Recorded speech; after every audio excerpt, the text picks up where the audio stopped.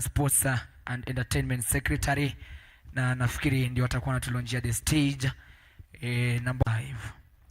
Yes, and we are going to have a maximum of 45 minutes. The entertainment and sports section, we are going to have a maximum of 45 minutes, the question and answer. So I'm going to request the following aspirants that have been just read: Moke Ezekiel, Austin Ongoro, Nicholas Nyamunyamu, and Gabriel Clive to come up front. Come up front, please. Yes, DJ unaweza cheza kidogo wakikuja ya kuwa welcome kwa podium.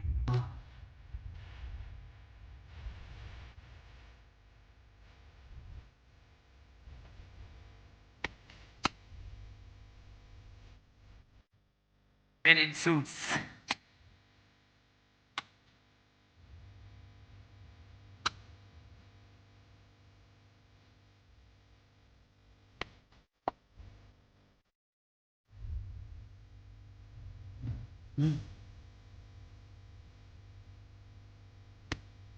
Yes, these are our amazing aspiring candidates for Sports and Entertainment 2026.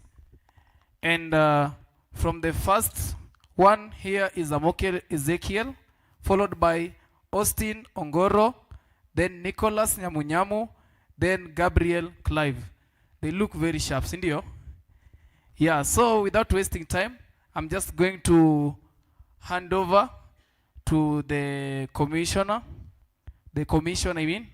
to take over and to maybe lead us on the way forward. Good evening. Shelton, you can give them the mic so that they can introduce themselves.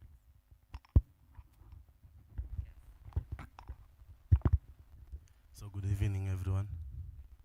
So my name is Amoke Ezekiel. I'm a third-year student pursuing bachelor degrees in Business Information Technology, and I'm also vying for the Sports and Entertainment seat. Thank you. Good evening, everyone. My name is Austin Ongoro, popularly known as Hennessy, a third-year student pursuing a bachelor's degree in Corporate Communications and Management with Applied Communication. Yes, I'm also vying for the Sports and Entertainment seat. I want to ask you all for your support. Thank you. Good evening, everyone. My name is Nicholas Nyamunyamu, a third-year student pursuing Bachelor of Commerce, specializing in finance.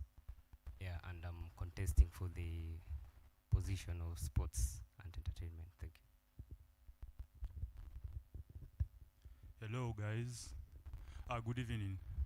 I go by the names Gabriel Clive. A third-year student in the Faculty of Science and Technology, pursuing Applied Physics and Computer Science. And I'm vying for the Entertainment, Talent Development, Sports and Games Secretary. Yeah, I'd like to ask for your support. Mambo ni live na Clive.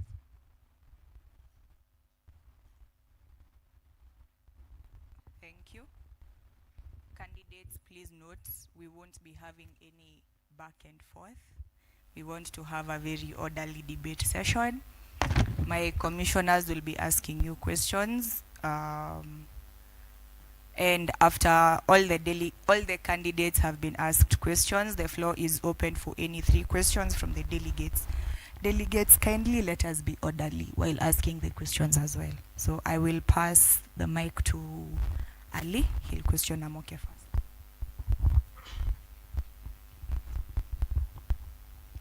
Okay, Amoke, how are you? Please. I'm good. I am Ibn Malik Ali, and I have the questions for you. You are vying for the Entertainment, Talent Development, Sports and Games. My first question for you: one of your duties as a secretary for Sports, Entertainment and Talent Art is to work in liaison with the university manager for Sports and Games in identifying problems pertaining to sports facilities and maintenance of the same. How do you intend on improving the condition of our MU Stadium, once in office, as the field does not provide a good condition for sports during harsh weather conditions? And are there any other facilities that you have noted that need improvement, and how will you solve them? Have you gotten that? Yes. 3 minutes. Okay, thank you for the question. So, personally,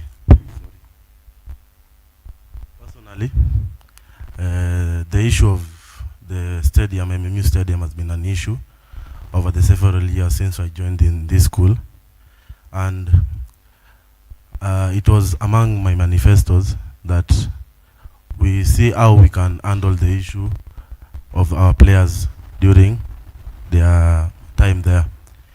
So the issue of the MMU Stadium, through me, when I get the seat, I liaise with the admin through the dean of students and see how we can resolve the issue. We can decide during the rainy season, our players find it hard to play there, since the field sometimes is muddy and they cannot have their proper time there. So I am okay. When I get the seat, I'll liaise with the admin so that we can find a way whereby we can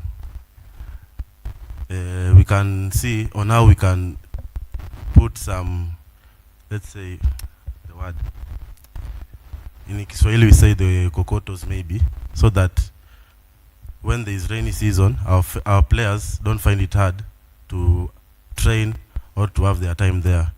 And also the issue of kits, our footballers, when they go and play with other schools, the issue of kits. I'm also planning on how to increase the number of kits. The basketball team also. We'll see on how we can improve the facilities, because the facilities they are using, you see, some of them are from 2018 or 2020. So they need new kits so that they can represent as well when they go and play with other teams outside. Thank you. Okay, my second question for you.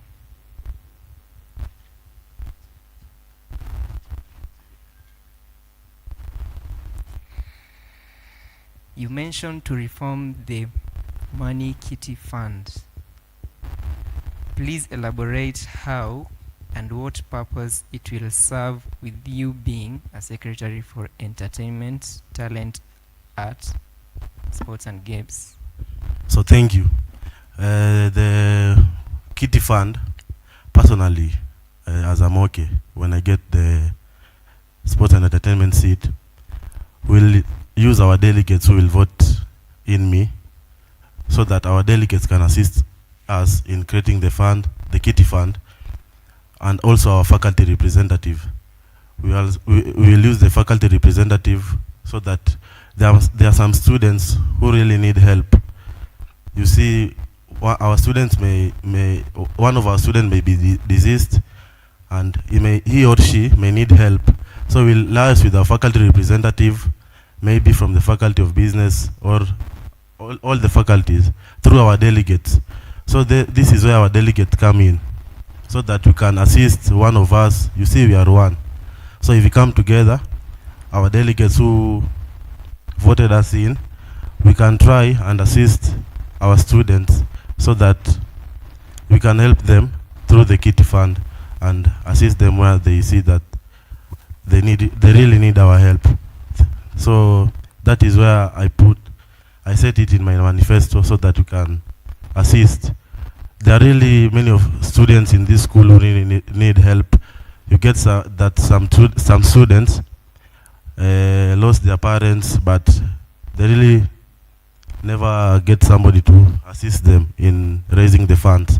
So through the kitty fund, we can liaise with the delegates who are here, so that we can assist through the faculty representative of our various faculties and see on how we can assist them. Thank you.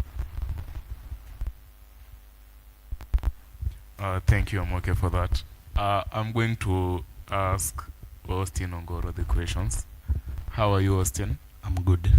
It's nice to engage you, Hennessy. Okay, directly into it. My first question to you. You have stipulated that once in office, you will secure better sporting equipment, which is in accordance with your duties, right? Yes. What equipment shortage have you identified, and how do you plan to work through this? Okay, so Multimedia University of Kenya is a big school. Yes, and I've realized, like, talking about kids, some of the games like handball, football, some of the kids were the ones that were being used back in 2018, 2020, 2016, which is way back. These kits need to be improved. These kits need to be new, yes, so that it can be easy for these players to play well. Yes, so I'll try and liaise with the school, because it will be my duty, and ensure that they focus on such things when I get the seat. Thank you. Okay, thank you very much, Austin. How are you, Nicholas? Kosalama. I'm going to ask you the first question. You are mandated to work with the university manager for sports and games in identifying problems pertaining to sports facilities and maintenance of the same, right? Have you identified any challenges in this sector? If so, what concrete plans do you have to curb them? Thank you for the question. To begin with, let me begin with the field. One of my manifestos that I opt to implement is reviving the sports and the entertainment, the less active ones. Just to mention, for example, one, the rugby position. These are actually many of our first year students who joined Multimedia University. I've actually interacted with many of them, and most of them were back in high school. I used to play, for example, rugby, and whenever I go to campus in Multimedia University, I realized the rugby position is not, the sports is not active. Yeah. Many of them told me I interacted with the game for a while, for 2-3 weeks, then I dropped. Reason being, they are not being motivated. Now there is no field for, the field that has been allocated there for rugby sports. And another thing, there is no motivation whereby they don't have coaches who can coach them in how to do this, the rugby sports. And I've realized through that it has actually demotivated most of them to just, you find out that, we are in school because of academics, but you find out that this docket of sports, it's meant to catalyze just academics. So it goes hand in hand with academics. So if we lack such motivation to motivate our comrades, to allow me say this, sometimes it leads comrades into getting into desperation. Why? Because they lack things to do, and such thing also leads comrades even into abusing drugs, because now they are idle. Let me say this: from Monday to Friday, we tend to be in classes, and after classes, we've submitted our assignments there. We've handled complex things in class, and whenever it reaches on Friday, you find that most of our comrades are always at the jobless corner, doing nothing.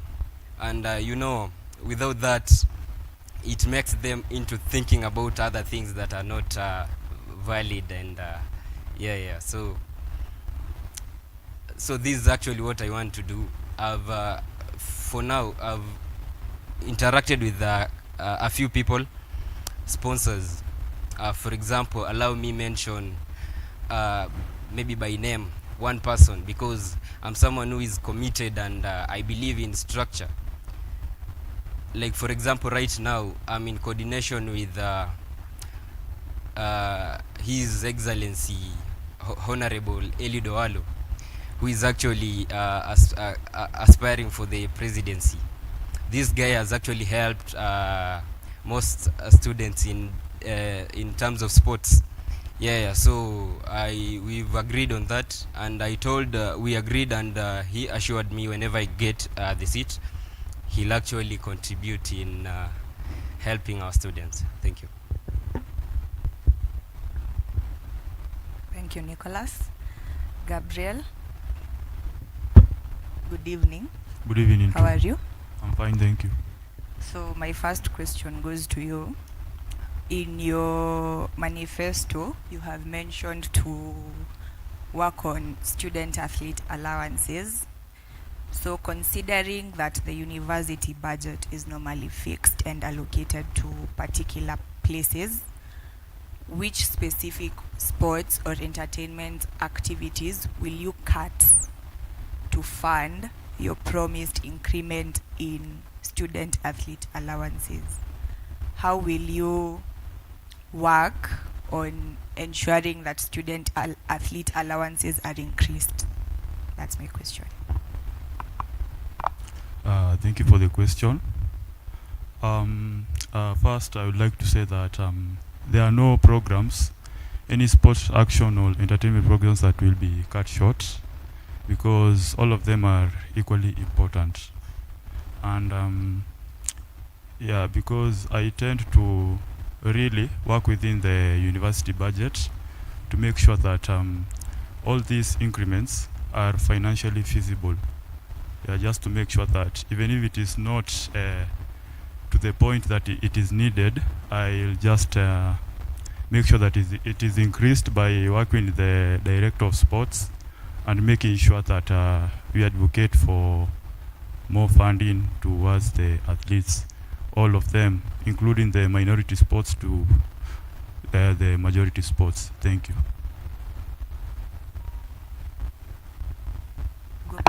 We'll go back to Amoke. Okay.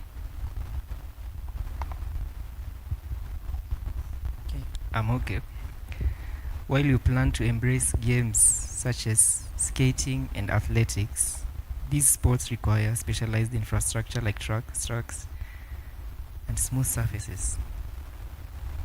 The university currently lacks.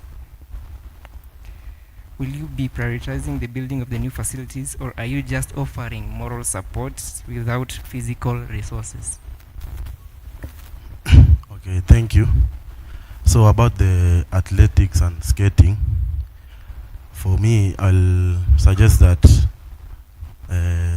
we'll ask with the admin, maybe we see if we can try and create a place within the institution whereby games like skating are valued in this school. You find that we have many skaters in school, but they're given a small section where they do the activities. So maybe with liaising with the admin, we can try and fix a place whereby we have the roads or the cabros, so that they can try and skate freely. Because you find that the skaters have a section back there in the pavilion, whereby you also have students, whereby during at night you find student passing there, maybe a student can be injured. So I'll also offer moral support to them through partnerships with other partners, so that you can see on how we can help them through creating a space or building a section where they can do the activities freely. Yes, that's how I can help them. Thank you. Thank you, Amoke, for your answer. I'll move directly to Ongoro. Ongoro, one duty that is tasked for the entertainment, talent development, and sports and game docket is talent identification and talent promotion, right? how do you plan to work through talent identification and promoting them? Are there any platforms you are creating, or are there any that you know of that will help you through talent identification and talent promotion? Yes, that's a good question. Yes, I remember some time back, one of the delegates asked me, I came to this school and there are no talents being nurtured in MMU. Yes, so I'll try and do this, because me as the Sports and Entertainment Secretary, I'm here to impact a life or two, empower a life before I leave the school. So when I bring events to the school with different organizers and brands, I give this student a certain platform. Those sporting activities, there are students that are good in games, sports and all that, drama, music, yes. So I'll try to create as many opportunities as I can for them by bringing events and bringing coaches and all that, people who can help them nurture their talents in each and every way possible. Thank you. Asante sana, Austin. So, Nicholas, I believe you mentioned Eliud Owalo in your previous question as a sponsor, sure. right? Sure. So, my question is, in partnership with sponsors to fund tournaments and major campus shows, what strategies will you employ to attract sponsors? And how will you allocate the funds raised? And what measures will you take to ensure that transparency is in their use? So, yeah. Thank you for the question. As I had mentioned earlier, I mentioned that right now, actually, for example, let me begin with Eliud Owalo, whom we are actually talking, and even before I just came in here, we had discussed a few things. So, meaning he's one of the sponsors that I'm actually clinking on, that he will help in terms of sports and entertainment in this school. This is how we are going to do it. Once I'm in office, Eliud Owalo is going to visit MMU just immediately after election, and even to be straight to the point. I mean, straight to the point. Even before he even if I don't make it to office, of which all of us have to anticipate that we are going to make it, but at the end of the day that one of us is going to win. But I believe that on the potential, he will still come to MMU, because we've had these challenges since I'm a third year right now. Since first year, it has been the same song. We are going to change ABC, for example, but all of us just in the broad light, we can all see that everything is just the same. There has never been change, and I also stand to be asked questions on that. So Eliud Owalo will actually visit Multimedia, so that we work on that. He will meet different sports and also entertainment, in the entertainment sector, because I've interacted with a few students who are actually, for example, in first year, we have a couple of comedians, and you find out that whenever these students reach in second year, third year, they tend to have left their talent behind because of lack of motivation. But we are going to work on that. Now, secondly, apart from Eliud Owalo, I'm in coordination with the coach for rugby, who coaches in the LSK, Engineer Gashanja Mwigai, who will actually be visiting school in the course of the week, so that he meets the rugby team, and we tend to see where the problem is. Even before elections, I'm going to ensure that I work on a few things, and I know all of you will be here to see. Before we go to the ballot, I would have worked on ABC. This is how leadership start. Leadership start with you. You don't have to be elected first so that you start working. Yeah, so that's all that I can say for now. Thank you. Thank you, Nicholas. Candidates, you are reminded to please look at time because we are already way behind schedule. Gabriel, my question to you is, you have mentioned in your manifesto the Kuza Talanta program. Can you kindly convince the voters on what exactly it entails and how it is going to benefit ordinary members of MUXA?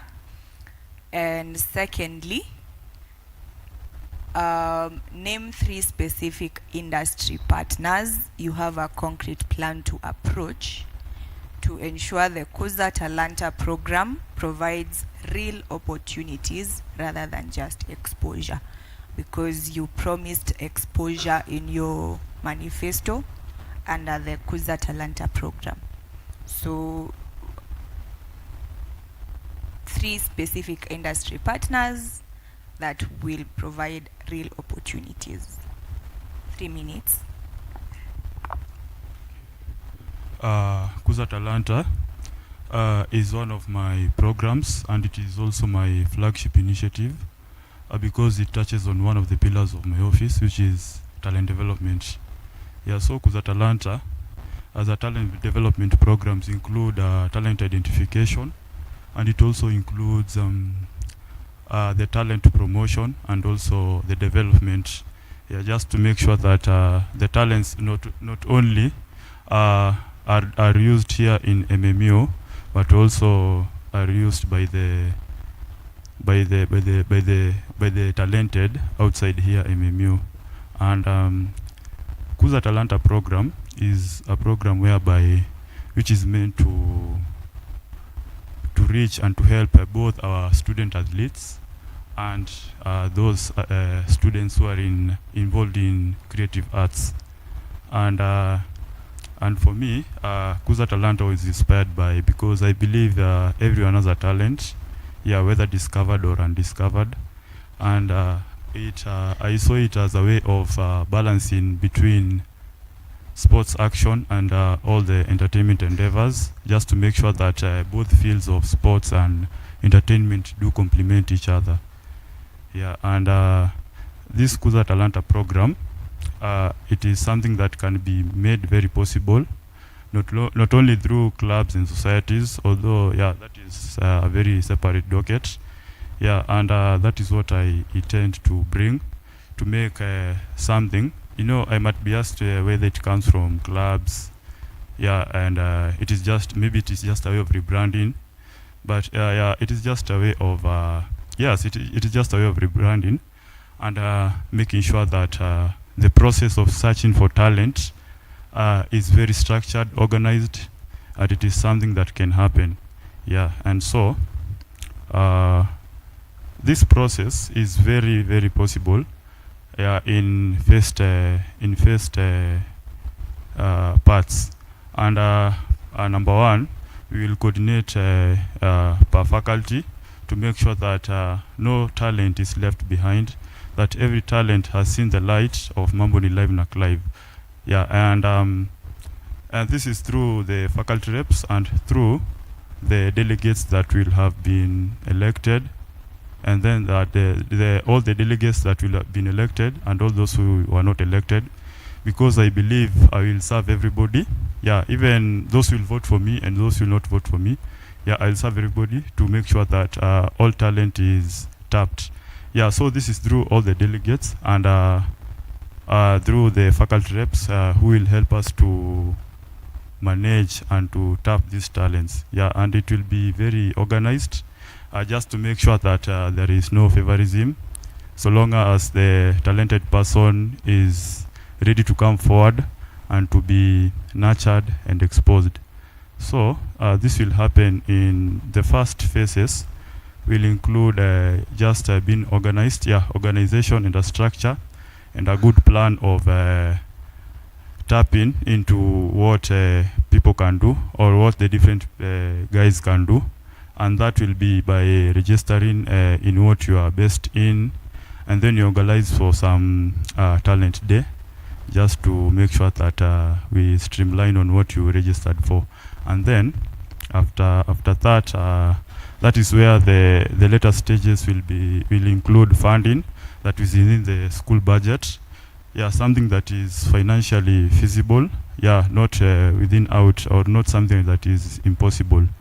Yeah, and these talents, I'd like for them to be not only to be used here in MMU, or not only to sing in the dark, but also to be exposed to the light out here, so that people and it can be used outward. Yeah, you know, even as you finish school, you cannot only depend on your academics. There are a lot of things one can do, and so out here I have partnered with but for the athletes, I've only partnered with the Kenya Basketball Association.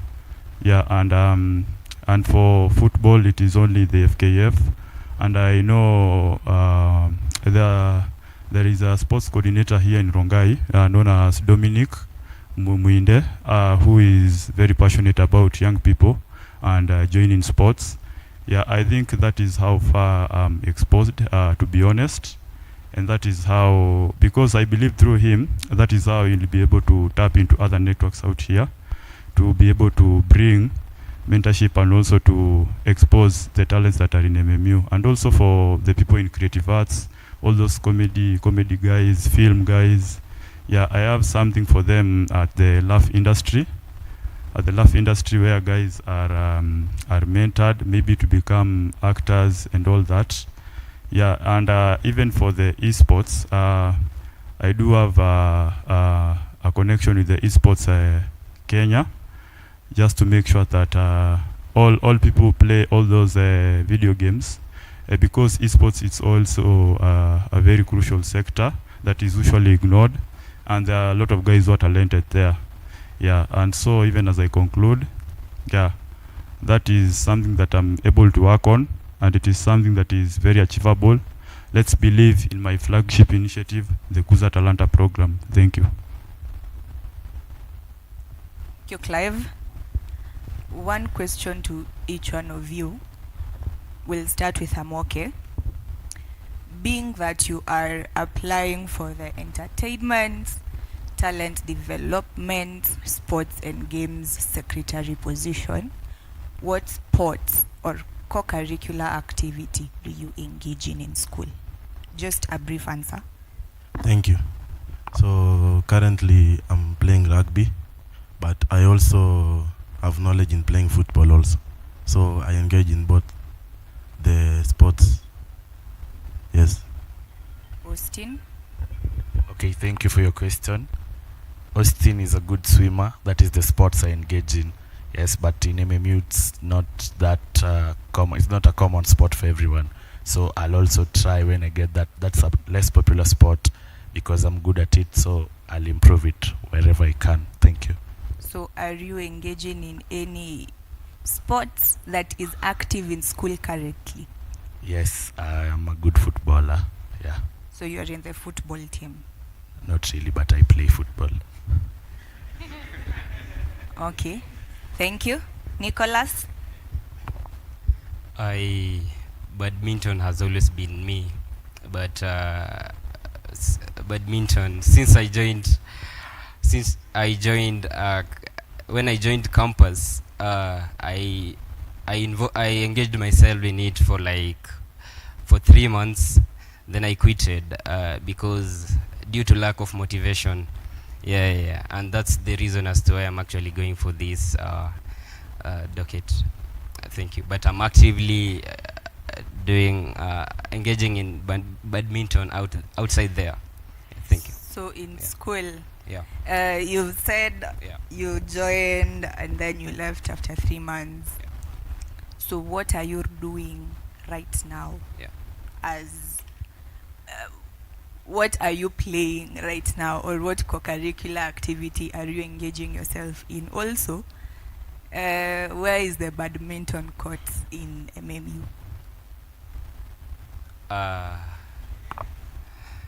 Thank you. Around when I used to be in first year, it was in STC, because I remember when I joined campus, I registered for the game, and I actually followed up for the thing, and we actually did that for like 3 months. I can say I've engaged myself in for like, let me say 4 times, but in 3 months. I've never followed up again, because I don't know if it was actually people trying to create money from it, then so that you can't sue them, but that's how it ended. But I'm actively playing badminton outside there. Yeah. Clive, same question.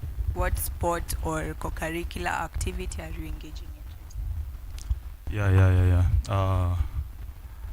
The sport I do engage is basketball.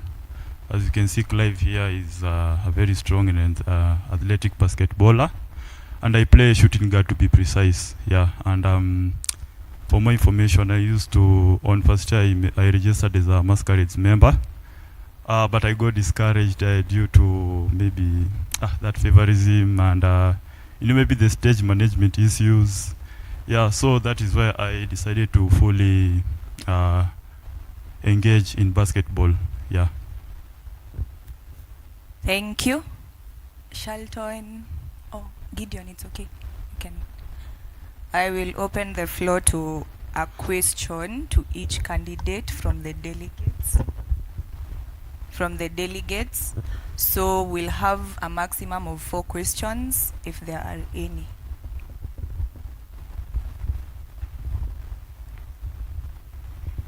Is there any question from this end? No question, so I'll pick. You have a question? So I'll pick this guy. Is there a lady? Because I'm taking only 3. There's no lady with a question. So maybe you can share your questions and you'll ask. Okay, so I'll pick you, you, and you. Okay, so we'll start from this side. Okay, thank you. My name is Delegate, incoming delegate, journalism 1.2. So my question starts as this. Let me start with Mr. Clive. So, Mr. Clive, we in Multimedia University, as you see, there has been many shows, let's say Freshers Night, Cultural Week.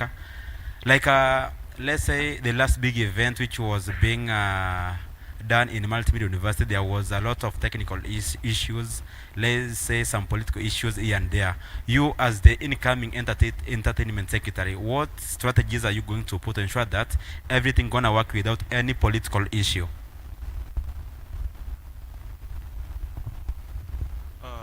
Bwana Ogeto, what political issues are you talking about? For example, let's say there is an event which can be planned, of which you can mobilize, let's say, some politicians in the name of coming to sponsor the event, of which, let's say, in the gate, you've also put it like, let's say, you pay for a fee to enter in, let's say, the garland, isn't it? But those leaders which come into the event, they doesn't bring any impact to the comrades, you see? But like, I think you saw what happened to last gala night which happened in KICC. That is what I mean, for example. So I think your question, please reframe your question so that I can start answering. Yeah.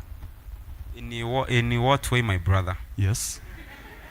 Because I just had some political, what did you say? Like, I'm meaning this, my brother. Yeah. Let's say, for example, you've invited this, what an example of a political leader, public figure we have in Kenya. Let's say PS Omolo, isn't it?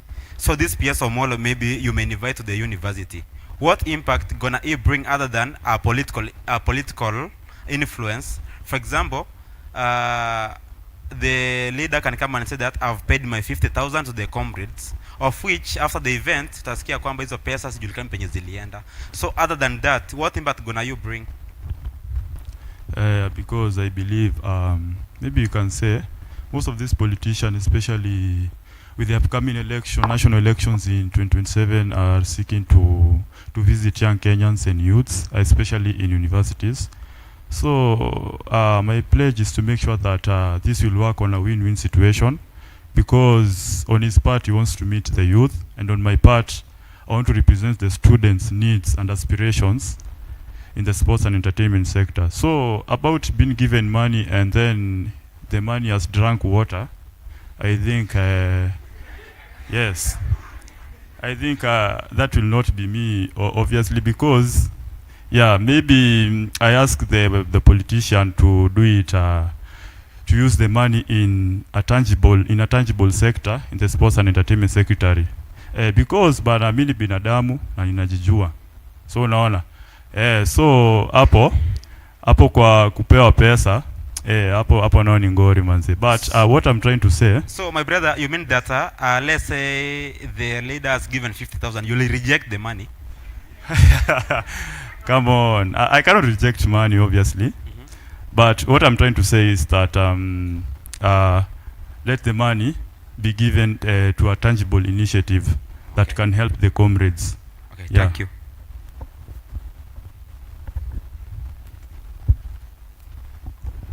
To each and every one of you, I'm Evans Makori, aspirant delegate from the Faculty of Business and Economics. This is my question to you all. This is the question. What have you done since you started dreaming of becoming the sports and entertainment secretary, that is Multimedia University of Kenya, that can motivate us and give us hope that you will do your duty when you will be in office? Thank you. Okay, thank you, Bwana Walker, for the question. So, I am okay. Personally, I've interacted with the football team for a long time. Since I joined in this school in 2023, I was part of the school team, and I've really helped the team in moving forward. I've also created some tournaments for the school team. I've supported them where I can, as I'm okay. You can also go and ask them. I've really played a huge role in elevating the school team forward, and I'm planning to do more through supporting them. Games like athletics, the rugby team, I will also support them where I can, because we don't want to leave the sports like rugby and the other sports out. We are one. We are Multimedia University of Kenya. Every sport should be given each and equal opportunity. So I'll help in any way I can. Thank you.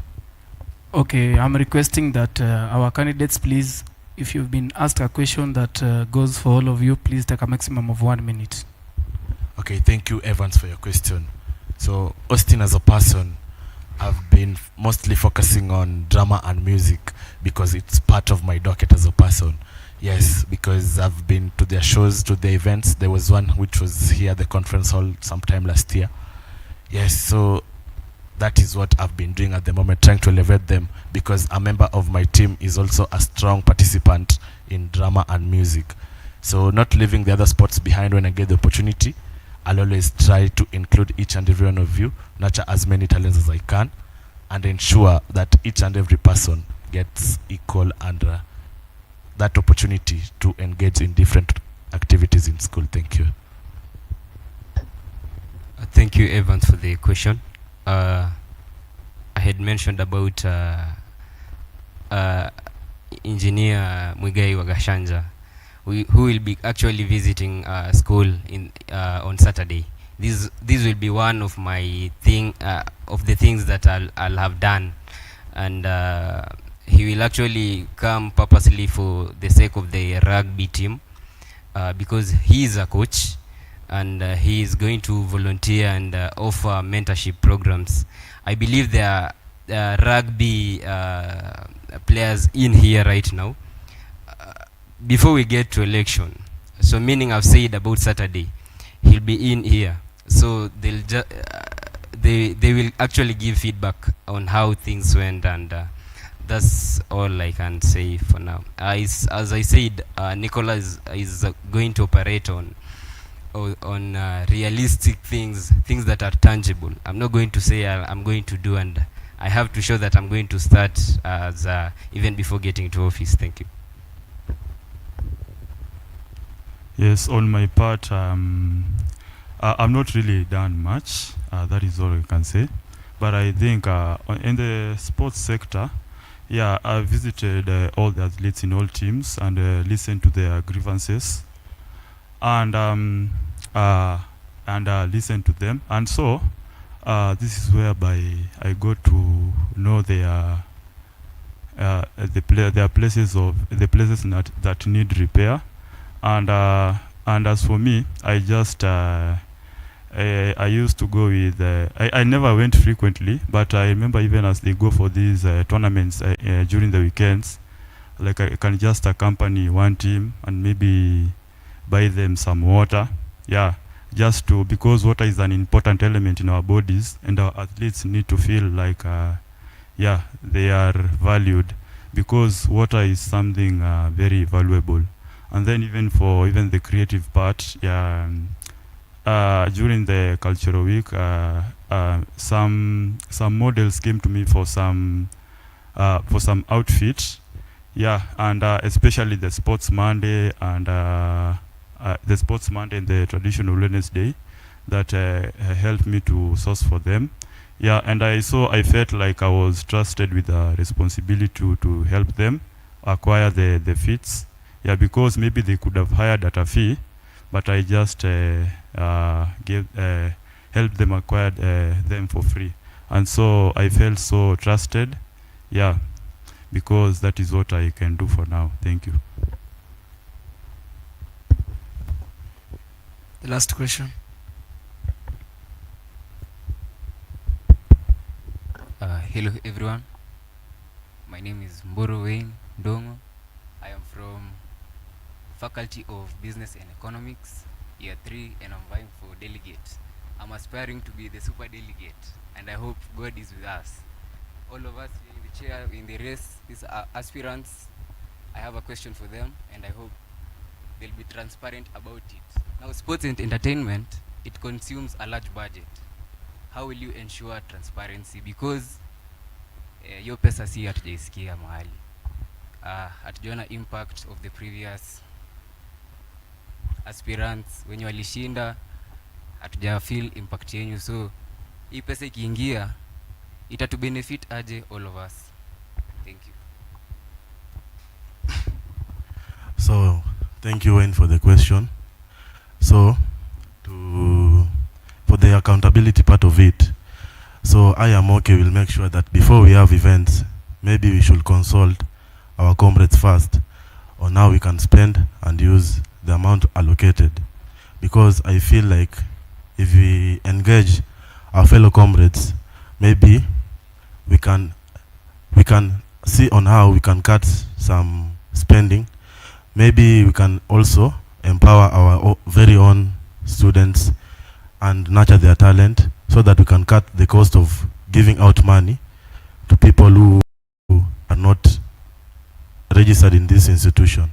So I'm planning to engage our fellow comrades or our fellow delegates or each person in this institution, so that we can see on how we can plan and have a very documented procedure on how we can cut on costs and have clear transparency and accountability on how we can hold events and move forward. Thank you.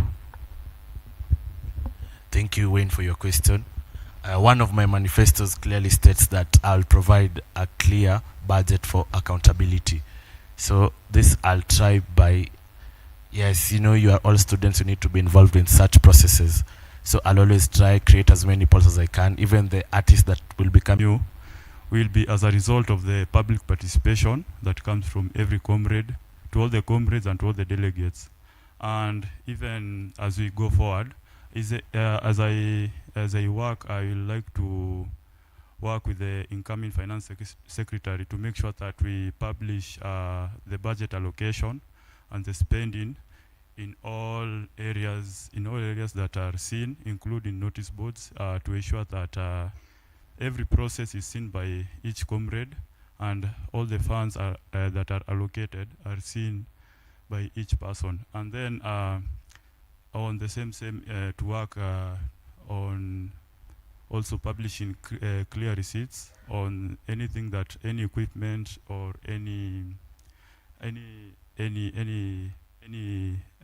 what do you say, any equipment and anything that will be used in those events. And then also creating an accountability program during the annual general meeting to make sure that I'm physically there, not sending anybody my PA, just to make sure that I'm physically there to show the results and to show everything that I did while I was in the docket. Thank you.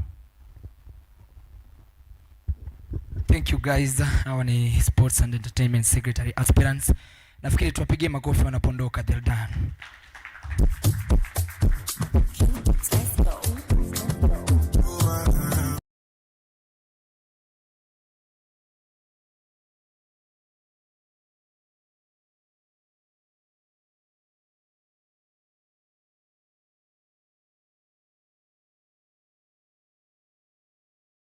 Entertainment Secretary 2026-2027 mock elections. Now on stage is Academic Secretary.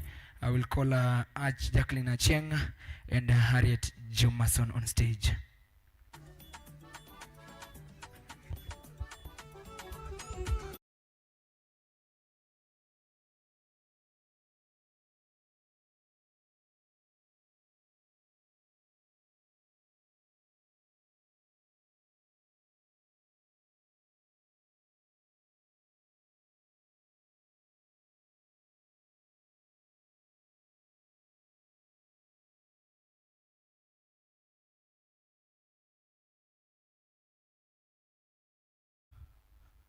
The commissioners and other students who are present, good evening. Good evening once again.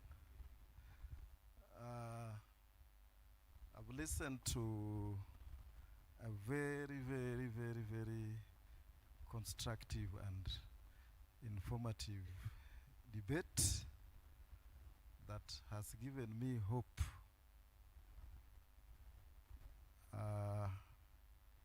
A pure contrast of what happened, the shameful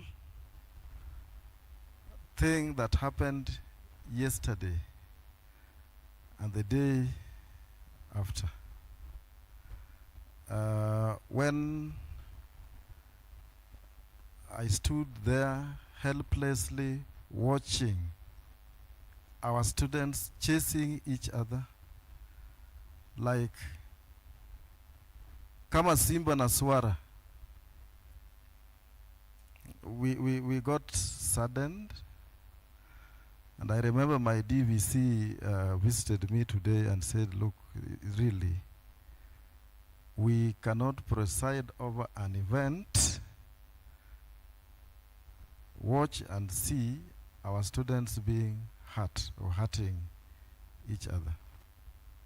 That is not the way to go, and we condemn it in the strongest terms possible.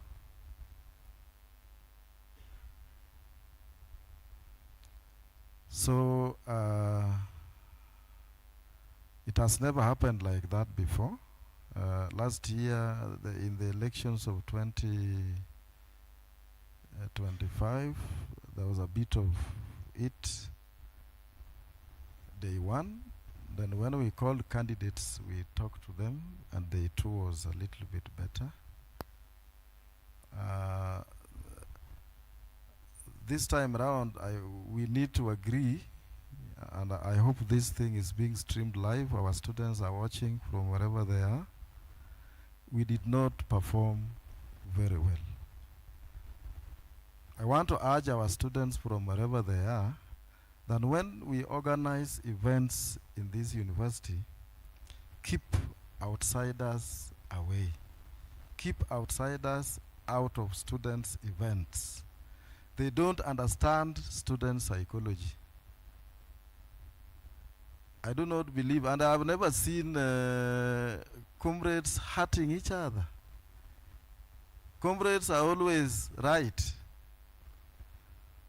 supporting one of their own even when they are wrong.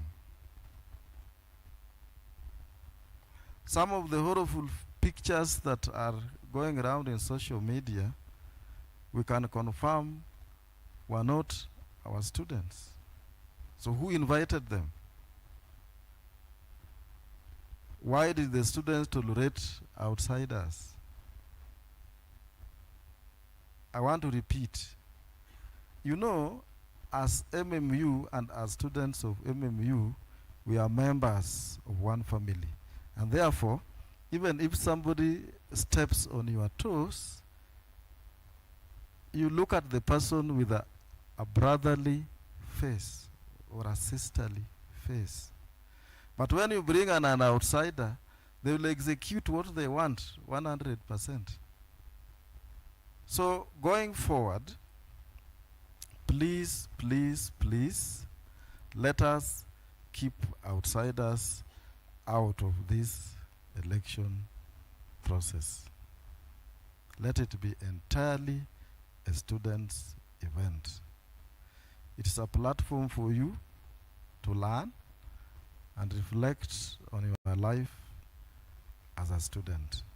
But we cannot provide over an event where we know very well that our students are going to hurt themselves. Without you, we are no more as your parents. We need all of you. So I'm impressed by what I have seen, the calmness that is there, the kind of intellectualism that is being shown by our students. And I thank the contestants that have been here. They have tried their best. Those seated there are the possible voters that will eventually determine who will come into office. It is not about violence, and I want to urge our students to shun candidates who are showing intolerance. That is not the dimension, the direction that we want to go. So I urge you to continue the debate. We'll be watching from wherever we are. We have shared the links to also see the brand of students that we have that are aspiring to take on multimedia to the next level. Student leadership is very, very, very important in the success of the university. But I'm impressed with what I have seen, the kind of organization that is there, the kind of intelligence that has been displayed, both from the questions that are coming from the commissioners, the way the candidates are responding, and the questions that are coming from candidates, delegates. It gives us hope that we have very good students. Of course, you are very good students. I want to take that as a misstep and let us not go back there. Secondly, as a commission, we are ready. Everything is in place. We are just waiting for Tuesday to come so that we make it possible for our students to vote.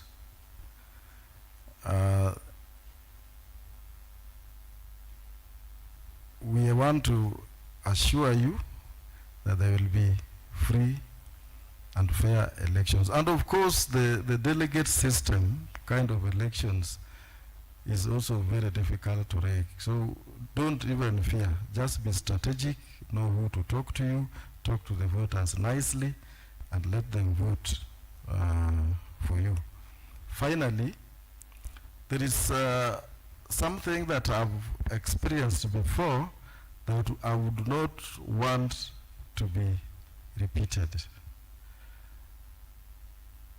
immediately we announce the result, people, I don't know how you organize. It's a very, very bad practice where delegates are grabbed by force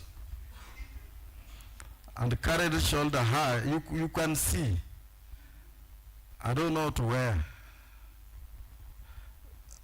Next week, please talk to the delegates nicely. And I want to ask the delegates, if somebody grabs you by force in an hotel,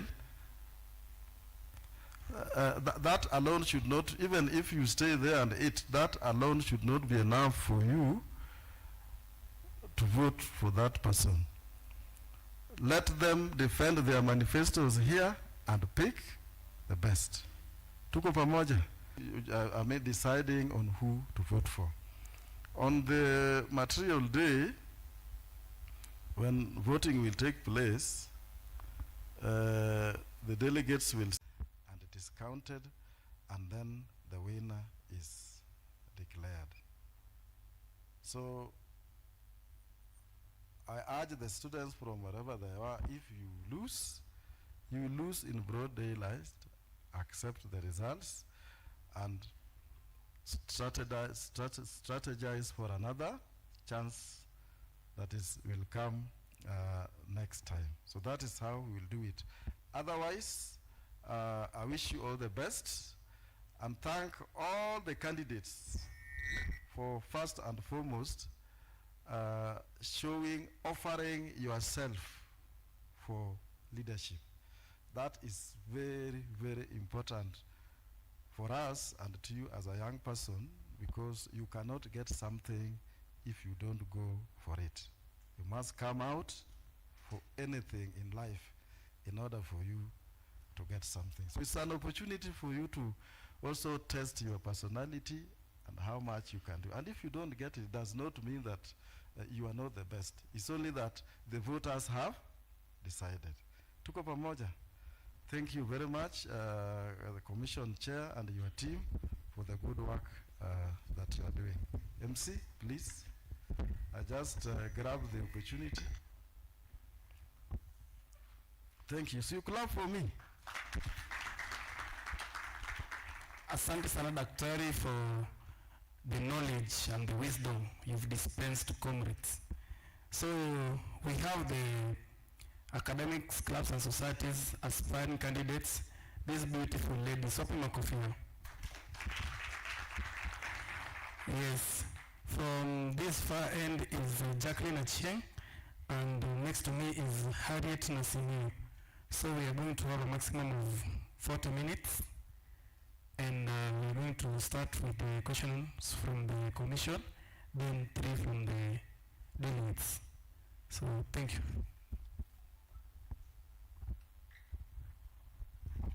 So hi everyone, my name is Sharon Kemunto, member of the Appeals Committee, and my first question to Jacqueline Ochieng.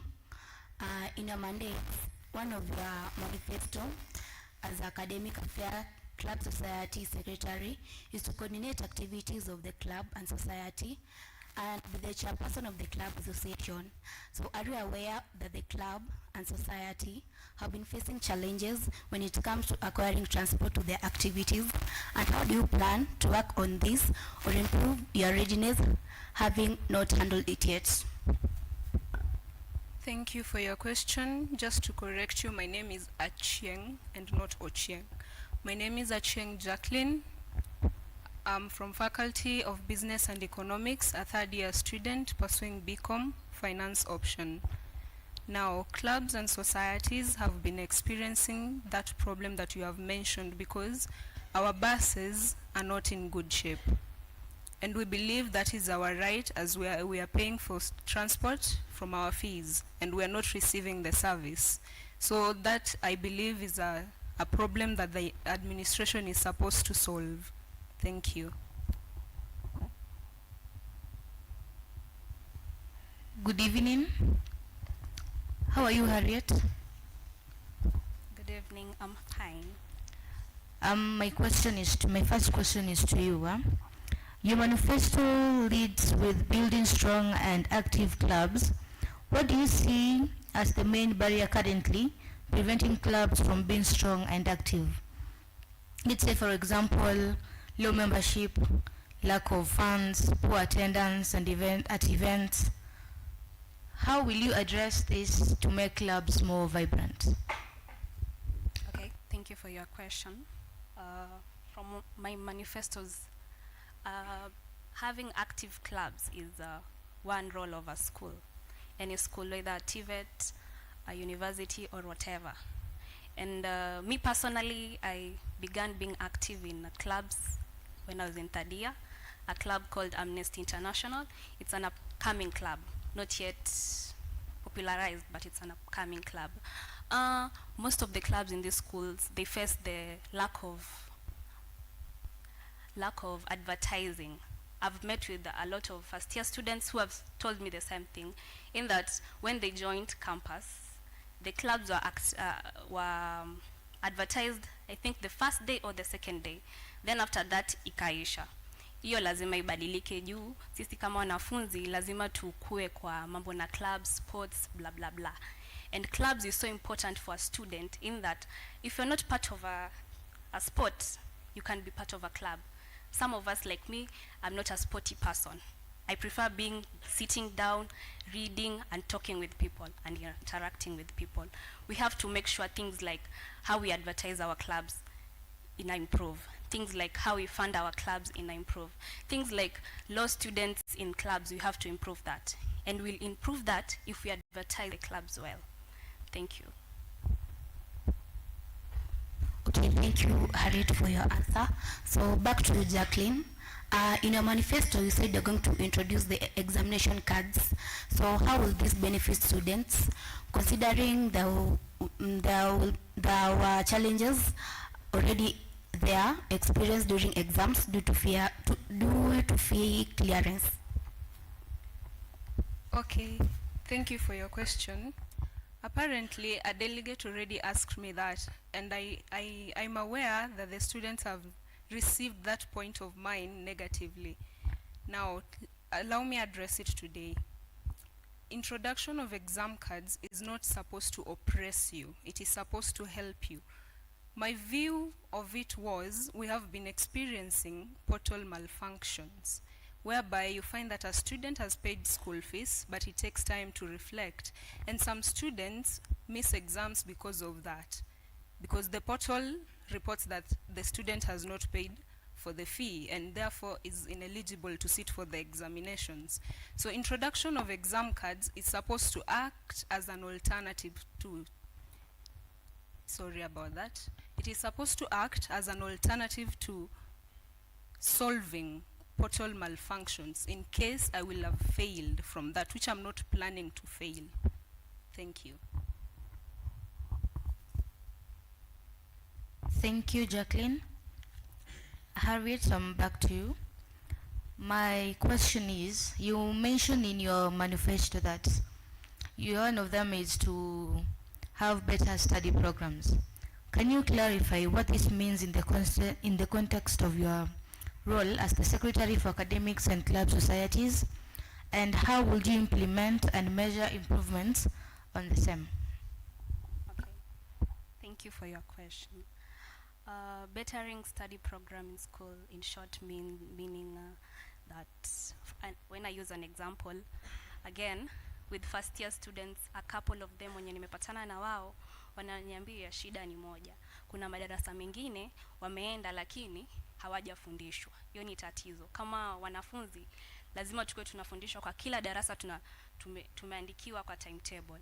In that, bettering student programs, we have to, me as the academic secretary, one of the role is liaising with faculty representatives. Faculty representatives are after the class reps. Class reps follow faculty representatives. Faculty representative should give students a clear format in which units they're going to do, and if lecturers will avail themselves.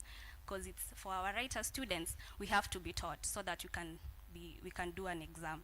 In that, I told most wenye nimepatana na nikawambia, mimi, when I be there, I'll make sure each faculty, classes that are supposed to be given, that are supposed to be attended by students and also the lecturers are supposed to teach, they have to do that. Or else, if maybe the lecturer kona tatizo hapa na pale, apeane an early or aambie watu mapema, ndo isikuje wanakuja darasa saa 7 wanaambiwa darasa haipo na watu wametoka mbali kukuja. Asante. Thank you, Harriet. My next question goes to the both of you. How do you plan to address the current state of chairs across campus, prioritize repair, and considering suppliers, it has been an unrealized promise for the past leaders. What do you intend to do differently, considering the previous case just that happened last week, Monday, that students, it went to an extent that some did the exams while standing? Thank you for your question. Before we go to supplying more chairs, having broken chairs is not a punishment. We can start with repairing whatever we have. We start where we are with whatever we have to achieve better. So we can start with repairing the already broken chairs, which will have solved a gap somewhere. Then about supplying new chairs, that is, we're supposed to liaise with the administration so that they plan for inventories management. It's supposed to be our right to have chairs.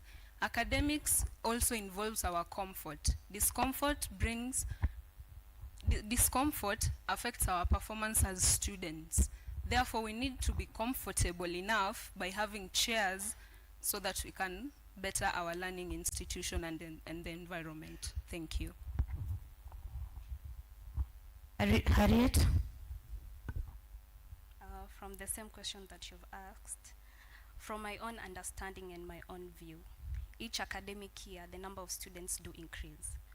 And as the administration and the people who are registering students, they know this year we're going to have this number of students. As early as that, they should think we are supposed to increase the number of chairs in school. Last year, they did not increase the number of chairs in school. First year, when I was a first year, they did increase the number of chairs. But each academic year, they have to increase the number of chairs. And if there is a lot of chairs that are broken or that can be fixed, kuna zenye zeza tengenezwa na kuna zile zenye haziwezi tengenezwa. Kama kuna zenye zinaweza tengenezwa, mbona wasitengeneze? They have to fix that and give us, as students, we need a clear view. Wenye watakuwa kwa muksa, they have to tell us, this viti tushapeleka, shida ya kosa viti tushapeleka mbele, lakini hivi ndo tunaambiwa. They have to give us a way forward. Because me pia last week I did carry chairs, and it's not good as a student you carry chair and you do pay school fees.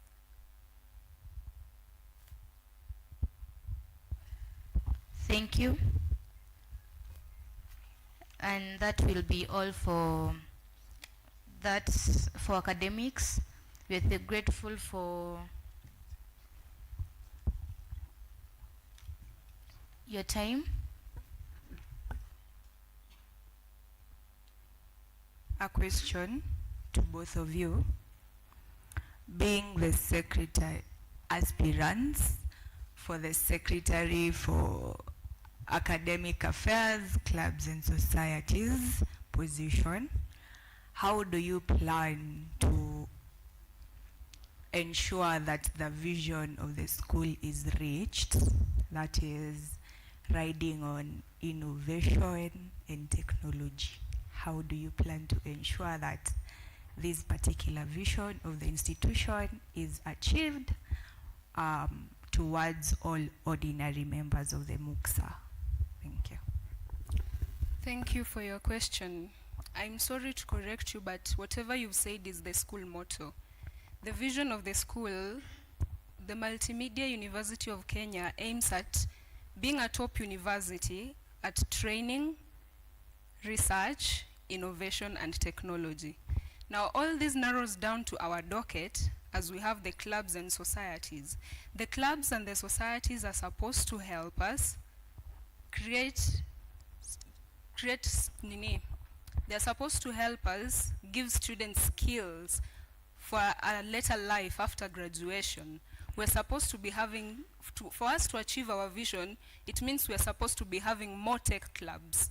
But as of now, I doubt really if there are at least 5 active tech clubs at MMU.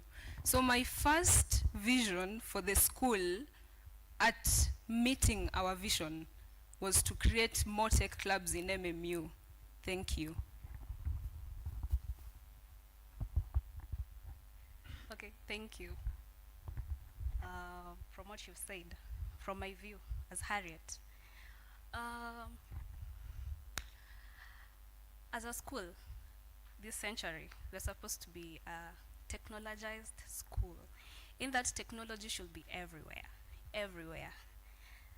I can't lie, there are tech clubs in school, but I think from what I said, as clubs, a lot of clubs, from my view again, the clubs that are active in this school, they're not more than 5. There are a lot of clubs. Tech clubs ziko. Chances, kuna things like a school called Moringa School, a very good school in giving a lot of technology programs. It does come school by school, but tatizo inakuanga wanafunzi kukuja pale, wakwe pale wakifundishwa. Hiyo ndio tatizo. Lakini as much as we say tatizo ni wanafunzi, pia the school from the head does also to fix everything. Make sure technology, things like our student portals, ifanye. E-learning portal, ifanye. Vitu vingi vifanye. Kama vitafanya, sisi wanafunzi tunaona, okay, we have a school motto, a school vision, but we are just in waters, you're just lying in waters. So we have to work. Pressure is supposed to be put on the administration, and then we show the students that we are working. Final question from the commission, very brief. Actually 2. Please name 2 tech clubs that you know, and also tell us clubs that you are active in for both of you. I'll start with the clubs that I'm active in. From the beginning of my statement, not this one, the previous statement, I told you I started joining clubs in my 3rd year. The club that I'm most active in is called Amnesty International Club. Amnesty International Club, it's a club that deals with human rights. We are still trying to implement, it's already registered, that is, we already have everything in place, but we are almost launching it, that is. Another club that I'm active in, there's also an upcoming club called Political Science Student Association from the Faculty of Social Sciences and Technology. I'm also part in that. It's almost PICO in the process of launching. I'm not active in the other clubs, only the 2. Tech nini, you've said? Pardon. 2 tech clubs, I don't know. Can't lie. But they are. Cause I was invited to one event. I don't remember the name, but I was invited to one event that was being hosted here by a tech club and Moringa School.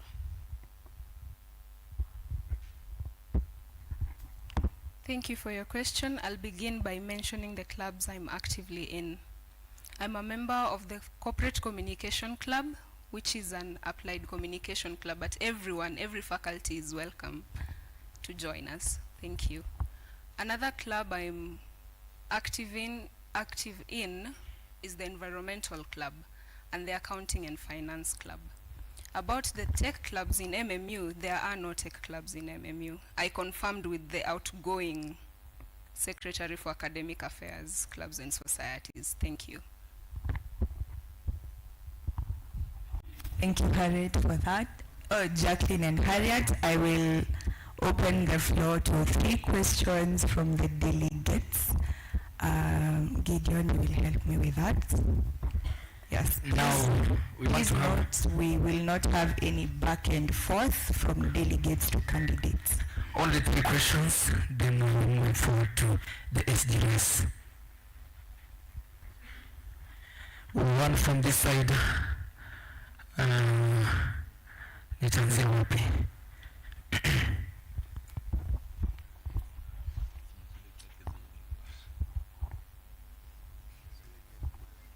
Ni saa moja. Sawa. Good evening everyone. Kwa majina ni Clinton Omondi Okot. I'm vying for delegate for beer 4B. Yeah, so my question goes directly to Madam Harriet. How are you? Hi. Hi. So the other day when we had the debate, many of my fellow aspirants for delegates, they were expecting to see you there. Then all of a sudden, you are nowhere to be seen. So you know, some of them were undecided like me. So at least we were waiting for that moment so that we can decide. Now that you are not around, what do you have to say? Or how can you convince us that you are the one we should vote for? Thank you. Excuse me. Is your question why I wasn't at the debate? Your question is how can okay, there is one thing. Everybody, you two, you were expected to be there. Then we were really waiting for to see you there. Then all of a sudden you disappear when you felt there was something not going on well. So we are so undecided as per now. Okay. So you know, I was waiting to see like the ground for me to decide. And then now you are nowhere to be seen. So I'm just expecting you to tell me and apologize to everyone. Okay. To everyone and tell us the reason why you are not there. Okay. Thank you, Clinton, for your question. I'll first begin by apologizing. I'm really, really, really sorry. Really sorry. But I was around, that I can't lie. Why I was not there? I was there, but what happened? Okay, let me try to filter my words. I was there. I was planning to do whatever they were doing. I don't know the name to that, the debate, kupiga kelele hiyo yote, lakini hapa na pale watu wengine wakafanya vile wanajua kufanya. Lakini nilikuwa kila kitu kilikuwepo, lakini kulienda hivi na hivi, but I'm here. Thank you.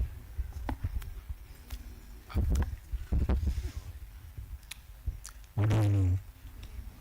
So, Achi, you've said that there are no tech clubs in this school. Currently, I'm in one. And then you cyber security. We've gone to some hackathons. You can ask any other, what will I say, CIT student here who's vying for the legacy. So I was asking, you currently aspiring for the role. How don't you know that we are having tech clubs and we also need financing from time to time, and we also need people who will come to teach us more from outside, and we'll also need people like working in Microsoft and other tech communities and staffs outside.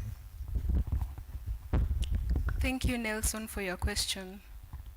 Not to throw any shades at the outgoing Secretary for Academic Affairs, Clubs and Societies. He was the best person around to ask if we have tech clubs, because many students had been asking me, meaning they believe in me to be the next. I don't know. But upon being asked, I also asked from the sources I trusted. So it is not my fault that also the outgoing did not know. Thank you. Due to gender equality, kuna msichana yupo hapa. Due to gender equality, and we said we only taking 3 questions. Samahani, reference ni mingi, tutaingia experience. Then afterwards, tutakuwa na finance bench. Thank you. Hello guys, I'm Sheila Njeri Kimani, class reps of engineering and an incoming super delegate.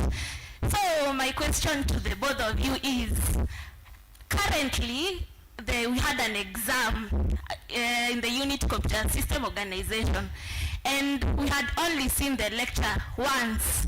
So Harriet, I've heard you talk about bettering student programs, something of the sort. So how should we approach such a problem where the lecturer is always making excuses? Maybe he's stuck in jam, the next day he's in an event, the next day he does this, the next day he does this, and we are the one, at that time nilikuwa na enjoy too. At that time I was enjoying when the lectures were bouncing, but, excuse me, give me time, but at the end of the semester, we were the ones who are, yeah. So what should be done about that? Because it mostly affected people who never did computer in high school. So we ended up not learning anything. Yeah, so how will you approach that problem? Thank you. Thank you, Sheila, for your question.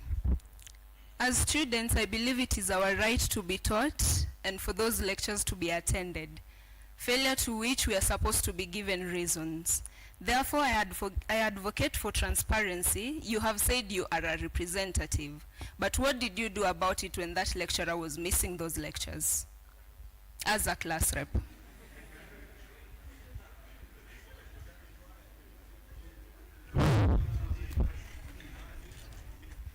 So to answer your question,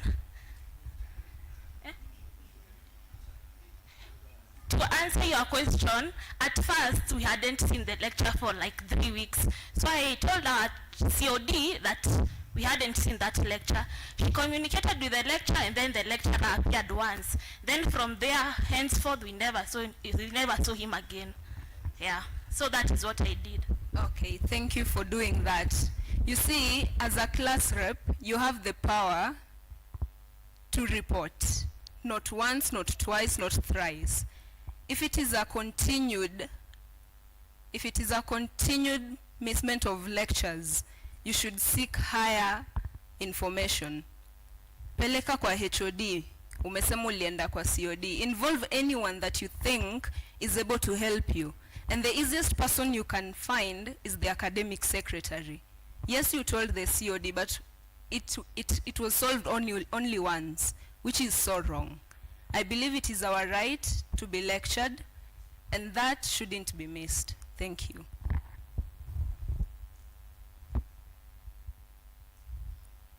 Hi, Sheila. Okay, thank you. I'll still emphasize on the thing she has said. Actually, it's the best thing. As a class rep, you could have reported actually to the faculty rep aende kwa COD, then COD to the, but you have to put pressure. You can't just do it once. Haitafanyika. You have to push pressure. We are human beings. They tend to forget. Next time, when it happens, put pressure and know why. They should give you a very good reason that you are satisfied with. Thank you. One more last question. Good evening. My name is Delegate from 1.1. My question goes directly to Harriet. Harriet, how are you? I'm good, and you? Amazing. If I may ask, when we talk of Multimedia University of Kenya, now let us assume that we get that chance to interact with maybe an association from the United States of America. I'm sure that will not disappoint us by speaking Kiswahili, because you are asked a question in Kiswahili and you answer in English. Because when I own Achi says she speaks fluent English. Okay. And I'm sure. Interesting.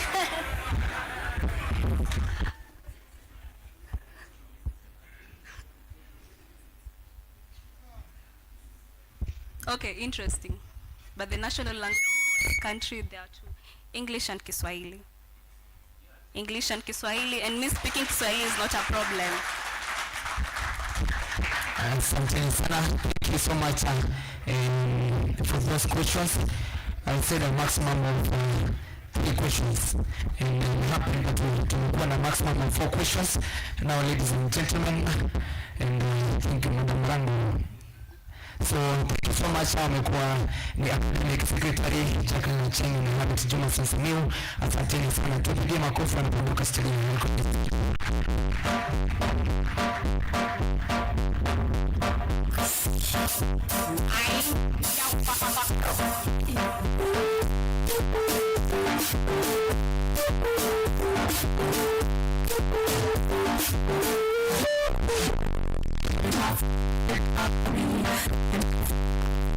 Yeah, sorry.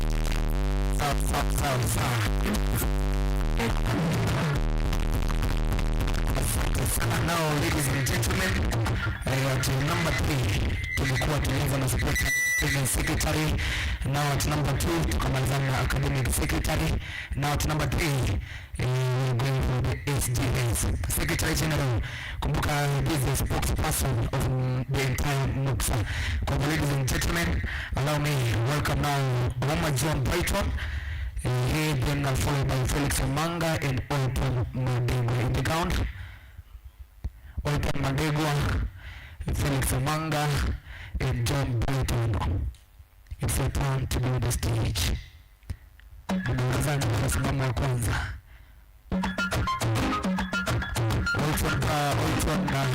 Olton Madegwa.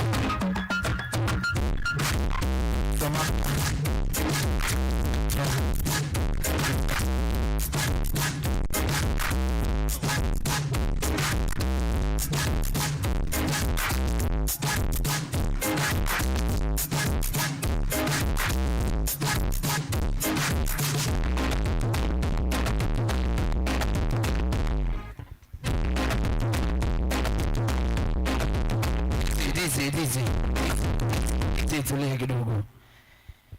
So sad ama ni hivyo mambo ikuwe. Secretary General, aspirants, kindly make your way here or we'll skip you. John Brighton Ouma and Felix Omanga.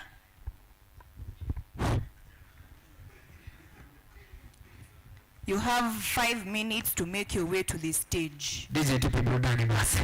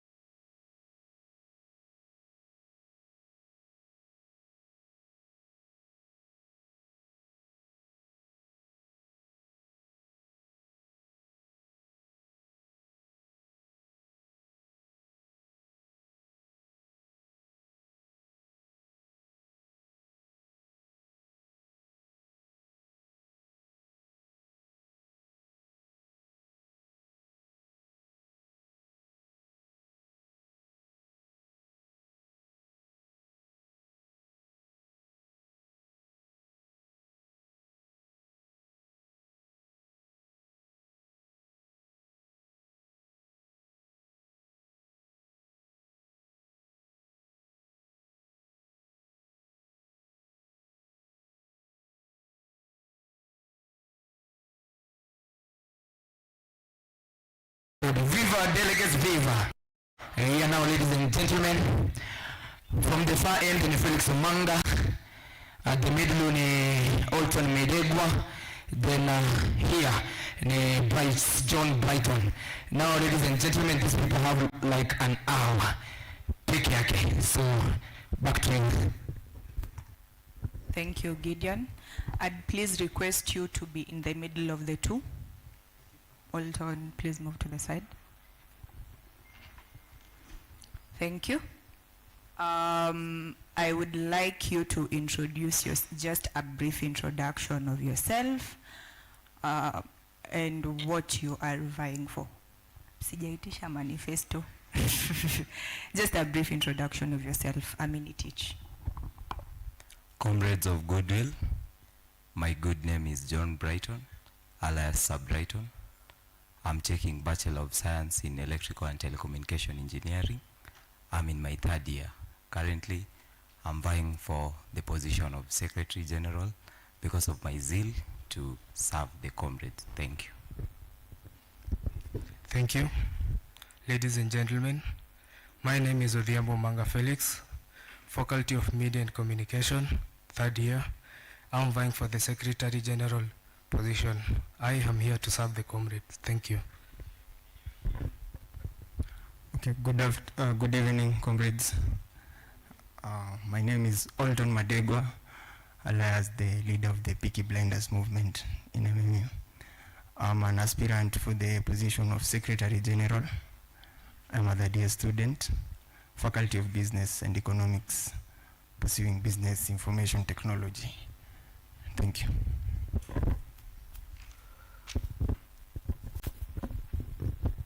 Thank you. So we will be asking questions in that order. Brighton, you will be questioned by Ali, Felix will be questioned by Meshach, and Alton will be questioned by Michael. So we will start with John Brighton.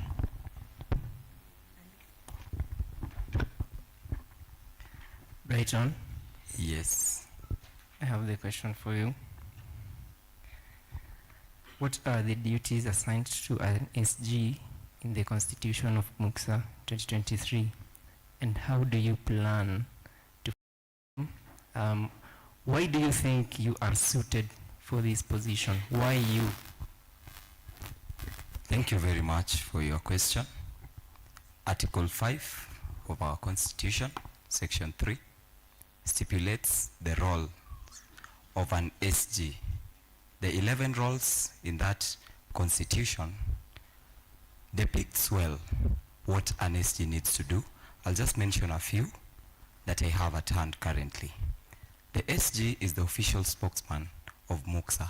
MUXA is the Multimedia University of Kenya Student Association, where all of us as bona fide students of the multimedia are members. We've paid a subscription fee for the same. So my role as an SG first comes in as the spokesman of the union or the institution, that is the students' body. Secondly, another role I really hold with much weight comes in as the person who is going to represent the students in the outside world. It is around number 9 in the roles stipulated in our constitution. You can check with me. So that one really elaborates how I'm going to represent my students or the students I'm going to represent as my constituents in the outside world. I hope you're answered. I can elaborate further given more time. Can I continue? It's okay. Thank you very much. Brighton. Mesha. Thank you very much, Brighton. Good evening, Felix. Good evening. My next question is to you. I think in your second point in your manifesto, you mentioned addressing issues in accommodation, academic, and co-curricular activities, right? Sure. Which one of these areas is your top priority, and what's your day one action to fix it? Thank you for the question. In my manifesto, I have 5, but I'll elaborate on my second manifesto. Second manifesto deals with things to do with accommodation. I can see this, you can all tell the state of the hostels currently. It's not at good state. We can see how hostels look like. The washrooms in the hostels, they are not in very good condition. So as the Secretary General, if I be the Secretary General of this school, this being the spokesperson of MUXA to maybe the administration to the outside world, I will make sure the hostels will, this to write a letter to the administration. You see, the spokesperson of MUXA comes with, the stamp is from the Secretary General, right? This comes, these are the people who will take you to Magadi Road. If they don't comply, Magadi Road. If they don't comply, Magadi Road. That's why we need a strong leader who will take people, who will take things serious, who will take us to Magadi Road. Anything that is in my manifesto, trust me, it will be done. Thank you. Good evening. Good evening. This goes to Alton. So, Alton, tell us, why Alton? Why? A very good question. Why Alton? Just a brief history. In my second year, I've served as a delegate. Now in my third year, I'm going for the Secretary General position. I've been a delegate to see some of the factors that need to be improved and the challenges that are facing the comrades. I'm talking about the interest of the comrades. That is the thing that pushed me to come and vie for this position. And the writing is on the wall. The students know. In my delegate, I have fight for their rights whenever it took. So you can be sure that I'm your best candidate for that seat. Thank you. Yeah, and I'm also unique. Yeah, that's why the name Alton and the Peaky Blinders movement. Yeah.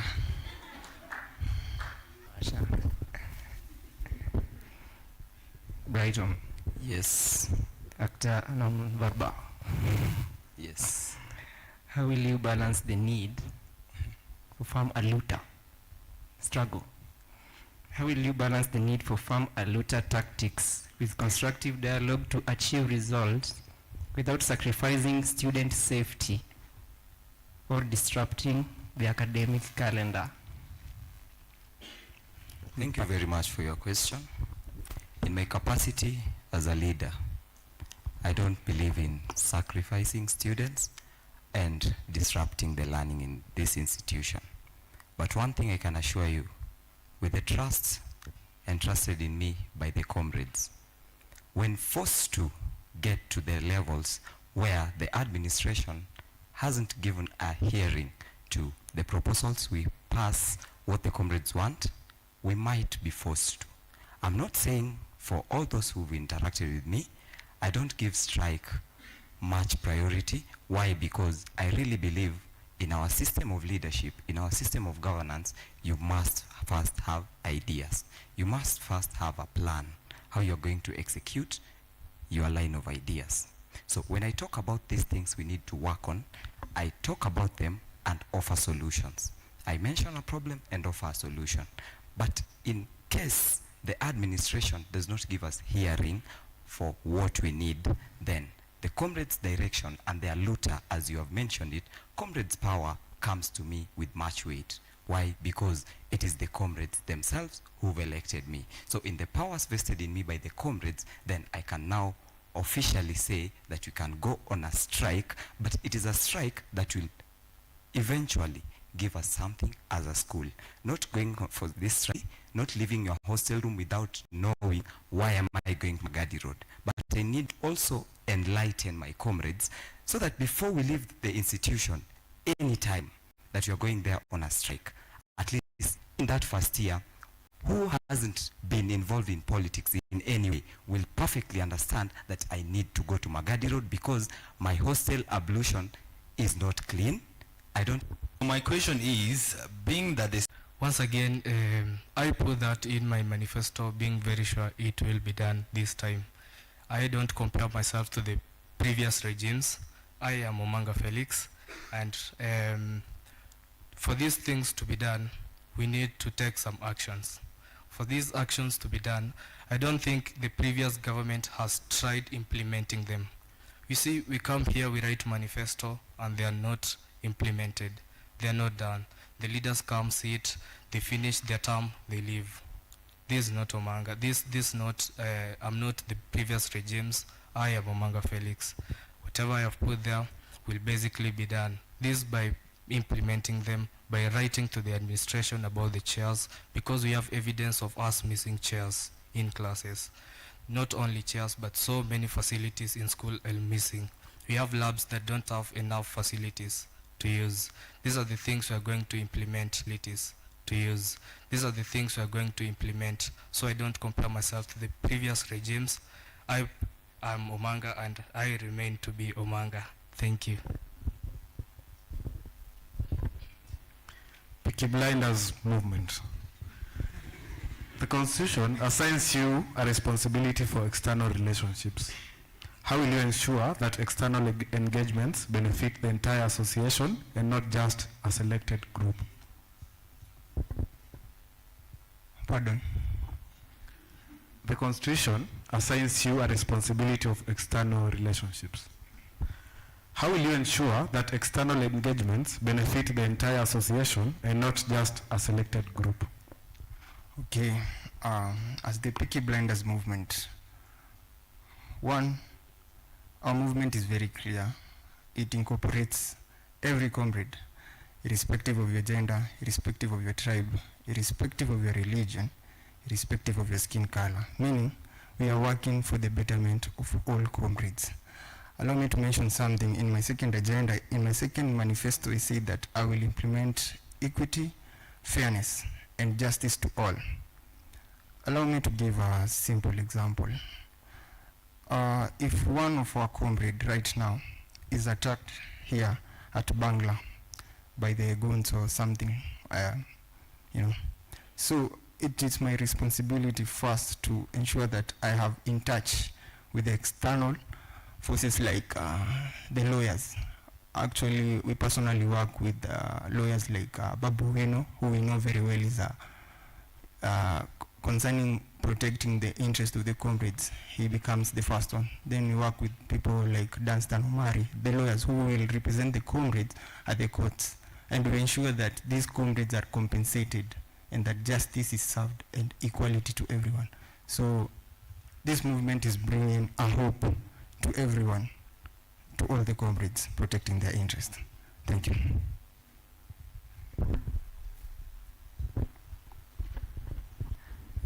Brighton. Yes. Have you identified any gaps from the previous regime of the Secretary General? Yes, I have. What gaps has the previous regime of the SG had that you have identified? And how do you plan to solve them? Thank you very much for your question. One of the gaps I've noticed in the outgoing regime, specifically the Secretary General position, first point I'll mention is leaders being held accountable, because that is an avenue not guaranteed currently in our institution. Why? Because the AGM, that is an event that needs to take place at the end of someone's tenure, does not give us the room to question them for whatever they have done. That is a gap. Another gap I've realized from the past regime is the aspect of representation. You realize the communication flow doesn't really flow how it needs to flow. We are 10,303 students in multimedia today. And for the 10,303 students in multimedia, there is a percentage, a very big percentage, that hasn't even interacted with the Secretary General. Why? Because probably once someone is elected in office, they feel like the comrades can't hold them accountable, probably being that they're in their fourth year, they are finishing their tenure. So they feel like, I don't really owe them anything because I'm not going to vie any other time. So this is a gap I've also realized in our system of leadership in school, because the leaders can't be held accountable. Another problem I've realized currently is when given these opportunities to talk about student matters outside school. I remember one incident when our outgoing Secretary General had the opportunity to be interviewed in the news, the other side. He left school for that event, and we had a scheduled strike in school. So that tells you how much the urgency when it comes to student matters, and as a student leader, you need to offer yourself as a sacrifice for the service of all comrades. There is no point I leave school as an SG to attend an interview, yet I had scheduled a strike with the comrades. That cannot happen. That is not allowed.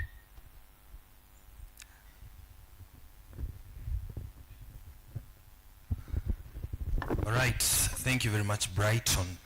And to my third question to Felix, being that you are constitutionally responsible for circulating relevant information to members, how will you address where there will be situations whereby the complaints are delayed or even selectively shared? Thank you for your question. First of all, the Secretary General position is a position where communication must flow. I am the representative of the students to the outside world and to the administration. So firstly, I must be available. I will be available after the election. I will be available to the students. This makes sure the communication between the students and the administration is flowing correctly. Should I elaborate more? Thank you if you're contented.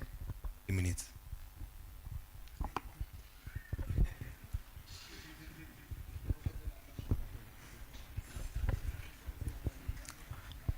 Alton, what visions do you have for MUXA 2026? Thank you. The visions are numerous, so I'll name them one by one. One, I'm going to foster on equity, fairness, justice to all the comrades, because we as leaders, we are here to serve you. Leadership is not all about the position. It is about the service that you give back to the comrades who you are representing. Two, we are going to, in my manifesto, I was actually advocating for the inclusivity of the delegates into the MUXA. Reason why I'm saying so, you see, the delegates who are seated right here, these are the main core fundamental people in this university. These people are being elected by large numbers of comrades, the students, meaning these are very vital people who should be in the MUXA. I mean, in terms of problem solving, in terms of decision making, I would like to involve all of them and be part of the MUXA. That's agenda number 2. Agenda number 3, it is to ensure that there is the protecting the interest of the comrades, working hand in hand with the administration, protecting and fighting for their rights where needed. For me, I believe actions speaks louder than words. So, yeah, thank you. Thank you, Alton, Felix, and Brighton for that. A question to each one of you. I understand that the Secretary General position, from what mostly Brighton and Felix have mentioned, your key role while serving comrades is heading to Magadi Road. In my 3 years of being in this school, we have always headed to Magadi Road every semester. Apart from probably this particular academic year, I know you understand the reasons. But what other option, apart from strikes, this is to you as well, would you offer? Because we keep striking for the same reasons: lack of water, lack of chairs, poor internet connection. The reasons are many. So what other option, apart from strikes, will you put on the table? What do you have to offer that will ensure all of these nitty-gritties that students are lacking are met without necessarily heading to Magadi Road? It is okay. It is something comrades have attached to the name Secretary General. But what other thing will you have to offer once you are in office other than that? And to ensure that you have delivered the grievances that comrades have and that these grievances have actually been worked on. I would like Alton to start answering that. Very nice. According to me, there is no any other reason. I mean, there is no any other way. Magadi Road has always been our friend since we began. We know very well we are working in a government or a situation whereby if we implement, okay, we'll begin by policies such as negotiation and talking with the administration on such issues. So when they fail to give us the feedback or implement on the policies which the students need, then we have no any other option, because we know once Magadi Road has called, then it is the voice of the comrades that has called. And I want to say that the comrades' power, it's always second after God's power, and thirdly comes the Kenya power. So you can imagine the impact that we can cause when we all lead to Magadi Road, meaning we will receive immediate feedback, because a comrade is a person who works on time. We will not spend more time asking for something that needs to be done in a very short period. We have seen the strikes that have been organized previously. Strikes only last 2 to 3 days or even a day, and the policies are implemented immediately. So yeah, like the issue of help. When the government delays help for all of us, we know it affects these comrades in terms of our academics, in terms of registration of units. So this is something that it is at the matter of the hand. So it needs quick response. So for me, yeah, Magadi Road, it has to be the solution. Thank you, Alton. Before you answer, please give us an option that will give us a long-term solution. A long-term solution will still be the Magadi Road. Yeah, to be honest, because I don't want to be a leader who lies. We've seen in the previous regime, the secretary who is outgoing, he came and gave us the manifestos and everything, but throughout we've never seen any change.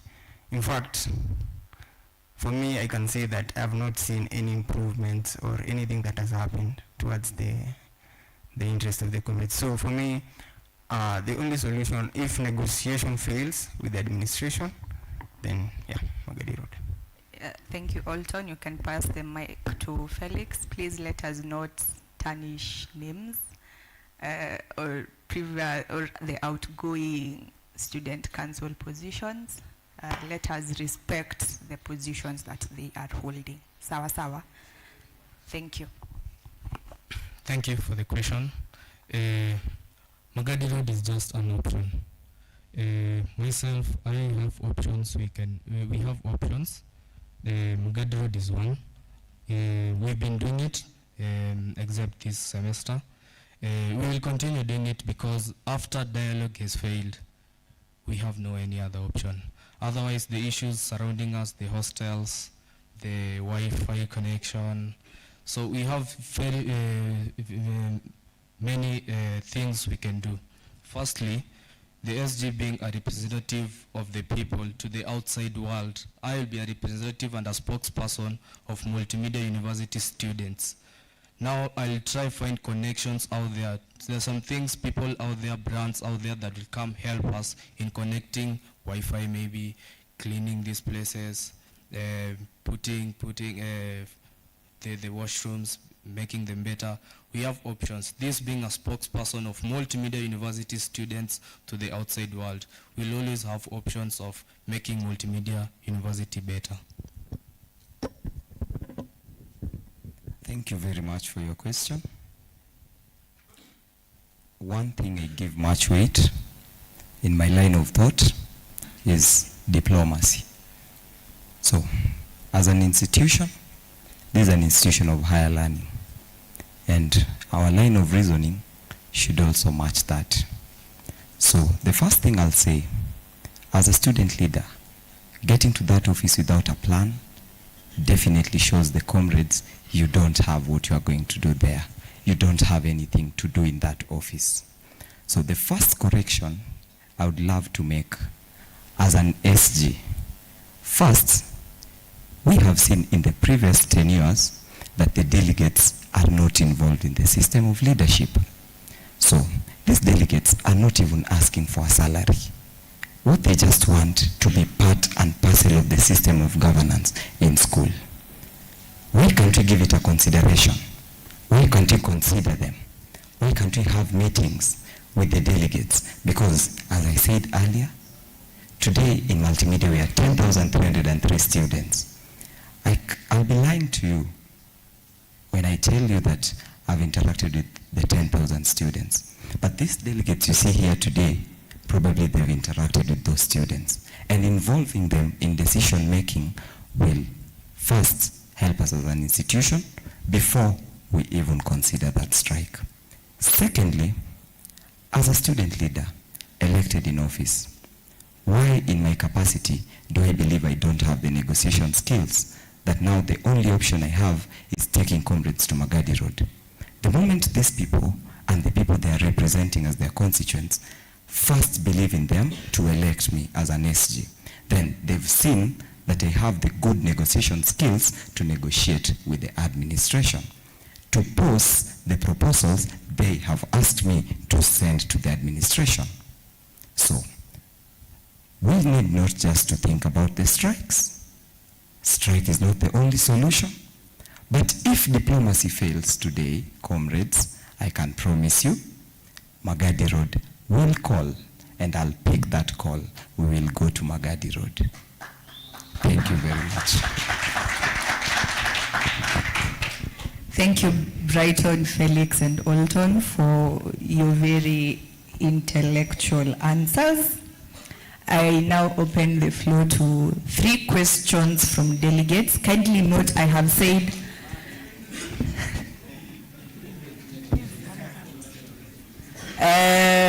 I see, do we have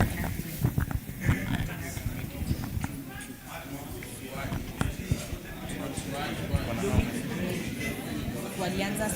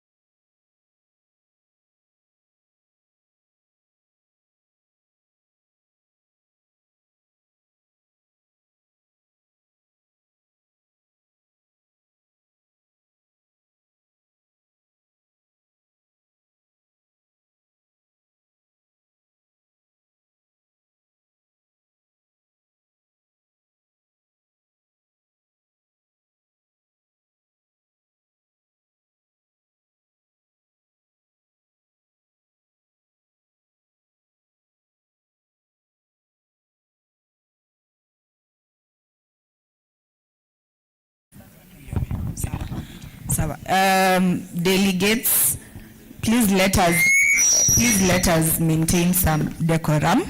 So we will open the floor for a number of questions, considering the Secretary General position still has some 30 more minutes for debate.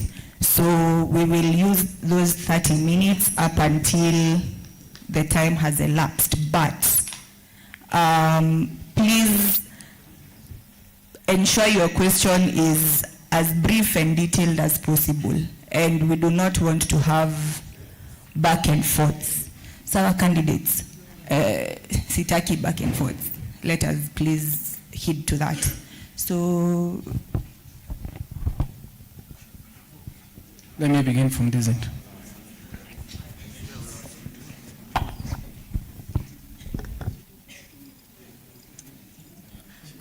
Good evening, comrades.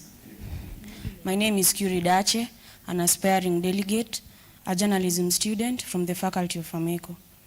My question specifically goes to Felix Omanga. From what I fathom, you've never held any position, any active position in the Multimedia University of Kenya. And from what I understand, oh sorry, first, I'm very keen by the way. Before you forget about us, first remember to tie your shoes. You might fall on the way to Magadi Road.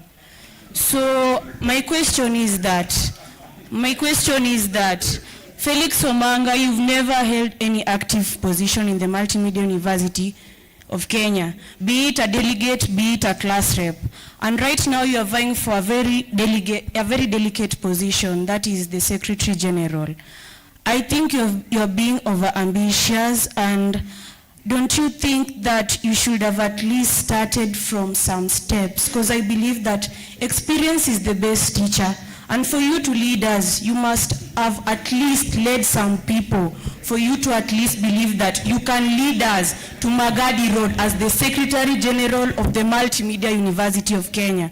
So don't you think you're being over-ambitious by starting off as the Secretary General of the Multimedia University of Kenya? Thank you. Delegates, kindly, before Felix answers that question, we are not here to kill each other's dreams.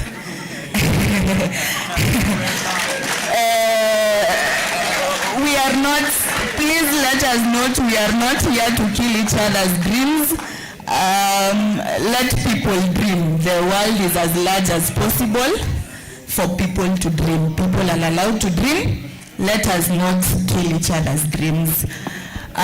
For that particular reason, I will dismiss that question. And I will allow another delegate to ask a question. Just a moment. Please ask rational questions, tafadhali, and let us not get as personal. If you have any personal issues, you discuss them out there. This is not a place where you come to, I know you understand me, but let us not kill each other's dreams. That is not our job here today. So, Shalton. Thank you. Good evening. Unaniona vizuri? My name is Ouma Rogers, Faculty of Business and Economics. Procurement is the course. I just have a question. In fact, it is not a question, but it needs more clarification. And I would like Secretary General Felix Omanga to give me more clarification on this.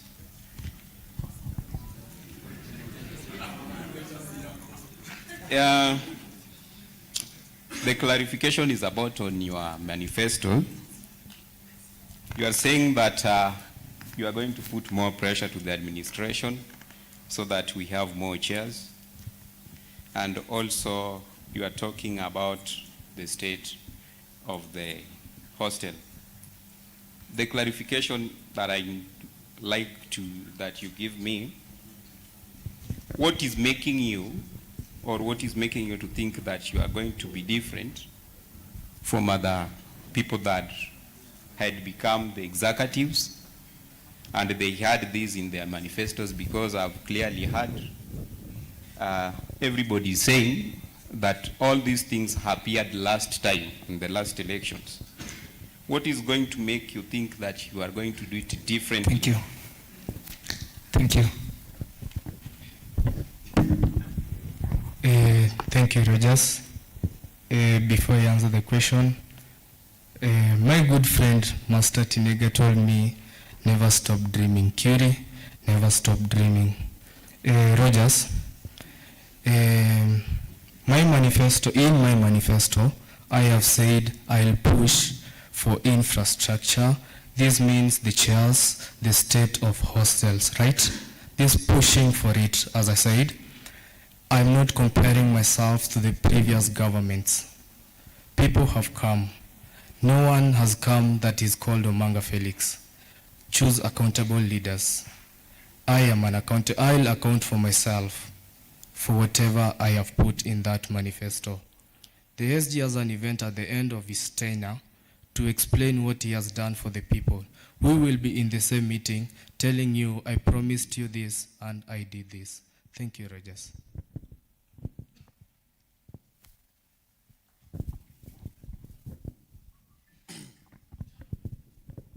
Thank you so much for the opportunity to speak. And my name is Onyango Isaac Felix Kwach, and my name is Felix Kwach, and my good people of Multimedia University of Kenya call me Kwach. My question is directed to our auspicious Secretary General there, in case God grants you the mercy, Mr. Felix Omanga.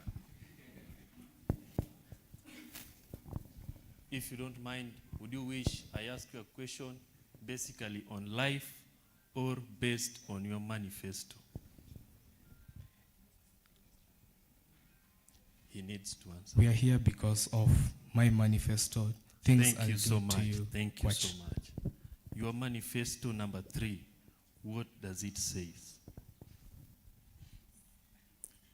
I would like you tell me your manifesto number 3, kindly.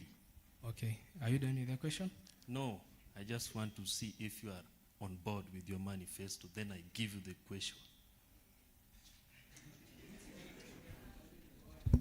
Tafadhali, let's try to be let's have discipline. These are our next leaders. Huwezi jua labda kesho ni yeye, kesho kutwa ni mtu mwingine tu. Sawa. Go direct to the question. Tafadhali. Let's have some order. Our able subwriter hapa amesema diplomacy is the way. Kwa hivyo tafadhali. Go straight to the point.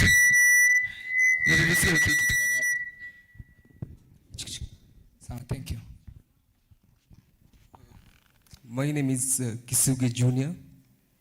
Yeah, mimi ndo Kisuge. My question directly goes to Elton and Felix Omanga. How do you prove that in manifestos, and how can you convince us as delegates that your interest will not superannuate or rather supersedes comrades' interest? Thank you. Thank you. Thank you, Kisuge. I'll answer that question once again.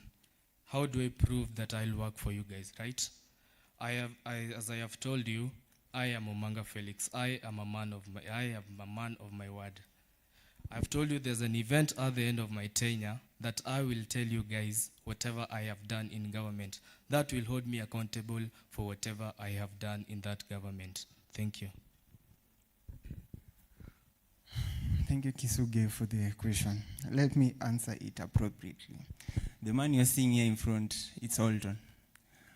I want you to remember the incident about the issues to do with Freshers' Night. Do you remember? Students were being charged money to pay for the event, which is normally free. All right? So I'm the only person who wrote a memo towards the MUXA and told them that that one is inappropriate.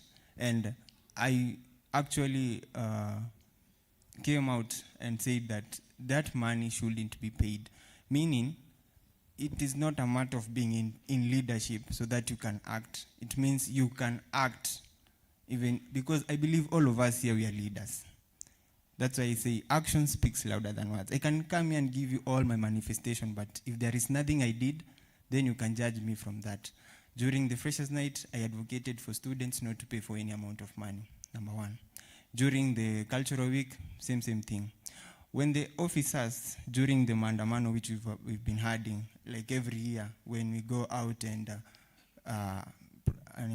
activate our rights, the police officers here in Rongai were actually beating up comrades while they were coming from the school. I came all the way from home and came here and advocated that that one should stop. And the people who saw me doing that, they are here and they have the the evidence to say that indeed I have the leadership position for me to go for that position. So I'll say action speaks louder than words. I can't come and give you empty promises when I haven't acted. All right?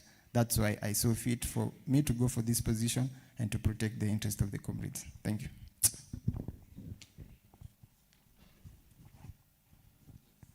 Good evening, comrades. Good evening. I go by the name Faithful Goshen, and my question goes to all the three aspiring Secretary General. And my question is, if leadership makes a decision that disadvantages students, will you publicly oppose it? And if after 6 months, students still see no positive impact from your office, what concrete evidence will you forward to the students? Thank you.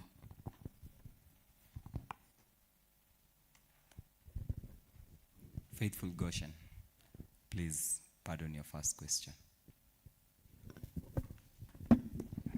My question was, if leadership makes a decision that disadvantages the students, will you oppose it? Will you publicly oppose it to the students, to the entire school, or will you stick with it? From what I'm getting from your question, it is to do with me standing firm when it comes to student matters, right?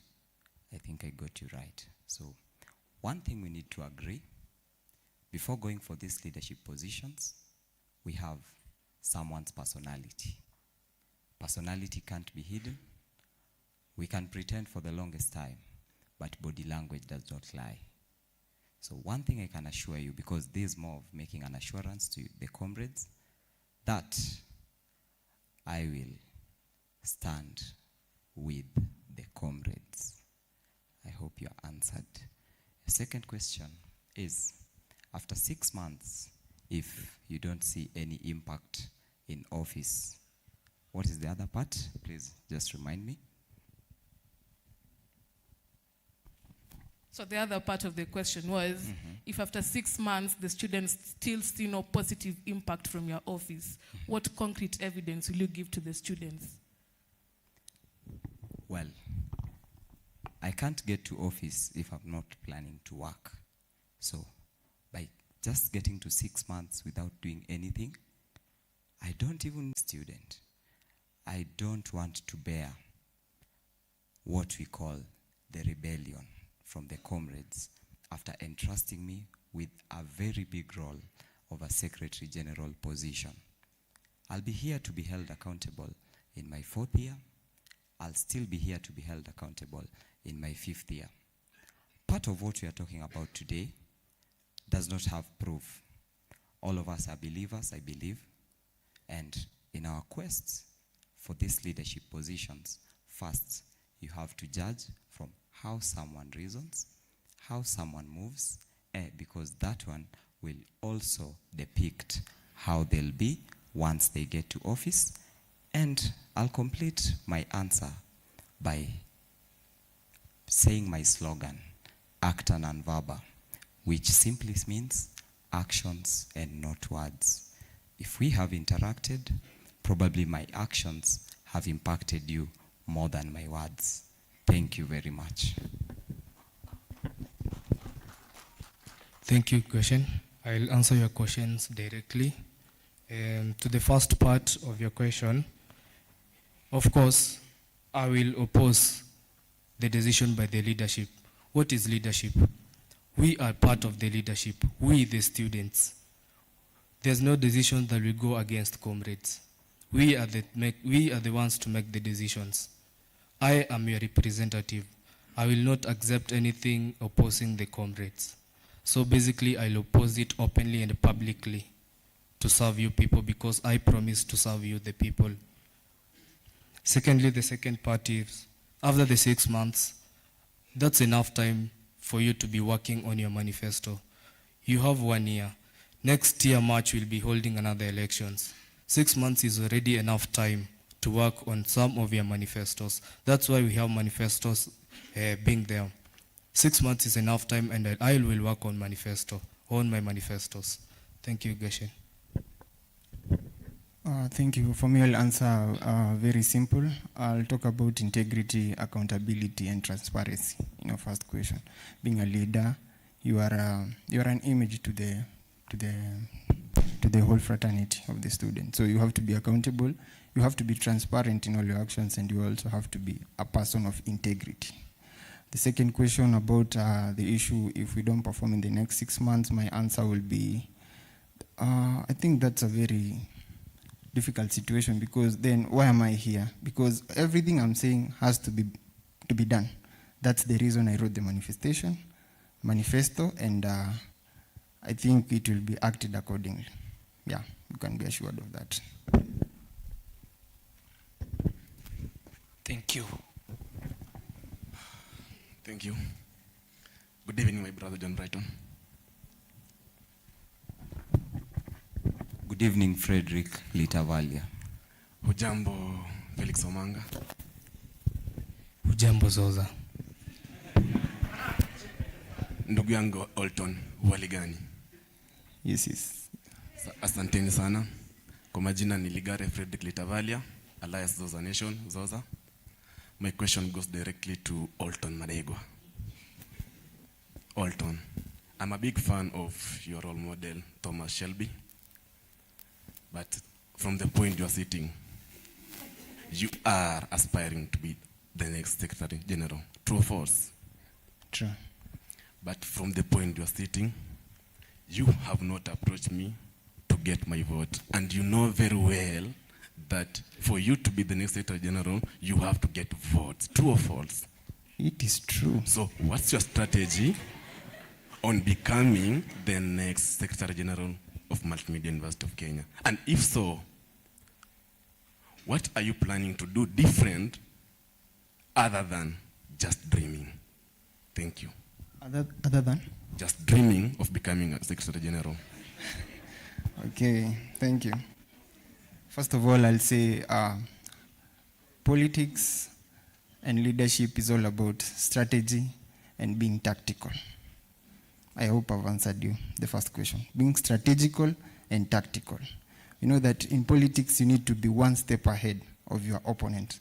So if you can be strategic and tactical, then you know how to play your cards right. And the delegates are here. I've approached a number of them. So you shouldn't be worried about anything or anything. My second question, answering your second question, what I'll do differently. I'll repeat, the writing is on the wall. The students know. The comrades know what I'm capable of doing. What are the problem-solving ideas that I have whenever challenges arise from just my faculty and my members of the business and economics. You can ask a number of them how we normally operate and how we do, how we solve challenges. So I had a vision, and I have a vision, and that vision must be achieved. Thank you. Thank you. Okay, good evening, everyone. My name is Kefa Odhiambo from the Faculty of Media and Communication. And my question goes directly to Felix Omanga. Because he said something and I was like, I should get more information about it. You said that you will assist us in the hostels side by bringing Wi-Fi, water, and renovation. And you said that if the administration does not do anything, you will seek help from the outside world, from the organizations. So I want to ask, because we do not want to talk about dreams and illusions, so I want to ask you, which of those organizations will you seek help from them, and are you sure they will help us? And if they don't, what are you going to do? Thank you. And I want to also ask Holton, the Peaky Blinders, whatever. You said that if any student is attacked in the Bangla side, that place, you said you're friends with lawyers like Dunstan Omari and Babu Owino. So if I'm attacked there and they take my phone, so I should just relax and wait for you to call for me, Babu Owino. And just how will Babu Owino help me? How will he fight for me on that? Thank you. Thank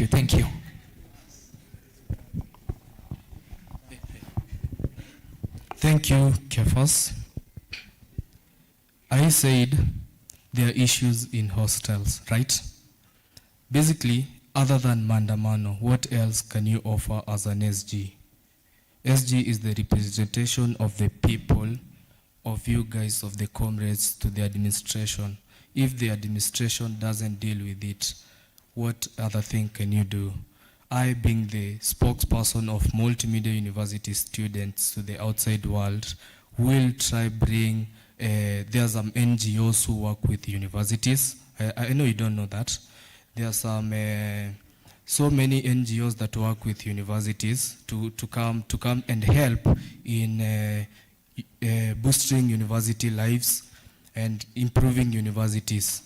If the university can do that, then I myself will look, because I'm your representative, will look for other options that will help us. Thank you, Kefas.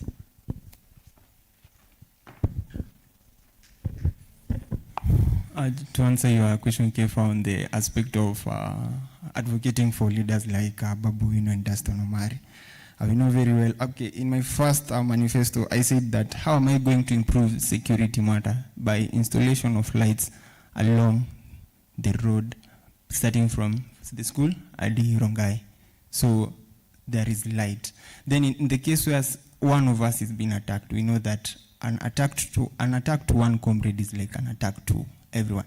And we're not going to argue about something to do with insecurity. Security is something that every of our students needs to get. It's a basic fundamental thing.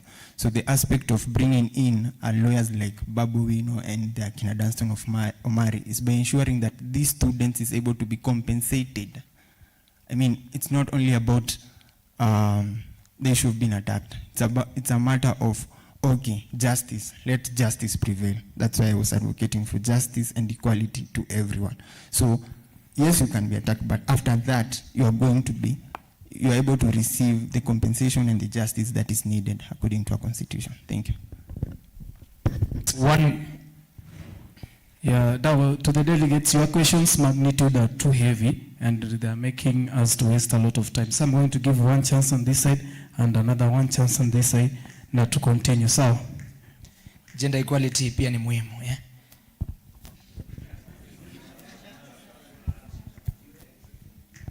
Thank you so much. Once again, I would be brief, and my question is directed to Felix Somanga. Yes, and you talked about the Fameco house, that we don't have maybe chairs, they are inadequate. Basically, it revolves around improving campus facilities. And now my question to you, right there where you are, is, if Sai, right now, I ask you, do you have any written proposal regarding that issue? Instead of just a general promise. Thank you, Coach. I'm not yet the Secretary General of Multimedia University of Kenya. Thank you. Good. One last question. Good evening, everyone. My name is Naomi, a first-year student from the Faculty of Social Sciences. My question goes to Alton. Which criteria are you using to meet delegates? Because I'm seeing you here for the first time. Thank you.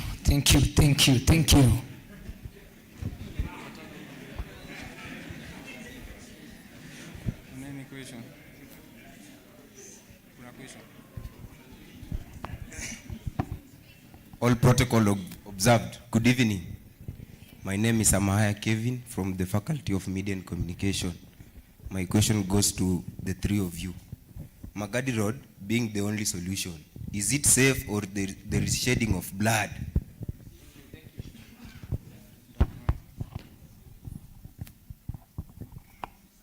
Okay. Is there any other question? All right. Let me start with, remind me your name.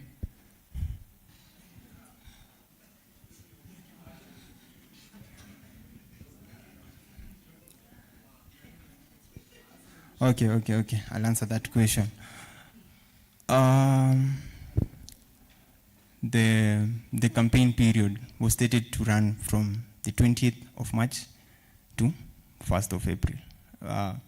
20th of February to 1st of March, right? When is today? When's the date today? 27. That one day, I'll find you. I think I've answered your question. And then the issue of Magadi Road. Magadi Road, it will be on my proposal. If we are heading to Magadi Road, there has to be criteria and techniques that are put into place that to ensure that all our comrades are safe. Matters concerning those who will be injured, because sometimes it turns ugly. The comrades are always peaceful, but the men in uniform, they're the one who always attacks us. But we'll put in procedures to ensure that any comrade who is attacked or injured has gotten medication, immediate medication, and justice must prevail. Thank you. Your question, Kevin Amahaya. Magadi Road is not my only option. I have options, but if we go to Magadi Road, I lead the way to Magadi Road. So I'll be with you guys and I'll make sure it's safe for you guys. Amahaya Kevin, thank you very much for your question. Your question is Magadi Road safe? No, it is not safe.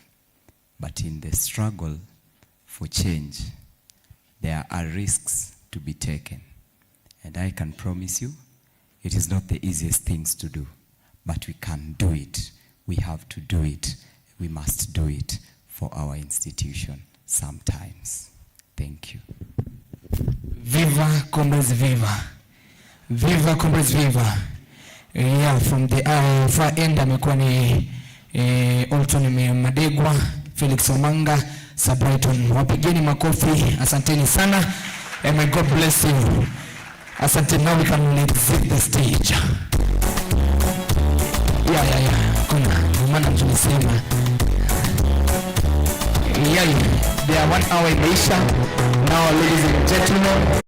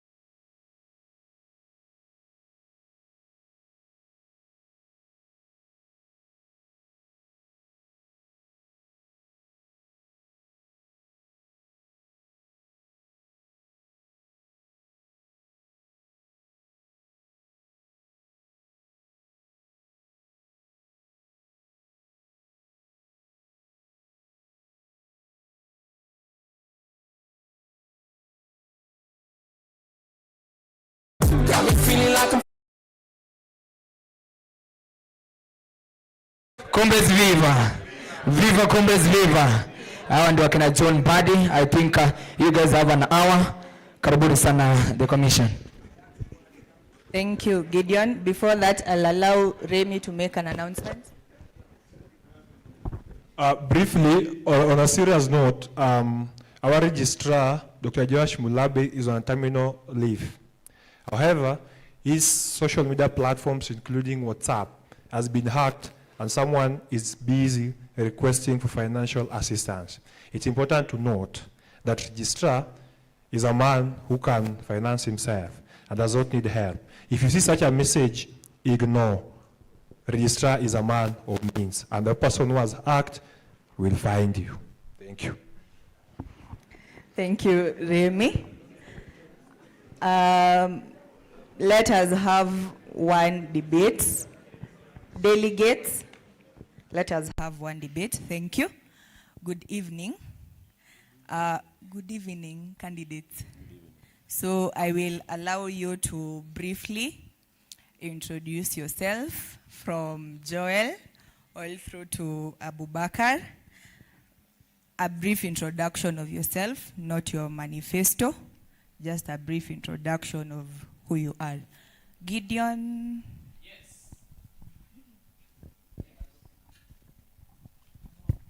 The Commission, esteemed delegates, and the entire student fraternity, good evening. My name is Joel Wilson Oluoch, a third-year student in the Faculty of Business and Economics, pursuing a bachelor's degree in Business IT. I lead a group of 205 students as a class representative, have served as a delegate, and also happen to be an aspirant for the office of the Finance Secretary. I drive a campaign driven by 3 strong words: we deserve better. Thank you. Good evening. I am Kevin Jack, a 4th-year student pursuing Bachelor of Science in Electrical and Telecommunication Engineering.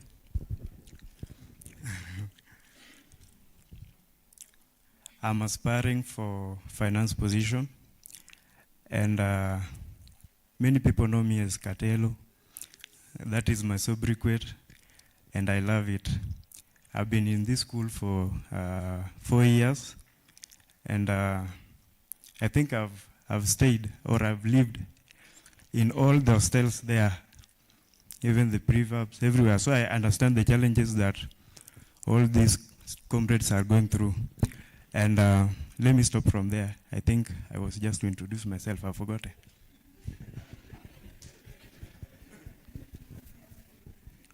All protocol observed. Good evening.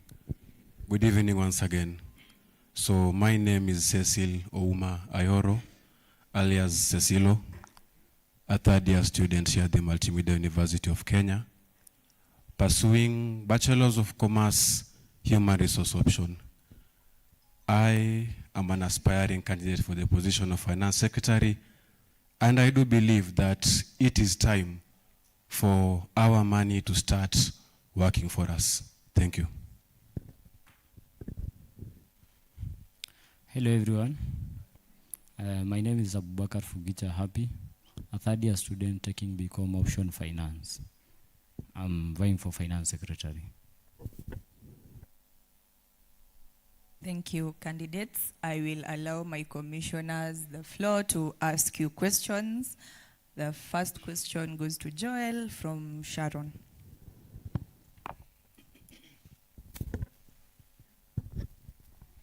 So, hi Joy. Hello. The first question, briefly, kindly explain to us the 5 points agenda and its vision for MUXA 2026-2027. Thank you, Sharon, for your question. As I said previously, I drive a campaign that is driven by 3 strong words: we deserve better. Therefore, my campaign is driven and targeted towards providing real solutions to the comrade individually and benefit from this docket. Brings me to my first point: connecting classroom to corporate. This one entails bringing internship, structured attachments, and alumni mentorship to the great Multimedia University of Kenya through partnership with this allies. We get to have students getting early exposure, not just theory. And first of all, let me explain the point.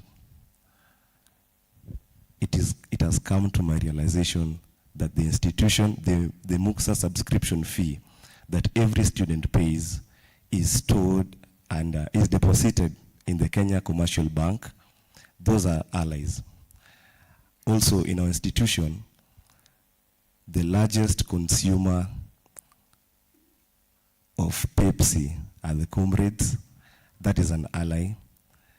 And having connections with these people is going to ensure that comrades in this university equally get a chance to get attachment opportunities.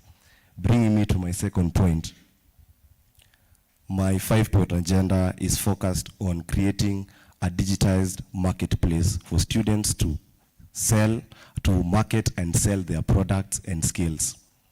It has pained me over the time I've been in multimedia to see students having to sell their products in the hostel door by door, while at the same time looking over their shoulders, risking getting caught and harassed by the security.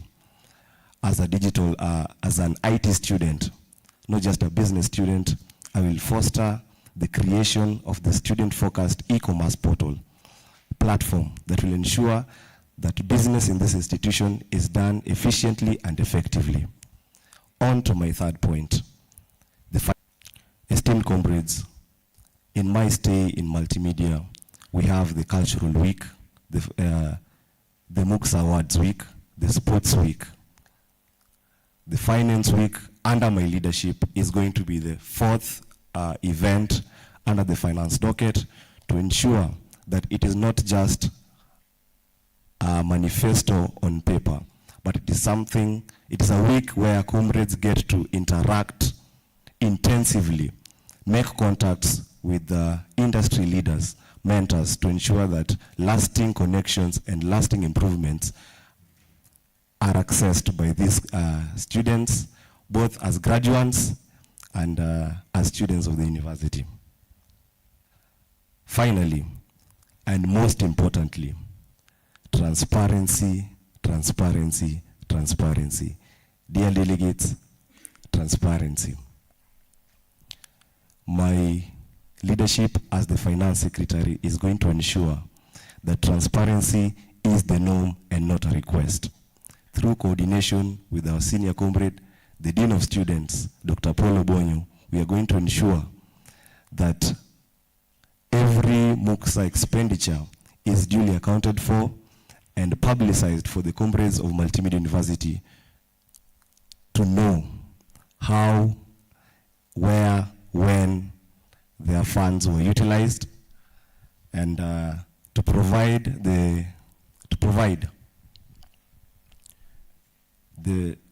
to assure the virtue of transparency to everyone or to every concerned party. Thank you. Thank you so much, Joel. Thank you.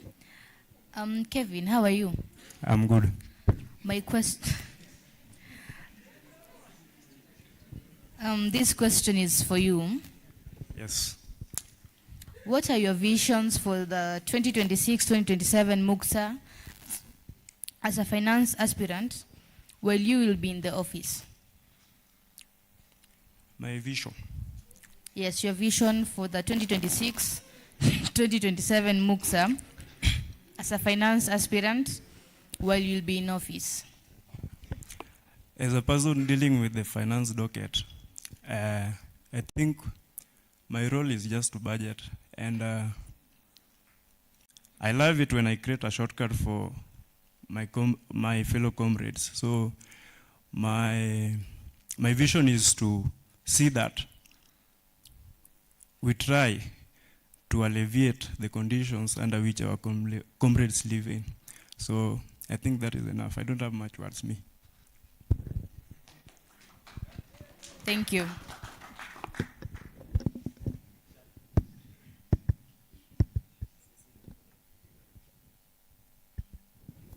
Cecil. Yes.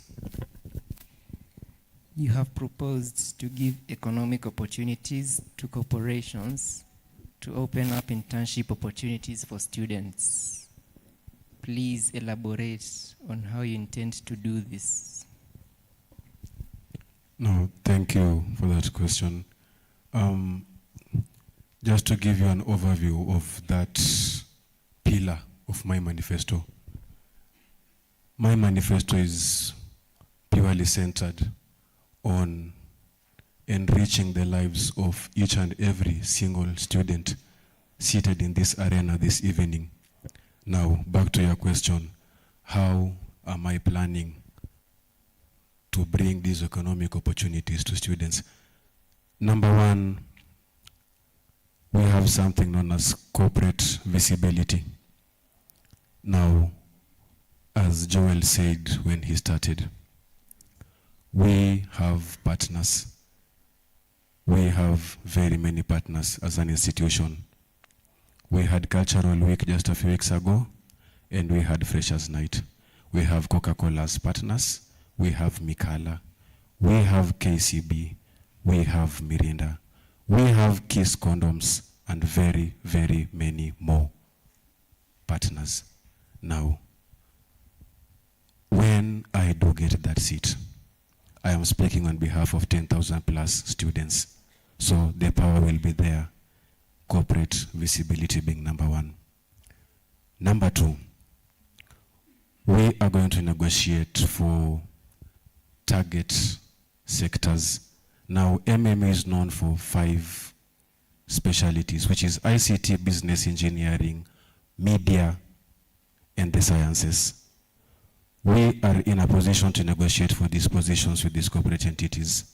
It is only a matter of us being at the table and being able to address our issues well. Thank you. Thank you, Cecil, for that. Mr. Happy. Yes. How are you? I'm good. Okay. The MUXTA Constitution mandates you to keep proper financial records. I want to know if you've ever handled any financial office before. What are the tools that you think you are equipped with, to prevent financial mismanagement? And how do you think you can prevent financial mismanagement? Thank you. Okay. Thank you for your question. I think what you have asked is all about mismanagement of money. One thing I can say, we usually use an end semester report for finances, but what I would like to say, when I get to that office, I would like to publish a monthly finance report to ensure that there is a transparency, and all the students will see the transparency in this that office. Then the other thing I can do for mismanagement of finances, number 2 is documentation. What I can say is every budget that all the expenditures that the finance secretaries, the Office of Finance Secretary to do it, we have to document every documents that should be done by the Finance Secretary. Thank you for the question.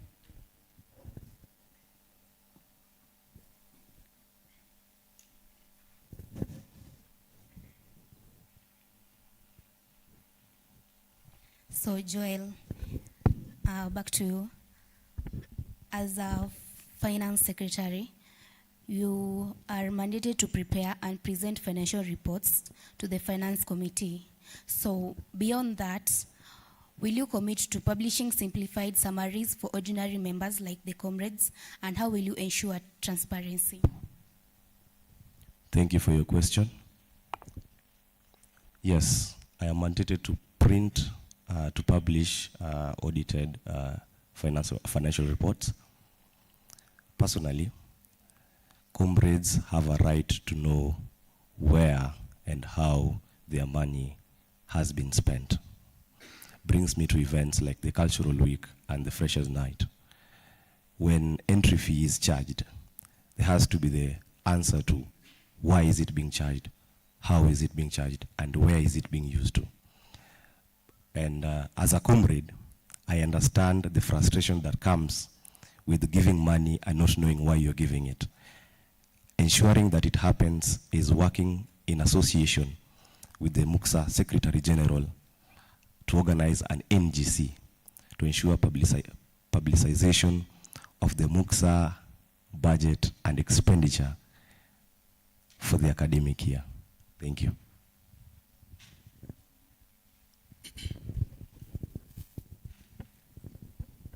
Kevin. Yes. I'm back to you. How do you plan to ensure transparency to the ordinary members of MUXA on the expenditure of MUXA funds?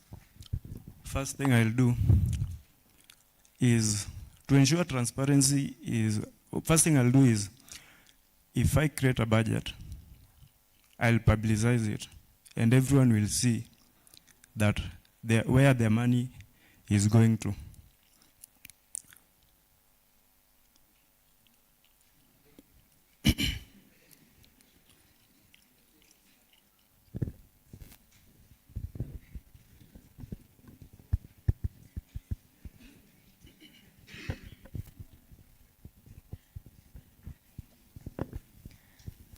Cecil? Yes. If elected, do you have a timeline of those things that you have put in your manifesto? Are there things that you plan to do within a certain period of time? Okay. What will you have achieved already in the first 2 months if elected? What things will we expect from you in the first 2 months if elected? No, thank you for that question. Now, I always do believe that before someone sits down to draft a manifesto, that person must have already thought of how long he or she will be in office. Now, my manifesto, in general, can be completed in 8 months that will be in office. But for the first 2 months, what is this thing that I want to achieve? I identified one big problem that we as comrades go through. This is something that I went through as a first year, and I know, even as a third year, that students are still going through this problem. We have this problem of kuinama, intermittent fasting, as they call it. Now, that is one thing that I would want to work on in my first 2 months. I do believe it is possible because it's just a matter of policy setting and working on the funds. Thank you. Thank you, Cecil. Abu Bakar. Yes. It's you once again. The second point in your manifesto was ensuring a delegate-led panel to allow for accountability, right? Yeah. Are you aware that the delegates are only mandated to vote in the governing council by the Constitution? And if so, how will you ensure a delegate-led panel is allowed as part of the governing council? Thank you for the question. What I can say about that delegate-led panel is, these are the people who made us to go to the office, and yet then after that, people don't recognize delegates. Now, that is the one thing that the student leaders don't know, that they have to know that these are the people who elected them, and they're the people who will also come and, let's say, there are people who elected them to the office. And then, after the election, student leaders usually forgot that these are the people who led them to the office. But what I can say about this, the question you have asked me is, I know it is not in a constitution, but that is a proposal, and that's why I advocated for the student delegates panel. And I think all the time, okay, I forgot your question first.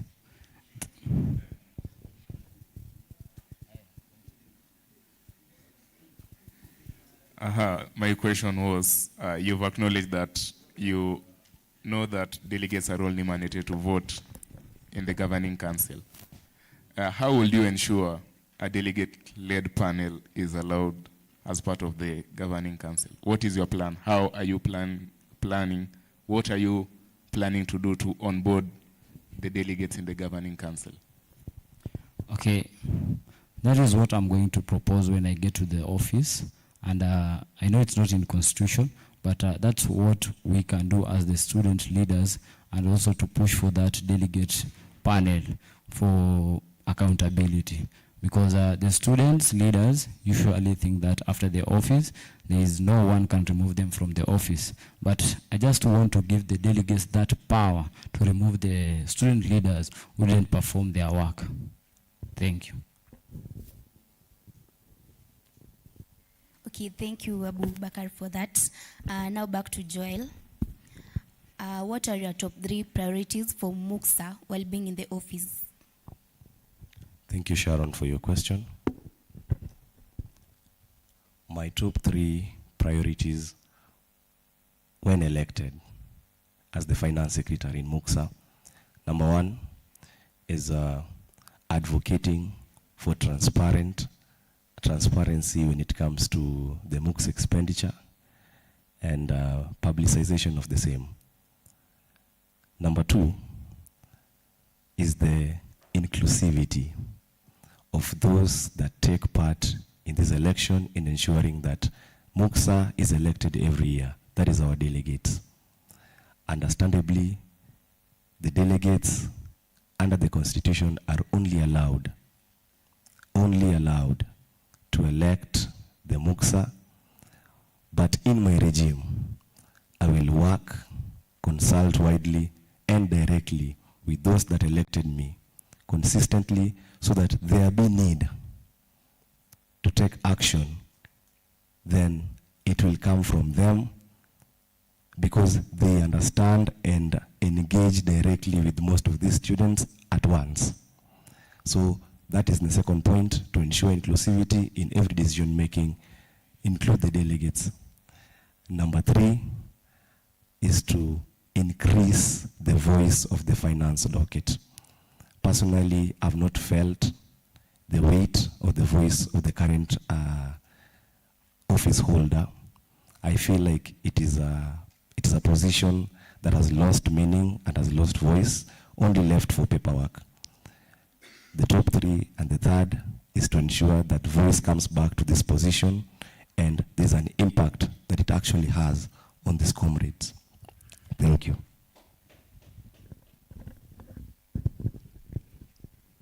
Kevin. Yes.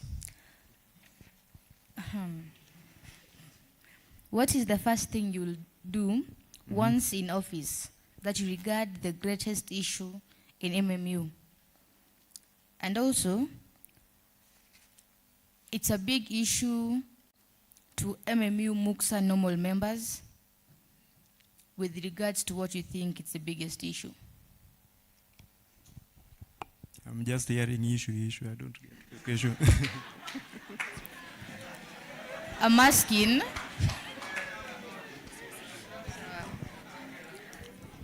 asking you. Yes.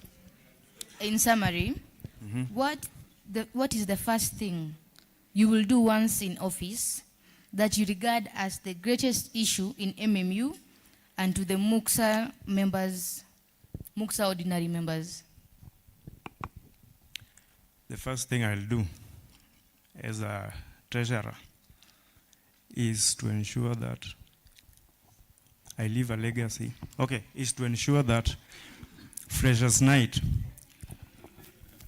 and Cultural Week, hiyo ya kumalizia watu wanaenda sijui gala wapi, zikuwe zote free. Hiyo ndio kitu nataka kufanya, ndio maana navae.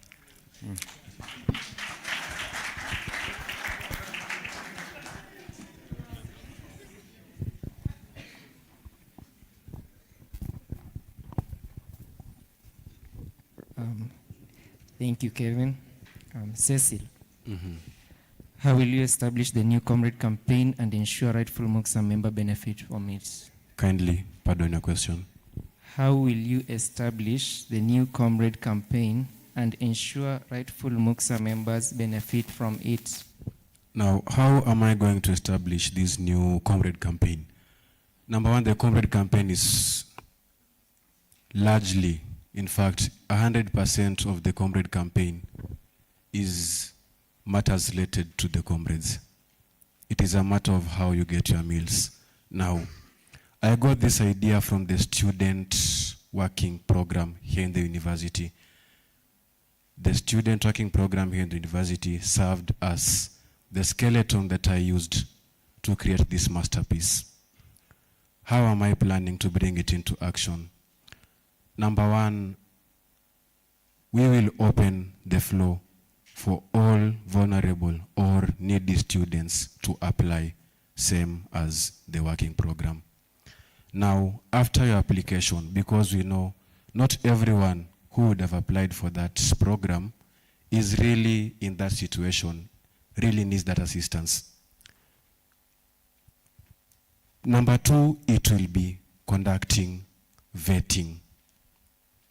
Vetting is just like an interview where we as a student council plus the administration will sit down with all those applicants, then gauge how desperate or how much do you need this program? How is it going to serve you? That is after our vetting. Number three, the list will be updated and it will be made public, so all successful applicants will find it. That is through with phase one. Now phase two is how are you going to get your food and where are you going to get your food from? Because that is something that we must also think of.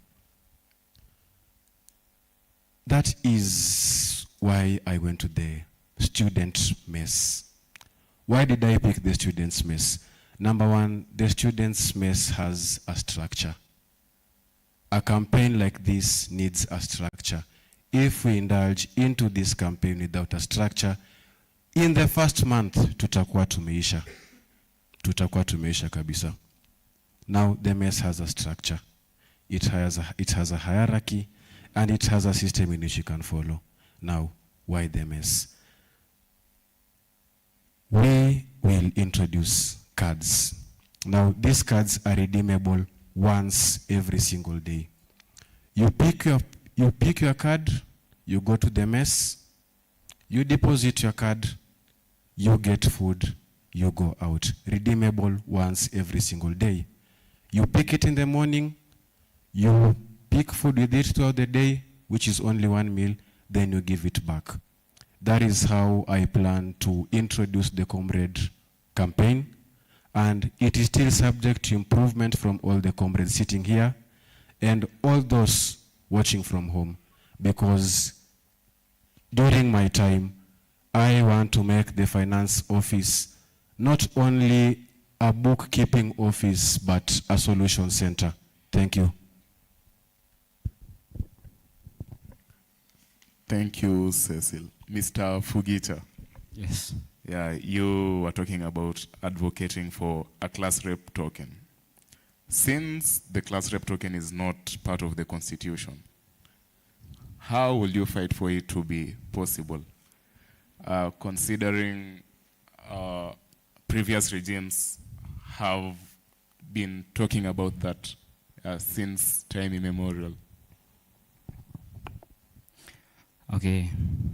The thing about the class rep tokens, what I can say about the class rep tokens is I know the school is budgeted for most of the thing, and maybe some people think that where did that money come from? And what I can say is there are some things that there are some activities and the events that this usually the schools need to do is maybe for example of Freshers Night. We know that there are a lot of money that is spent in that activities, cultural week, and that if we reallocate or we try to minimize the budget for that activity, and I think we can get that money from the activities to the class reps, and then that is what I can advocate with the other MOOCs members when we get to the offices.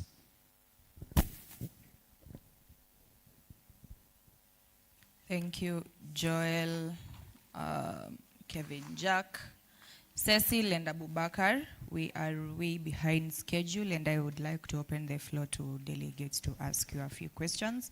But just before that, I have a question for all of you, and I would like you to be as brief as possible. Summarize your stories, yeah? The Constitution mandates the treasurer position to act and serve as a caretaker of the MUXA investments and fixed assets. Are you aware of that? You are. Kevin, are you aware of that? Okay. So my question to each one of you, I want you to be as brief as possible, is how will you ensure that these investments and fixed assets are safeguarded? That is question number one. And question number two, finances is a very sensitive topic. It is something that is very fragile when being discussed, especially amongst comrades. So I want to convince these delegates that you have the experience in managing finances and why they should trust you to be in that particular position. So question number one, how are you going to safeguard the investments and fixed assets of MUXA? And question number two, convince the electoral college reps that you are suitable by having experience to manage finances and that they should trust you by hold that particular position. Abubakar, since you're holding the mic, you can go first, but please try and be as brief as possible. Thank you. What I can say about that question is I know everyone is a manager to his pocket, first of all. And we usually know how to use our money. And maybe unless something that comes as an emergency that you can go to your pocket and remove everything what you have in your pocket. And then on that point, I can say I've been to this management of finances back before to this institution. I've been a secretary, finance secretary in a children's home in Isiolo County. Now, I usually minimize what we have in the account of our whatever the accounts in our I think you understand. So what I can say about that, that is how we have to manage our money. And then I can say this money, I know it comes from the students, and that is maybe you find that our parents usually look for even loans to pay our fees, and those are the fees that is used, even pay the fees for the MUXA. So I can say we have to be so transparent and very accountable to the students so that they can see we are the people who are managing this finances in this account. And I would like for you to pardon question number one.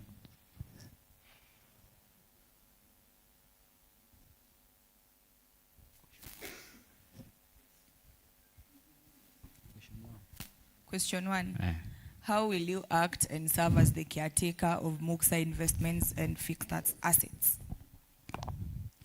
Okay, on that point, I think when I get to that office, we usually have the committees for finance secretaries, and we'll be managing the committees and also make sure that any amount of money that is released from our account is it is any amount that come from the account of the students will be manageable by the committees, and we will be responsible for any amount of money that is lost in that process of maybe taking something for buying something for the students, maybe project or whatever that is done in that sector of finances. Yeah, thank you very much for that question. So about safeguarding the MUXA assets. Now, number one of the things I would want to do is adherence to the protocol. Now, Constitution, there are only 4 signatories for MUXA bank accounts. Number 1 being the chairperson. Number 2 being the finance secretary, who is a mandatory signatory. Number 3, the SG, who stands in case the chairperson is not around. Then number 4, the dean of students, who is also a mandatory signatory for the books. Now, adherence to protocol will be number 1. Nobody who is not a MUXA signatory will get access to those books for signing. It is all about safeguarding the books. Number 2, the introduction of digital records for all transactions made. Now, I do believe that as a school, we are in a capacity to do that, because if the school has all our records that are not needed, why about this? What about this? Can't the school do this? Yes, the school can. It's all about being at the table and making our issues heard. Number 3, and I will heavily emphasize on this, it's a matter of budget-based spending. Now, everywhere we go, we need a budget. Everything we do needs a budget. What you do every single day needs a budget. For you to be in school, your parents had a budget. For you to wake up and come to school, you have a budget, whether it's 1 meal, 2, 3 meals a day. For you to go to Ronga, you need a budget. So every single thing you do needs a budget. I will come back to my point. Budget-based spending.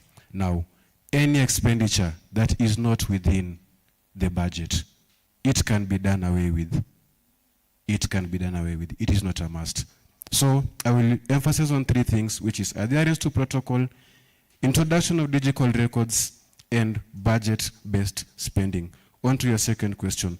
Why do I feel like I am suitable for this position? Now, I am also a student like the rest of you. I have gone through the challenges you are going through, and I feel like for the 3 years that I have been here, I have experienced all those challenges, and I feel like I have the abilities to solve those challenges. I have never held any financial position, but I always believe that leadership is not about your past. I am ready to work with experienced leaders in the governing council, and I am also ready to work with experienced leaders who have exited office to correct me where I am wrong. Thank you.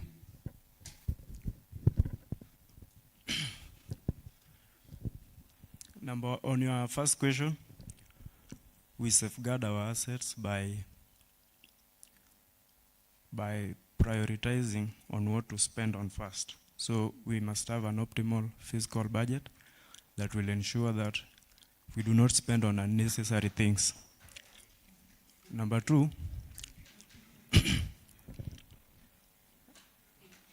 I've forgotten question number 2.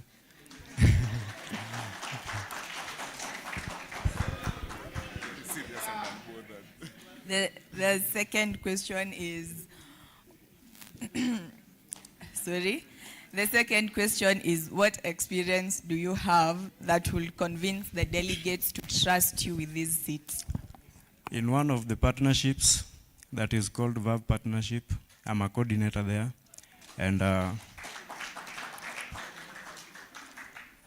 it is 1.5 years old. We started it with my fellow comrades who are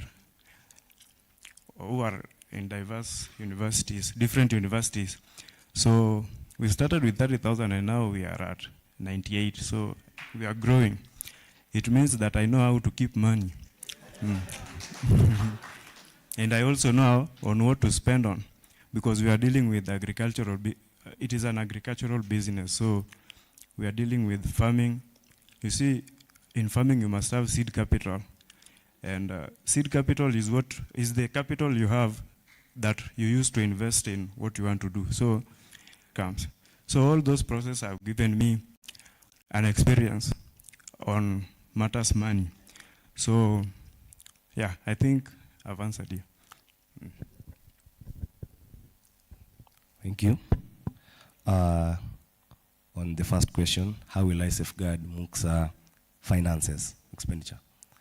Now, I would like to quote a Swahili proverb that says, Kikulacho kinguoni mwako.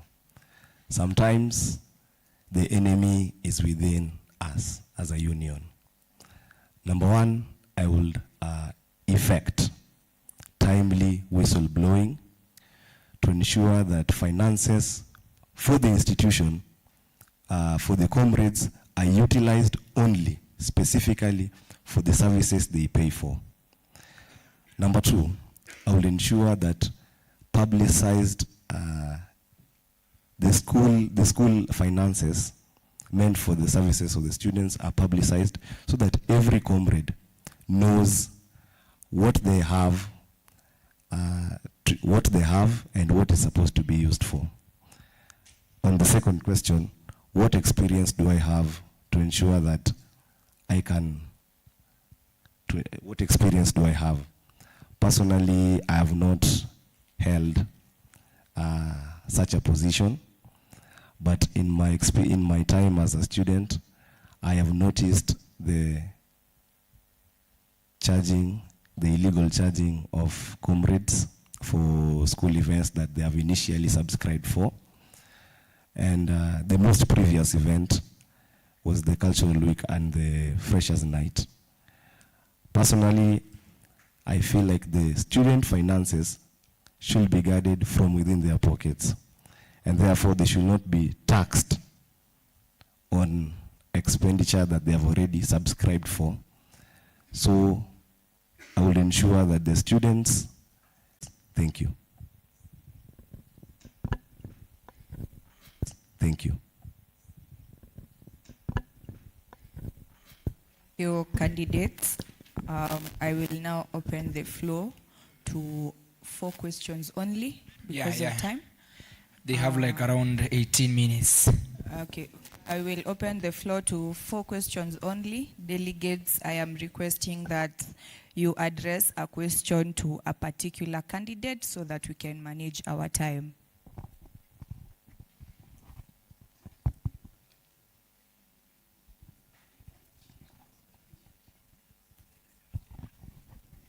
Good evening. So, in our fee structures, for each and every student, we pay up to 2,000 per semester for Wi-Fi. Is it true or false? So, Brighton said that we are about 10,303 students. Multiply that by 2,000, it's up to 20,606,000. And we have 2 semesters, so that's 41,200,000. Now, we have a lag in Wi-Fi, not only in the, I won't say dormitory areas, in the hostels, but also in classes. With all that money, please explain to me, how can you make it better? Make me understand, convince me. Thank you.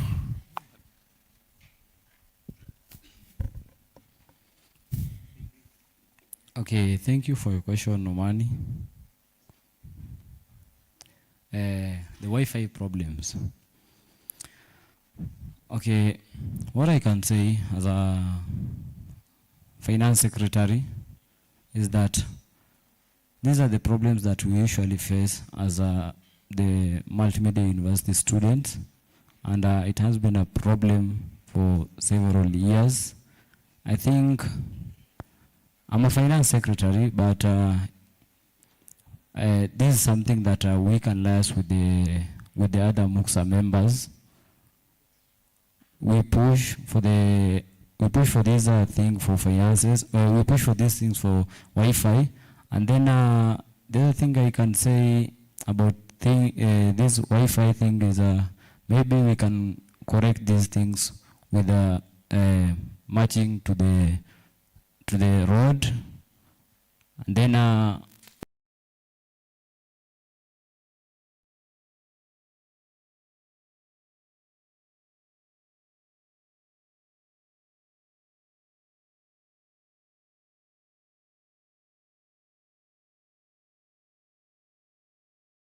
this administration usually don't know what we are facing in these hostels, but I would like to say that we as I as the finance secretary I will liaise with the secretary general, and then the solution to that thing I think is to match to the road, so that our voices should be heard by the administration. Thank you for that question, Norman. I'll try to be as brief as I possibly can. Number one, unless I am wrong, that fee was revised from 2,000 shillings to 580 shillings.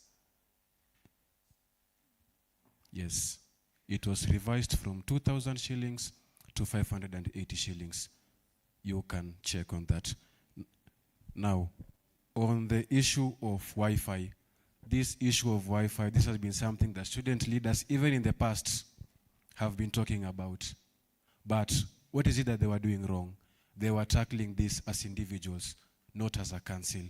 As a council, you are there collectively to represent all the students. You have the power, you are at the table. We as a council, we are going to push for that. Yeah, I think that is all from my end. Thank you.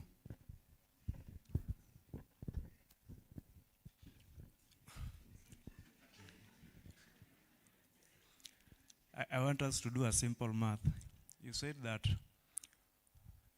you are paying 2,000 for Wi-Fi and you are 10,000 students. So if you multiply that you'll get 20 million, right? So MUXA, as I've heard, they are not being given more than 5 million, as I've heard. So even if we want to help you with our budget, you see we can't. The only thing we have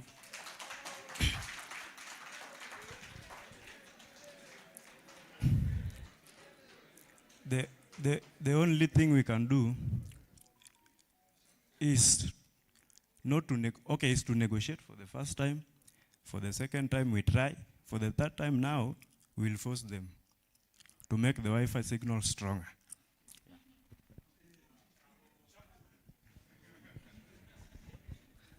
Thank you for your question. The Wi-Fi problem has been a malignant issue in this school for so long. And earlier, I stated that under my government, as the finance secretary, I will effect timely whistleblowing, because when the MUXA budget is out, every sector is allocated a budget to ensure its smooth flow. That one I will work in coordination with the MUXA Secretary General to call for an NGC to ensure that the government, that the administration is held accountable. And this one can be done with the awareness, not with the awareness of the MUXA union alone, but with the awareness of the delegates who will also act as watchdogs, to whom I will be reporting to consistently. Thank you. 3 more questions. Okay, thank you so much for this chance. Okay, my question goes direct to our Honorable Joel Winson. My question is, how will you ensure the transparency in the management of students' funds and activities? Thank you. Pardon your question, please. My question is, how will you manage, how will you ensure the transparency in the management of students' funds and activities? Thank you for your question. As the finance secretary, it is my duty to duly authorize the MUXA funds and expenditure and ensuring transparency is going to be the norm and not a request.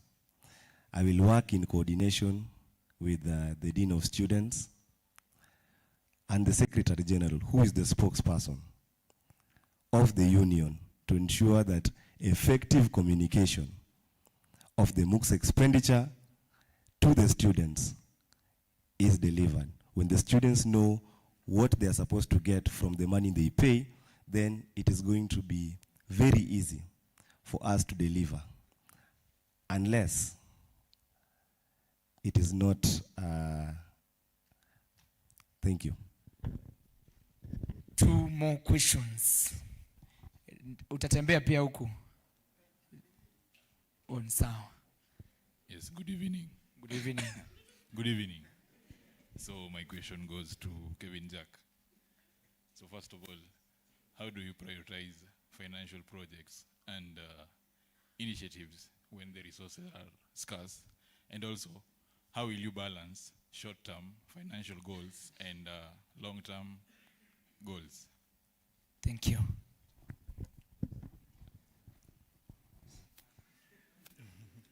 Wait. Give him the microphone first.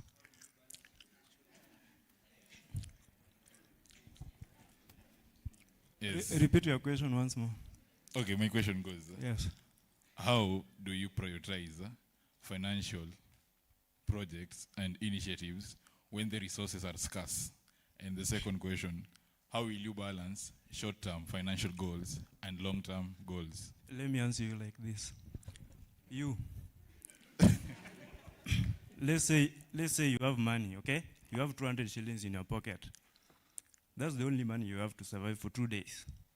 And you want to buy a cloth, and you don't have something to eat. Which one will you prioritize first? Food. Thank you. Thank you so much. And now, I think the final question, the one and last question.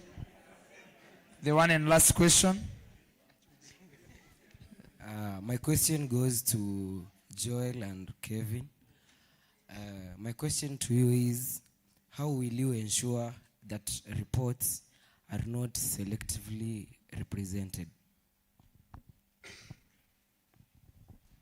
Thank you for your question. The reports, which reports do you mean? Are not selectively? How do you ensure financial reports are not selectively represented? Your question is irrelevant. It is irrelevant. Explain more. Explain further your question. Ama ChatGPT imekataa kuexplain. Okay. Thank you. My question is, financial reports are supposed to be, everyone is supposed to be represented. Yeah. Thank you. It is still irrelevant.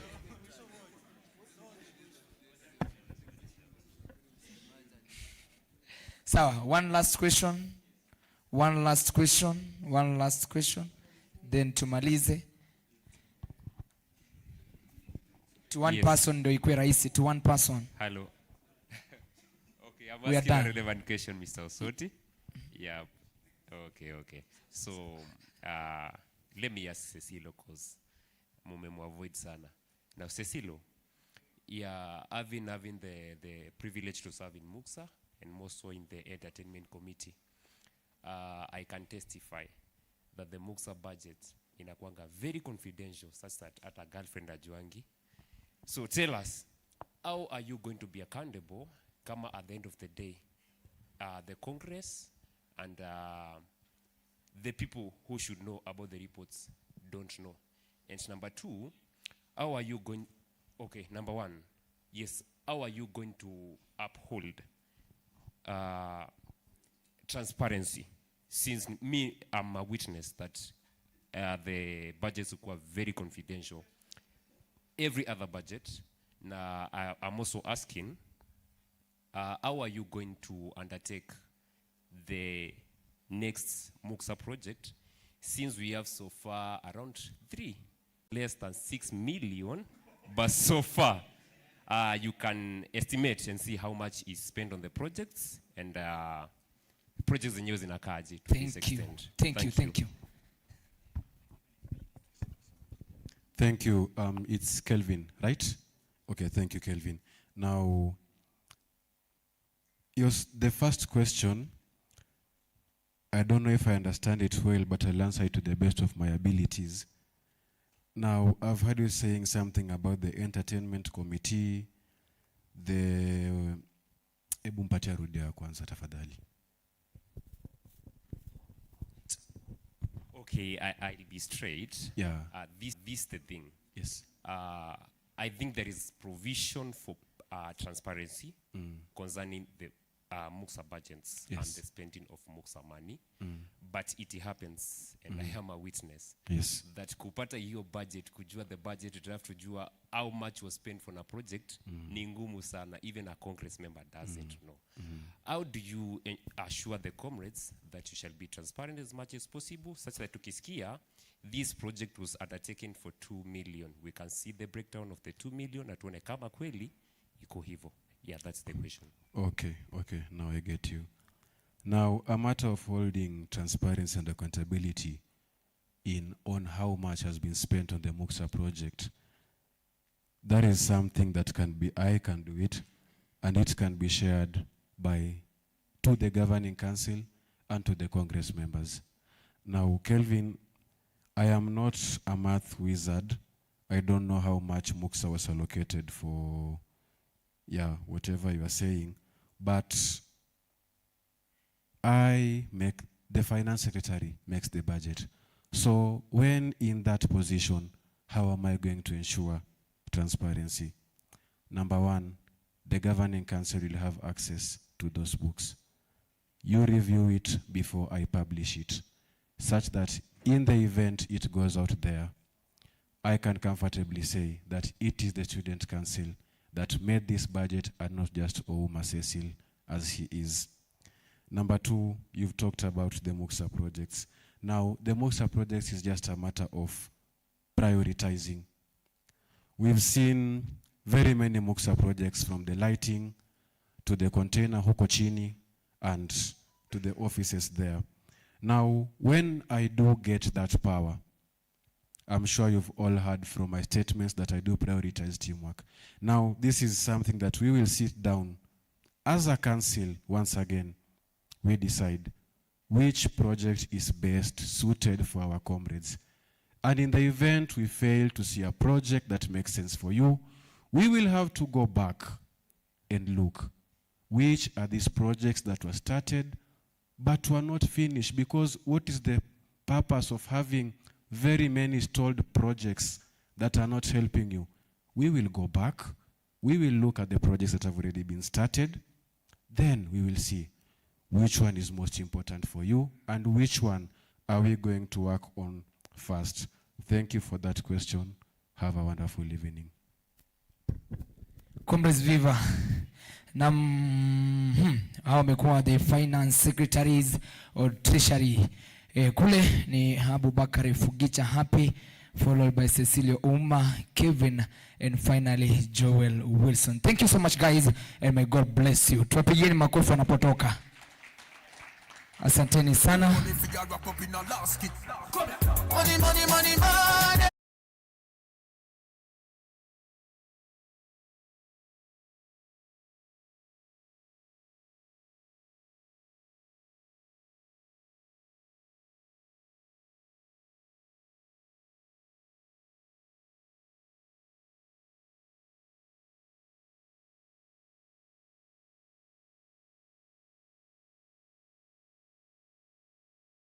The stage, followed by Team Jared on stage, and finally Team X. Kindly, viti ni mbili, viti ni viwili.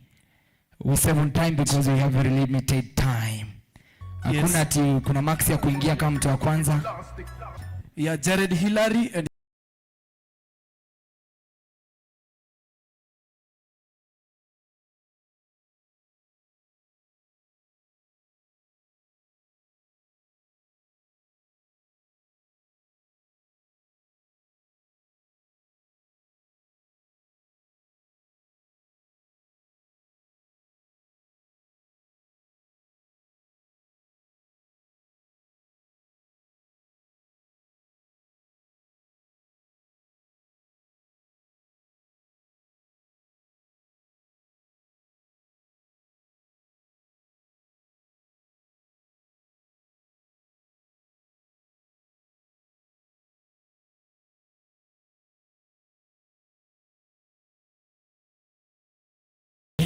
DJ hawa, huyu ni Jared Hillary, Sherin Chebingetich, Hopo Parani, Marion Mabea, Malcolm Descartes, Julian Nyangeri, kuna Penina Mora, alafu kuna James Muhuri. Imagine kwa watu wote 8 wako hapa, watu 6 lazima waende nyumbani.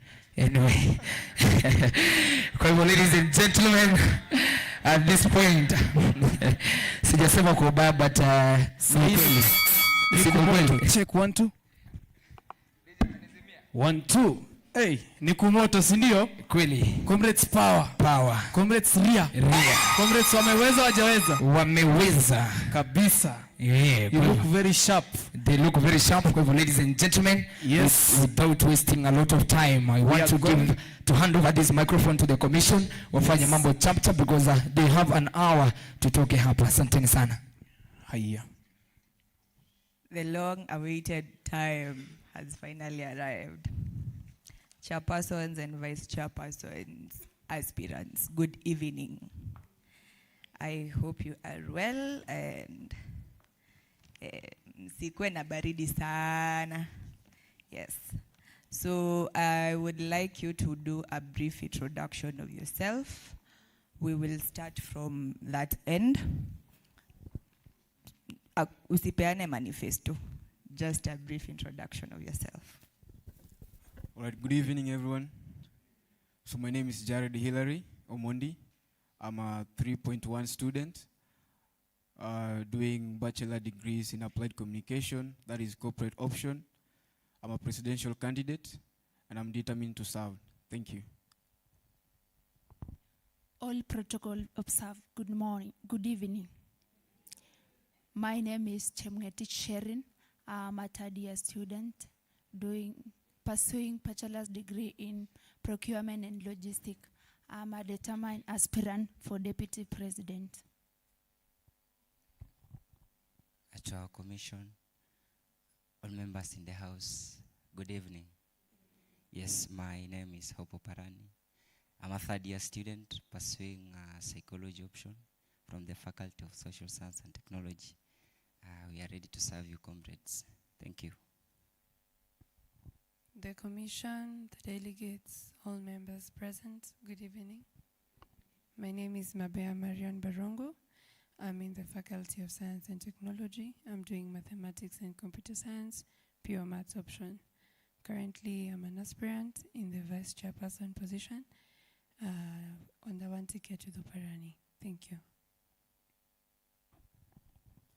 Commissioners, comrades, delegates, good evening. I want to thank you for showing up to this event. My name is Malcolm X Descartes Odiambo. I'm a third-year engineering student pursuing mechanical and manufacturing engineering. I am currently pursuing to be the next president of this school, and as you are all here, ready to listen to whatever we have to give us your ears and also your eyes. Thank you. Good evening, comrades. My name is Julian Nyangeri Nyanchama. I'm a third-year student from FAMECO. I'm pursuing a bachelor's degree in journalism, and I'm also vying for the vice chair position in these coming elections. Thank you. The chairperson, Muksa Electoral Commission, and your commissioners, fellow opponents, the delegates and the aspirants. Good evening. My name is James Muhuri Maina.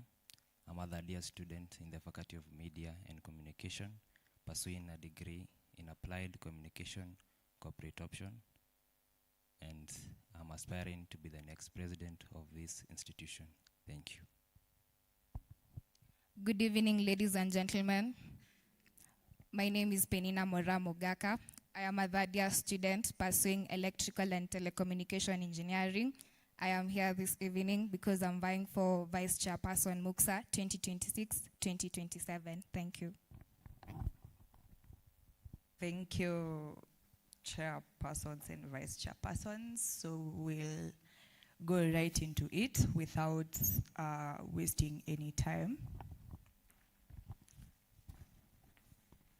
So you will be asked questions in this order. We will start with Jared Hillary. I will be asking you your questions.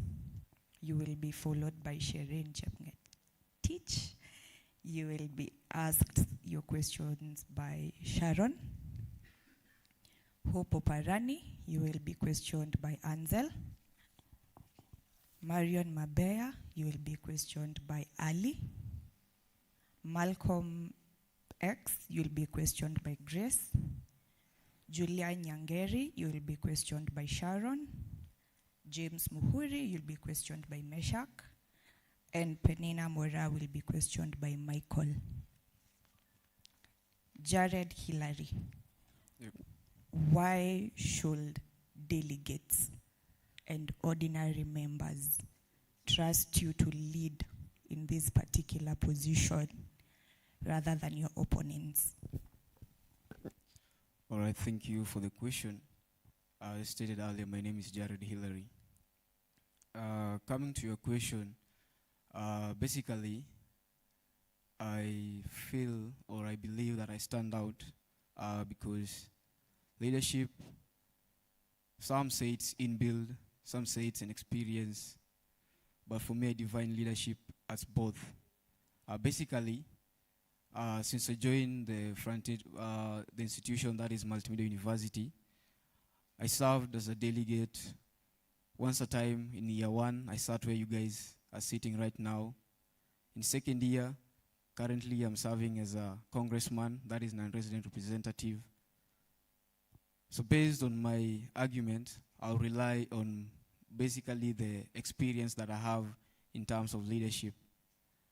Me being in leadership in MUXA, serving as an resident representative, I've had several initiatives that I've personally, together with the union itself, we've worked together hand in hand to enable some initiative to be a complete.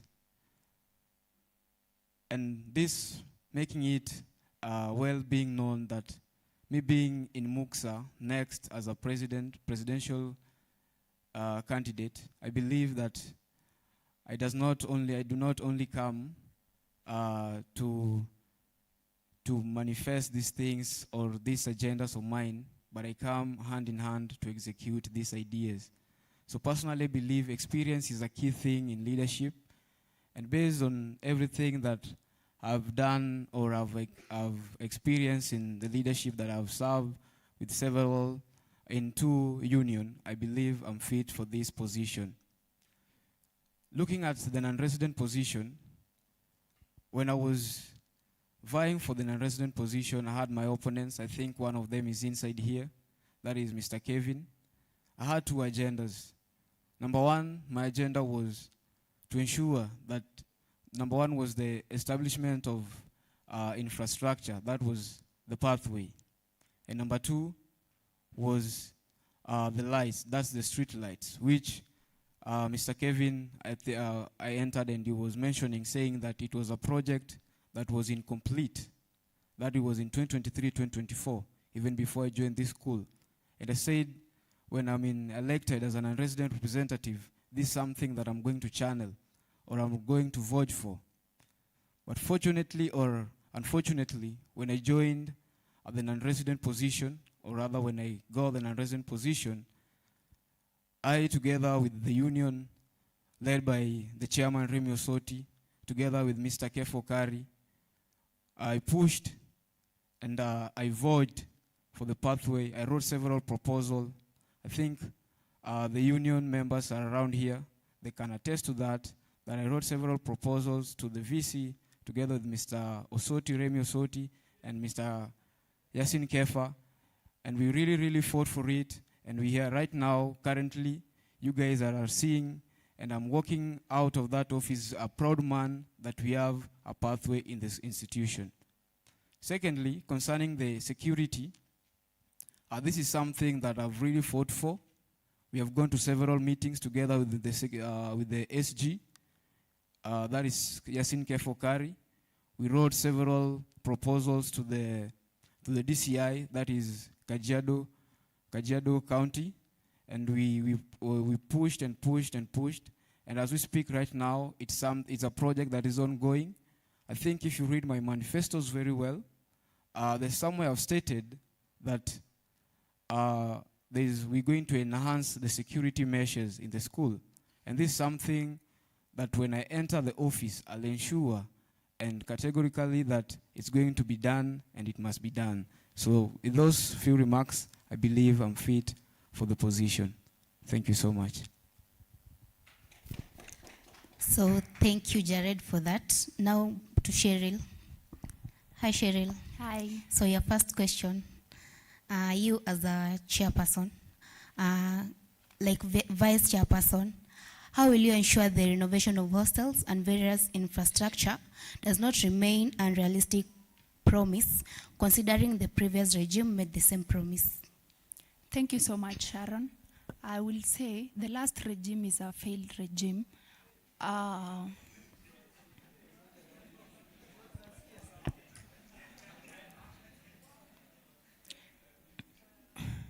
The difference between... Sharon, sorry to cut you short.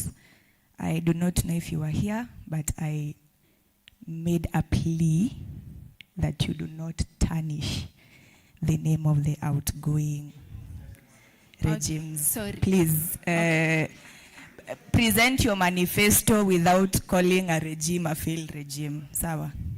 Okay. Present a manifesto without addressing previous regimes. This is to all candidates. You are presenting your manifestos. We are not here to mark their jobs. Sawa? Okay. The difference between my regime and the other one is not intention, but structure and accountability. I will coordinate with the admin and the relevant department. That's when I get into the office, I will push the project to be done immediately. Since our slogan is yes, we can.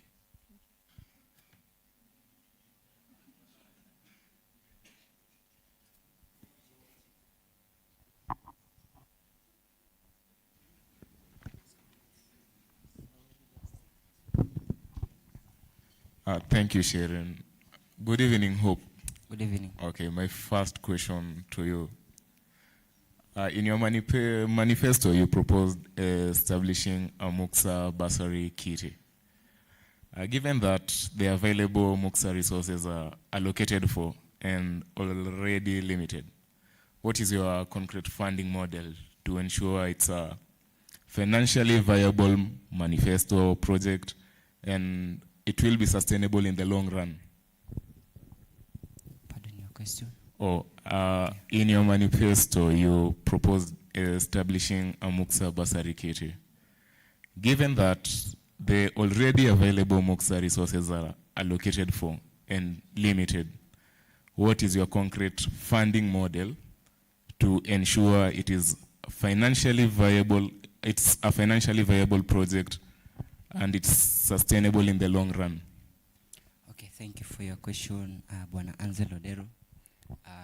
First of all, that manifesto, it was not just a writing, but we are going to ensure that it works for the best and interest for all comrades in the institution.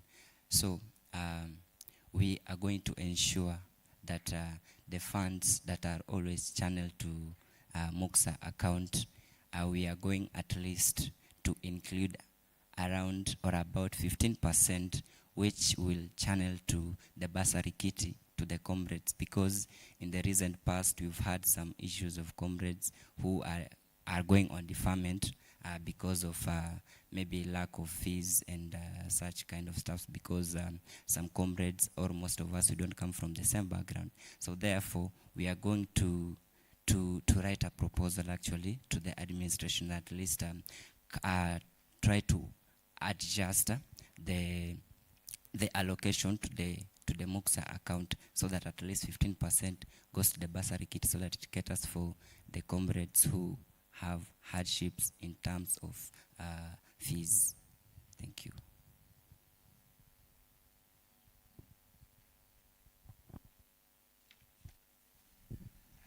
Mariam. Yes. How do you do? Pardon? How do you do? I do well, you?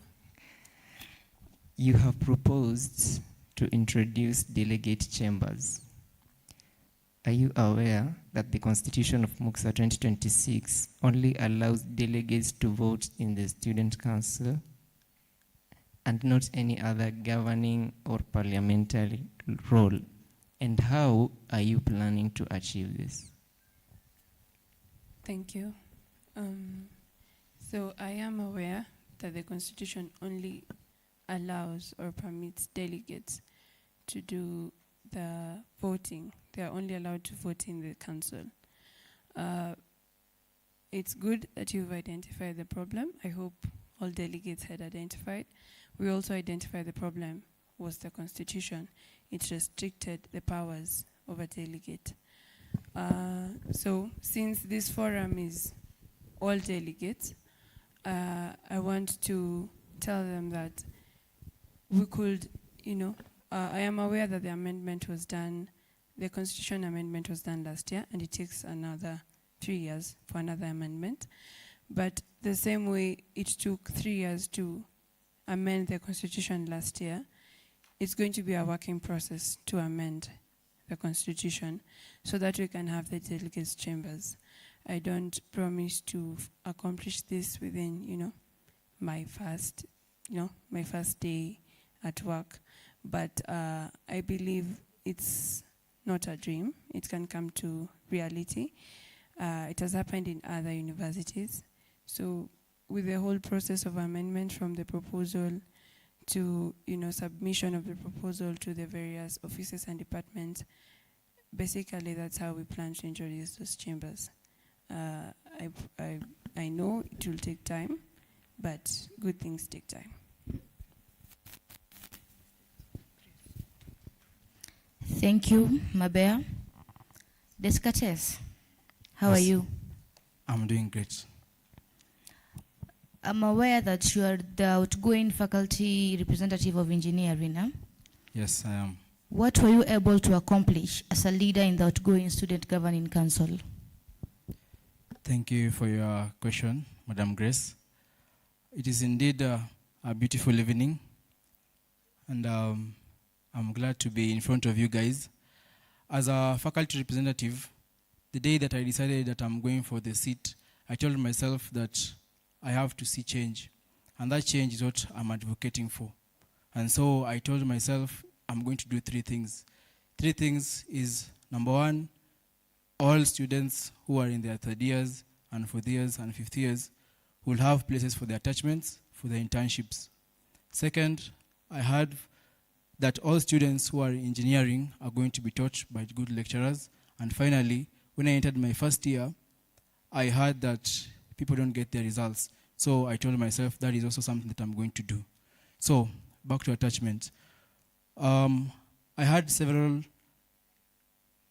partners, or rather I can call them companies, that I partnered with them and took 49 people to attachment. That one was split into KA taking 10 people, MTRH having 1 person, Muranga Affordable Housing having 6 people, KPC, Kenya Pipeline, had 4 people, Ministry of Energy had 8 people, KPLC had 10 people, and Norfolk Hotel had 10 people. That's a total of 49 attachees who got attachment. And among these attachees, just to add on, some of them are still working in the areas that they were, and they are doing well. I can give you an opportunity, but whatever you'll do with the opportunity is up to you. That's right? Yeah. So back to lecturers. I've been pushing so hard so that we can have the best lecturers, so that we avoid that congestion of one lecturer teaching more classes. So in engineering, we have 2 lecturers, one from UN and another one from JQuat, whom have joined us, though at a part-time, to teach us and have more for our students. And for the results, just as I said, now currently we have all students in engineering can access their results, their result slips and transcripts, which was an issue to the previous class which just graduated last year. Now they can go to the office and get their transcripts and result slip as their sponsors and parents demand them. So I believe from the 3 agendas that I had accomplished them. But aside from those, there are also some things that I added on, and I'm still pushing for them, advocating so hard so that we can have more innovative equipments in our faculty, and at least we can have engineering bloom again. So thank you for your question. That's all. Thank you. Okay, thank you, Malcolm, for your answers. I'll go to Julian. So Julian, you as a vice chairperson, how will you ensure that full transparency and openness regarding the expenditure of student funds under your leadership? Okay, thank you for that question. I think the question of transparency has been asked a lot of times in this meeting tonight. And according to me, transparency basically talks about finances of this school, right? Because it's Wi-Fi, it's sanitation, all those things, right? The very first thing I'm going to talk about, what I'm going to do in my docket is publication of the semester. There's an audit done for each year, financial year. So in this school, I think transparency, we need to do audits of how the money is spent. Like, for example, the activity fee that we pay, the fee we pay for Wi-Fi. If you give an audit of how much money was spent in that financial year or semester, I think we're going to have transparency. Thank you. Thank you very much, Julian. James. Yes. To my first question, if elected to be the next chairperson, how will you ensure your leadership serves the student body's interests? Thank you, Meshach, for the question, and thank you for those present. So to answer your question, how I'll ensure that my leadership ensures that I serve the interests of the comrades. One of my reasons to vie for this seat, it's because I feel that there are a lot of basic things which are not working in our institution. And we can all come to an agreement with that. And in my manifesto, there is one area and one of the manifestos that I insist in much on, that is making sure that basic things work. And when I say this, I basically mean that we don't need to bring a lot of new things. We only need to implement and ensure that basic necessities that we need as an institution are running smoothly and efficiently. Thank you for your question. Penina, good evening. Good evening. You've been a Congress member. Yes.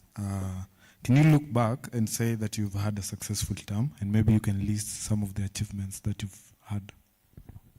As a Congress member, thank you so much for your question. As a Congress member, for those who know, I was the female Halls rep. Yes, I'd say I've had a successful tenure, and that's because my main agenda for getting into female Halls rep was to ensure that there's better sanitation, and I wanted to work on the issue of baboons. So yes, I have worked on the issue of baboons by employing security guards. Yes, those security guards are not to watch you guys when you're stealing. They're there because of the baboons. Secondly, I have worked on sanitation.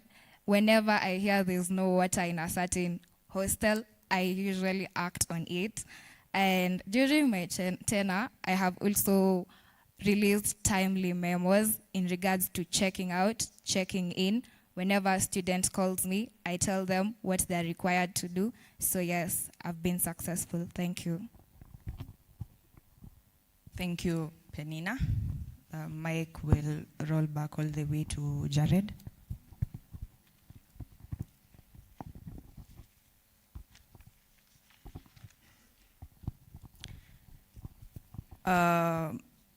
your manifesto, Yep. it proposes establishing an international exchange program. Would you kindly outline, before I ask you that, please, I know we know what an exchange program is, but I would like you to elaborate what it is, just briefly, and then I'll ask you the next part of the question. Okay, thank you. Just to elaborate on exchange program, basically specializing in the international exchange program. This is whereby, let me give an example of Multimedia University and Kenyatta University. It's whereby, for example, we have a faculty of business and or maybe a faculty of media and communication having an exchange program with a school. Maybe let's use the School of Business. When we do the exchange program, we have the students from Multimedia University will exchange with the students from Multimedia with Kenyatta University. That's basically a layman definition of the exchange program. But when getting into deeper meaning of the exchange program, this is whereby as students or as scholars, we not only exchange the faculty from a faculty, but is whereby we exchange ideas, we exchange network, we exchange the cultures, because at the end of the day, if a student from the Faculty of Media and Communication goes to Kenyatta University, whereby also in Kenyatta University we have a student from Faculty of Media and Communication, there will be that exchange whereby someone from Multimedia University will learn the culture from Kenyatta University, how they operate their medias, how the students from media, the FAMECO students in that Kenyatta University, how they operate, how they do their things, how they are being taught, and this brings in more ideas to a person. This brings more ideas to our faculty as a whole, and this really helps a lot. Coming to an international exchange program, this thing cannot be done basically by me alone, but this involves as well as the government stakeholders as well as the institutional stakeholders. And we are really targeting, and if I get into power, I believe that this is something that can be done because it's being done in several campuses. Thank you. Back to you again. Kindly outline the steps that you will take to make this a reality, because I understand international exchange program is a very tactical and difficult thing to achieve. But how will you ensure that this is made a reality, and that most importantly, it is accessible and affordable to all members, to members who cannot afford to pay for flights, to pay for passports, and all that kind of a thing, that it will be serving an equitable purpose to all ordinary members of MUXA. All right, thank you. Coming back to the international exchange program, this is something that I didn't just wake up and just wrote it there in my manifesto, but it's something that I felt need be in school. So talking of the stages, I highlighted one by one, and I think I'll take you through them. Number one is to submit a formal proposal, that is to the university management as well to the Senate. International exchange program, this is a policy that should be in a school. I think, as you can recall, with the outgoing government, this institution didn't have accommodation policy. This institution didn't have clubs and society policy. But when I came into office, we decided to bring in accommodation policy. And right now it's ongoing. And it's something that that's why I stated that I believe leadership experience. So I know where proposal I know where proposal succeeds, and I also know where proposals cannot succeed. So if this international exchange program is a proposal, basically the first stage of this manifesto, number one, is to write a proposal to the university management and to the Senate for approval. That's number one. Number two, the school, being a governmental institution, they have directors of partnership. And this director of partnership, they really helps a lot. That's why we have, for example, if you look at the institution, that is because I'll use a lot of example in the accommodation sector because I've been in the accommodation committee. If you look at the accommodation committee, there is a partnership between the institution and the outside hostels. That is some like Poda and Adana, Elite Hostel. So those are things that have been partnership with the institution. This coming to my attention in that the school as a institution have directors of partnership. So number two of this stage is to have to bring to attention to the school that we need partnership. So the director of partnership will have to help us. If the proposal goes through, the director of partnership will help us to partner with several institutions.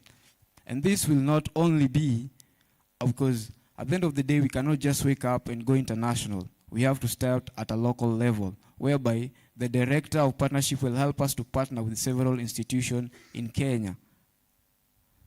Number two is to facilitate the drafting and signing of MOUs in the institution.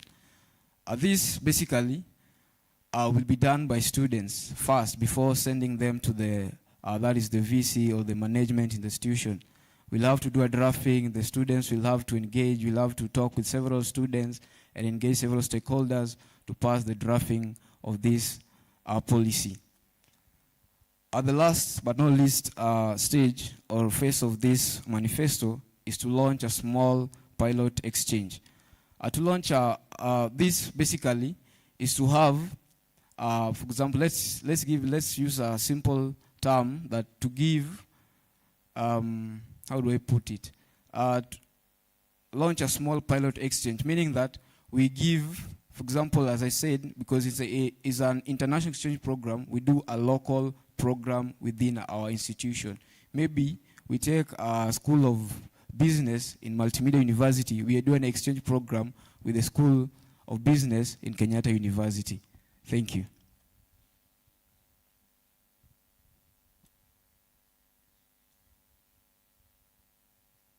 So back to you, Sharon. Can you convince us, like the delegates and the multimedia at large, like why you, Sharon, Chemngetich, and Jared Hillary? Thank you so much, Sharon. I choose Jared because of his strong leadership, consistency, and ability to unite comrades. As a vice chairperson, I will support his leadership and our shared vision to action. Thank you.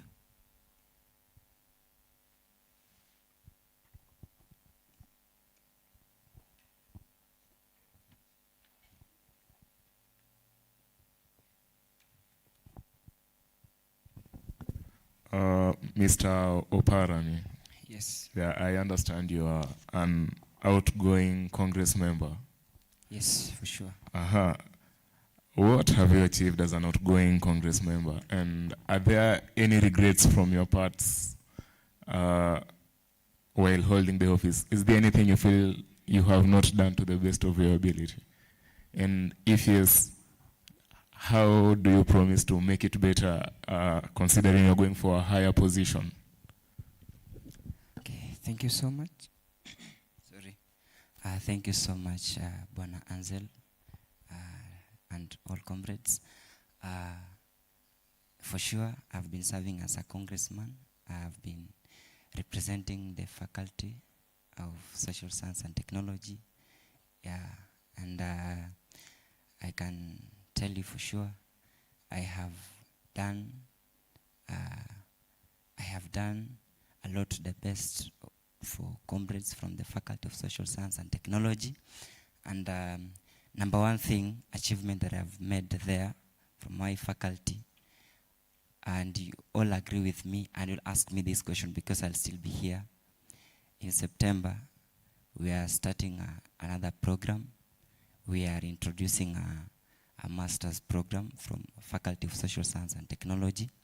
And when that was one of the agendas that I wrote and I had in place. And come September, those comrades who have gone before us, and I believe they are going to start that program early September. Another thing, next year, January, we are introducing education program from the Faculty of Social Science and Technology. And those were some of the manifestos that I had in place as the faculty representative. And apart from that, I've also helped a lot of comrades who have had some issues of missing marks and stuff, you know. It has been a problem that I found in that faculty, and I decided that I cannot sit there as a faculty representative and yet my comrades, the comrades from my faculty are suffering, and yet I'm there. That is some of the achievements that I have made, and I can bet for sure that I still need more chance to serve the entire community of Multimedia University of Kenya, because I have the comrades' interest at heart and at hand, and I believe if you delegates, you give us the chance to lead this institution, we are going to take this institution to universal standards, and we are going to ensure that Multimedia University of Kenya will be at its top notch as the incoming MUXA 2026-2027, and we believe in ourselves as Team Maui, because Maui is not just a name, but it is a solid foundation for the great Multimedia University of Kenya. And we believe that as I've been serving as the faculty rep, I still need more chance to serve you comrades, because as I've said earlier, we have the best interests for you people, and I believe that those interests is going to move this institution forward. Thank you so much. Thank you, Hope. To your running mate, Marion. Why should ordinary members and voters trust you to lead rather than these your opponents here? Thank you. Thank you. I believe as a delegate, you have the power to hire. You have the power to, okay, for now you don't have the power to fire, but you have the power to hire. So when I was a delegate in year one, maybe a bit of history, I elected leaders because of the ideas they shared to me. The problem I faced, or the problem I saw among delegates, one, delegates want to associate with tribe, others want to associate with, you know, the relationship you have with an aspirant or with whoever is talking to you. They forget that we want competent leaders, and that's it. So the reason why I feel delegates should elect me is because I think, or no, I know, I am sure I'm competent for the seat of vice chairperson. According to the Constitution, in summary, a vice chairperson is in charge of student welfare. So there are different committees in charge of welfare. There's the Special Needs, Health and Environment Committee. There's also the Gender and Social Welfare Committee, and there's the Catering and Accommodation Committee. So I do believe that I could really take, you know, the standard of student welfare in this school, in this institution, to a higher notch. One problem I have been very bothered with is our mental health program. So our mental health program happens only once in a blue moon. Let me say once in a blue moon. And it's not as effective. Maybe to pose a question to all of you in this room, how many have attended the mental health program for this semester? By show of hand. None. Because it has not been as effective as it should be to the comrades. Mental health is something, it's a growing disease. It's going to hurt the youth if it's not curbed at its junior stage.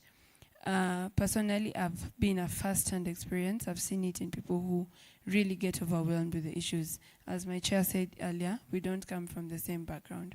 People are struggling with things they are very shy to talk about. People are struggling with things that they feel they're alone. And I do believe if they find somewhere they can channel all these frustrations, because at university level, people, first, you have a responsibility to yourself, because, you know, right now you're a citizen. Your parent is not going to always baby you. She or he or your guardian is not around to tell you, you know, do this, do that, don't do this. You have a responsibility to grow up yourself. So that is one responsibility that is not as easy as it's spoken of.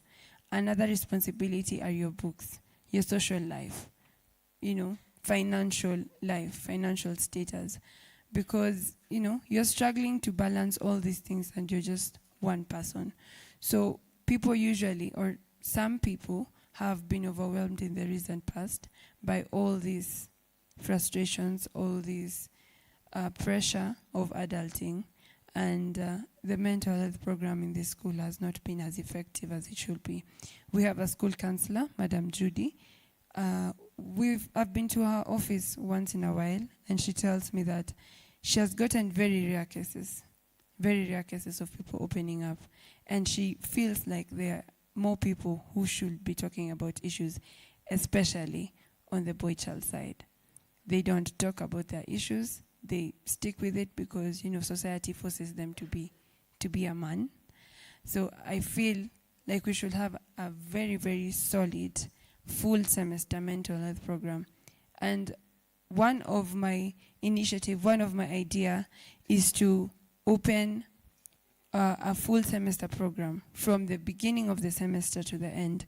We could channel programs through the clubs, through the societies, or through the classes, where each week we allocate an initiative about mental health that we want to push. It could be awareness, it could be mental health illnesses. We discuss different illnesses and, you know, the symptoms, what you should look for in a friend or in a partner, the things, the red flags that you see when someone is suffering. And then we could culminate this with a whole rally or a drive or a walk, just to, you know, get to other people who can't attend to, you know, the forums that we have.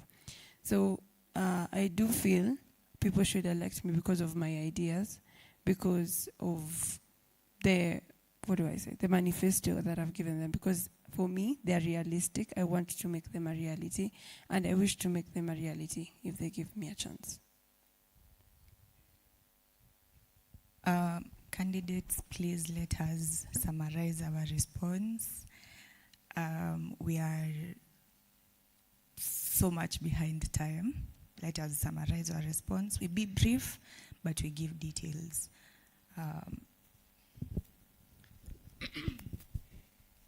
Descartes, I'm back to you.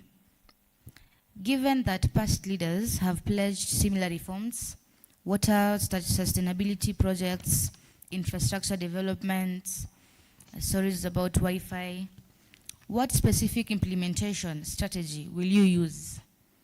Please provide a clear timeline for delivery and explain how you will ensure this does not become another repeated but unfulfilled promise. Thank you for your question. I believe that you came here to school to grow, be exploited to the outside world, and also to be empowered. Now, you have asked me a candid question, and I really love it. In my first year, I was also a delegate. My second year, I was a faculty representative. And now in my third year, I'm running for this race. I believe in front of you here, we are all candidates, and we are leaders who are here to tell you guys the truth and not to lie to you guys. And as my fellows have just spoken, they are lying to us, because if that is what the government has been doing, then I don't know the government I've been serving. Starting with my brother Jared, I don't know if you can produce to us the proposals, it will be better, because we have served in the same government. And also for Hope, please don't put whatever the school is in charge to do as your docket. So you have asked me about water and infrastructure and the promises that have been made prior. So, us vying as Team X, what we want to give you guys is a remedy. Things have been told since time immemorial, and it has reached a point that we are the Gen Z and we are growing. We are here to tell people what is really in the ground. I am also affected by whatever is happening in the school, lack of water. At some point, we also could not access the estates because they were claiming they don't have materials to make the doors, the broken windows, even as Paige says that she has placed guards there. We have not also been able to get this Wi-Fi at the fullest. But what is the remedy? Look at this thing in a very practical manner. We are having the hostels department. This hostel department can just get funding, so that that funding can be used at times when there is no money, that funding can sustain our hostels. Currently, we are having a construction site there, and I've never heard or them boycotting working there because of lack of water. As much as us students here, we are lacking water, but that place has not lacked water for the better time they have been there.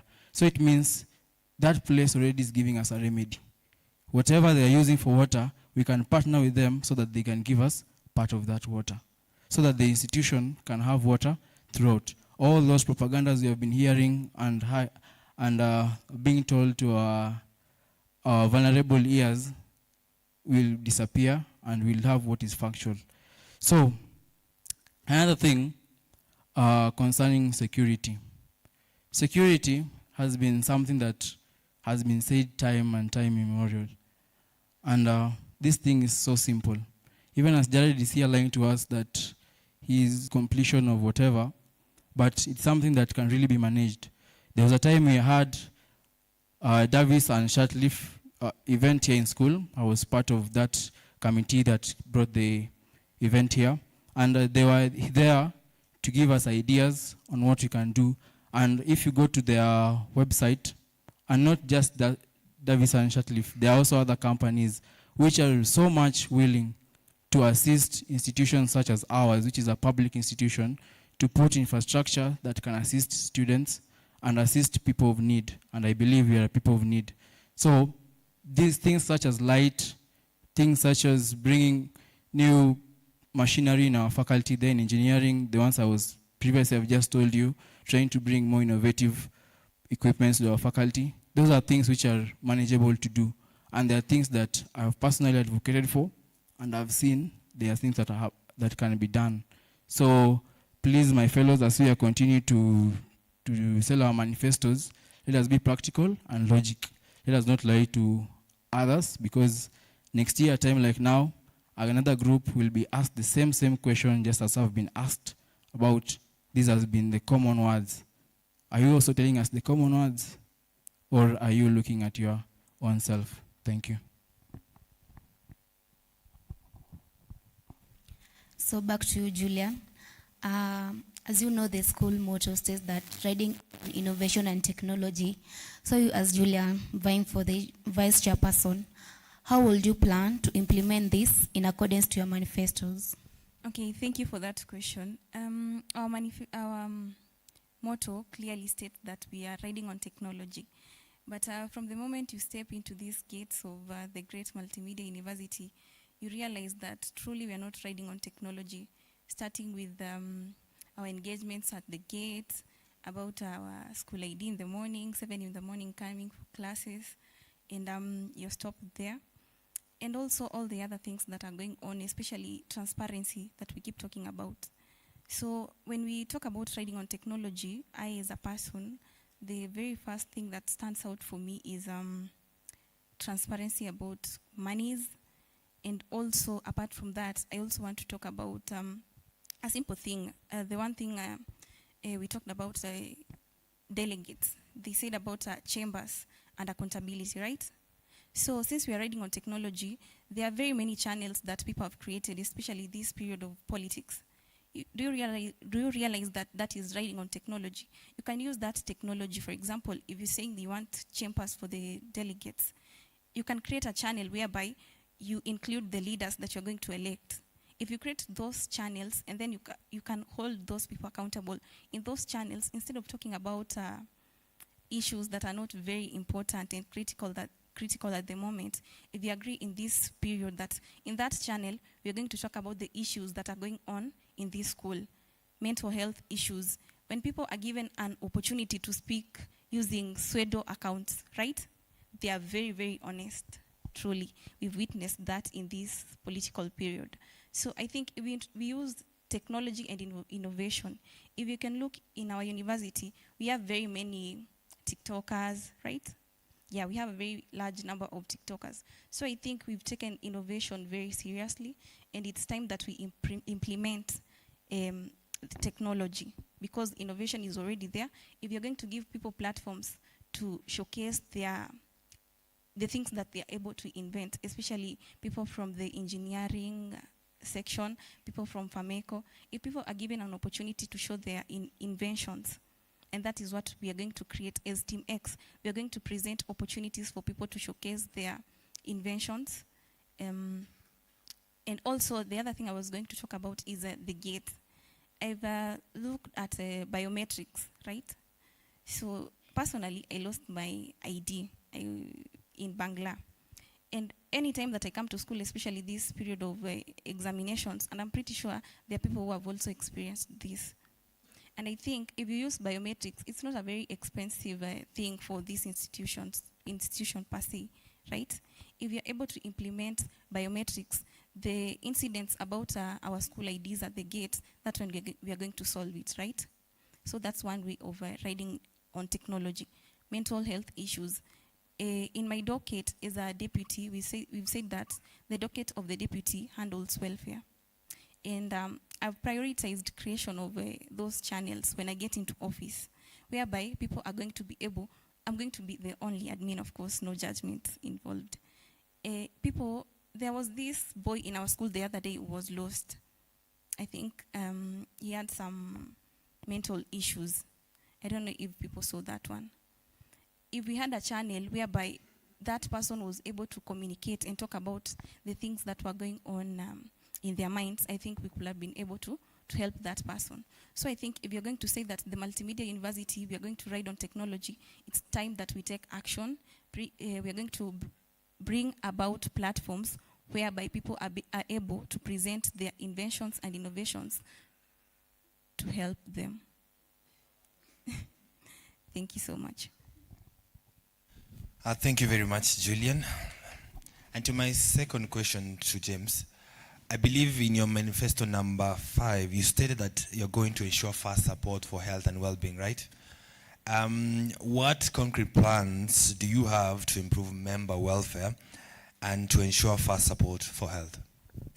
Thank you for that question. Sure, in my manifesto, number 5, we have fast support for health, or initiate fast response in initiative, and that is health-wise, and wellness.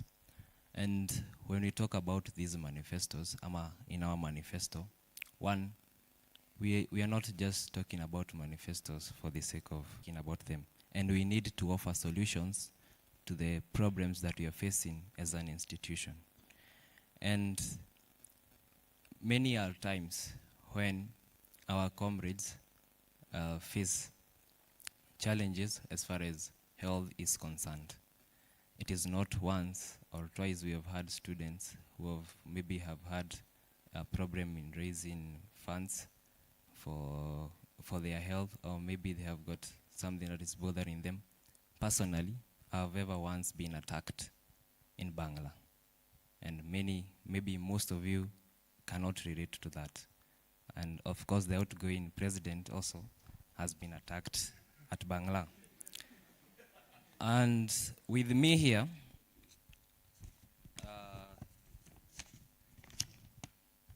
is a letter from Sinai Hospital. I was attacked on 20th September 2024. Maybe many of you might think that this is something we just put manifestos for the sake of putting them. In fact, apart from that, I have got an X-ray. And this X-ray, as many of you can see, I was attacked alongside Magadi Road, while walking along that path. And therefore, and when I was admitted at Sinai Hospital, the comrades of this institution raised my bill within minutes, and I witnessed that. And personally, I'm very grateful for that. And in fact, if there is something that motivates me to run for this seat, it's because I feel that I need to do the best for this institution. So I'm going to make sure that in this seat and the mandate that will be bestowed upon me as the chairperson, I'm going to make sure that whoever is attacked or whoever is undergoing a health problem is given the best response, and that we make coordinations to ensure that such a person gets the best support from us.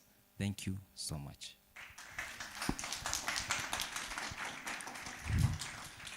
This is for Team Jamo, specifically for Penina Mora. Your manifesto states that you will protect students from harmful policies. I hope you understand how strong this promise is, considering leaders often have limited authority. Can you explain practical tools you and your chair actually have to make that protection a reality? Come again. You have stated that you will protect students from harmful policies. Yes? Yeah. So I hope you understand how strong that promise is, having in mind that you have limited authority as students. So now you and your chair state practical tools, or rather how you're going to execute that and ensure students are protected from harmful policies. Thank you so much for your question. This is a very, very hard question, but I'll try to answer in the most correct way. First of all, I believe the most powerful tool we have is word of mouth. My chair and I are fearless enough to face the school and tell them that no, we as the students cannot live with this. You have to be lenient with us.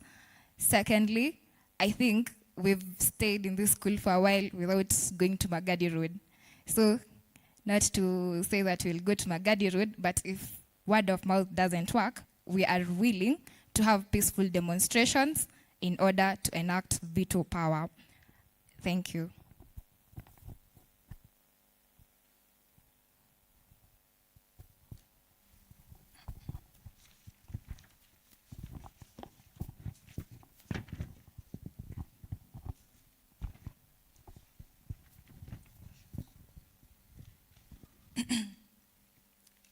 Thank you, Penina. Jared, in your manifesto, you have mentioned that you will give resolutions that will resolve technical issues in the new funding model. So, as chairperson, how will you work considering the new funding model is not under the mandates of a school, it's under the government's mandates, yeah? So how will you work with the government to ensure this is successfully achieved without going to Magadi Road? All right, thank you so much. Before that, I think the Skates has a little bit touched somewhere. and I would just love to say I understand the modeling role has just made you to talk a lot and see everything in a practical way, but that's not how some things are done. Some things are policies made and they're documented and proposals are wrote, so not everything is practical. I think their modeling role has a little bit given you an itch in a way, but thank you for that. Anyways, back to your question. Talking of the technical issue that is happening in our school, not basically in our school, but generally the entire universities, this is something that is there, and it's also a challenge, and most of us here are experiencing it from the first years to right now, the current third years. This, as I stated earlier, this is a policy, and this policy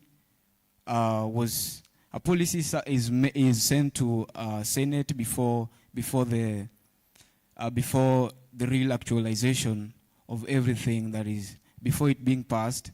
So at the end of the day, this is something that we believe through the committees that we can, because this thing was bring in by committees, whereby committees and stakeholders sat down and they came up with this thing called new funding model. It's the same thing that can also be done through the engagement with different stakeholders, different institutions, and we form different committees that will also champion for the removal of NFM. Or rather, we can have several stakeholders in the institution whereby, yes, the NFM can be there, but this NFM should not hinder comrades from not registering their units. We can have several stakeholders and also have the university management sit down and have negotiation on how we're going to maneuver, and if a comrade has just immediately paid his or her household fee, is able to register units without requiring to wait for the help to pay their their fees. If they've paid their household fee, they're eligible to vote they're eligible to register for their units. So this is something, because it's a policy, a committee can sit down and have a negotiation and have a talk, and this is something that can be done. Thank you so much. A follow-up question. Okay. On the new funding model. Yep. I believe you and myself are greatly affected by the new funding model. We are the ones who came in with it, yeah? So my question to you is, considering that you are in office for a very short time, between next week till when your office will be declared vacant, that will be in January. How are you going to ensure that this new funding model is worked on that particular short time, and that the students, the comrades that are affected by it will be exonerated from the consequences? Remember, this is a national problem. So how will you ensure that I am here for another 2 years?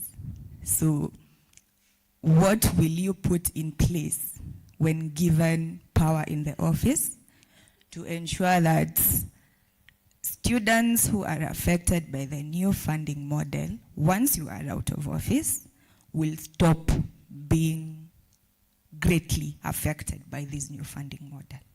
Okay, thank you. As I stated earlier, not everything is practical. This is a policy.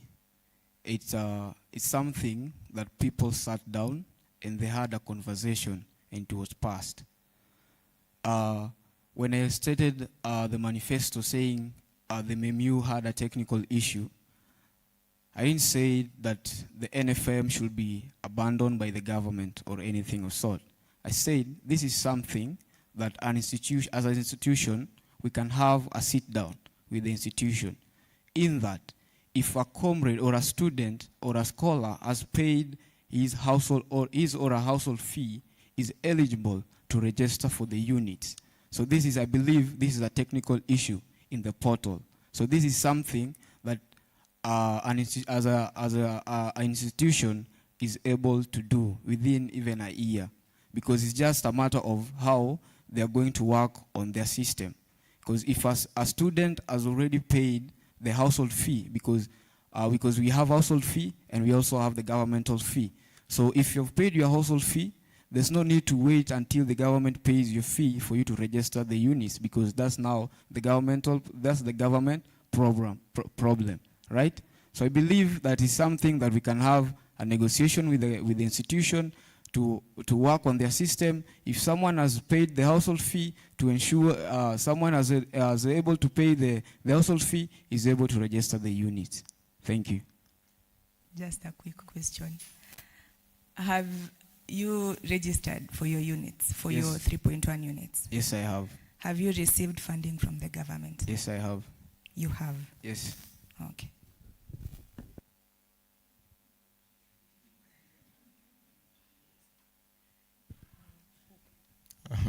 Thank you, Jared. My next question is to Wefula, right? Yes. Oh, I didn't know that is your official name. Here we go. In your manifesto, you define something as a campus excellence initiative. Yes. Given that excellence is such a subjective word and people have different parameters of measuring excellence, what are the key performance indicators will you use? Which key performance indicators will you use to track the success of this initiative? How will you measure excellence in your campus excellence initiative? Mm-hmm. Thank you for your question. The measurement parameter for this campus excellence initiative, I can say it is measured in terms of the activities that will take place in as far as the campus initiative is concerned. First of all, we know a lot of comrades, or most comrades inside here, and you can agree with me that they are experienced in certain areas like tech and arts and such stuff, performance skills and even drama. And this one, it will happen. We are having action plan whereby we are going to have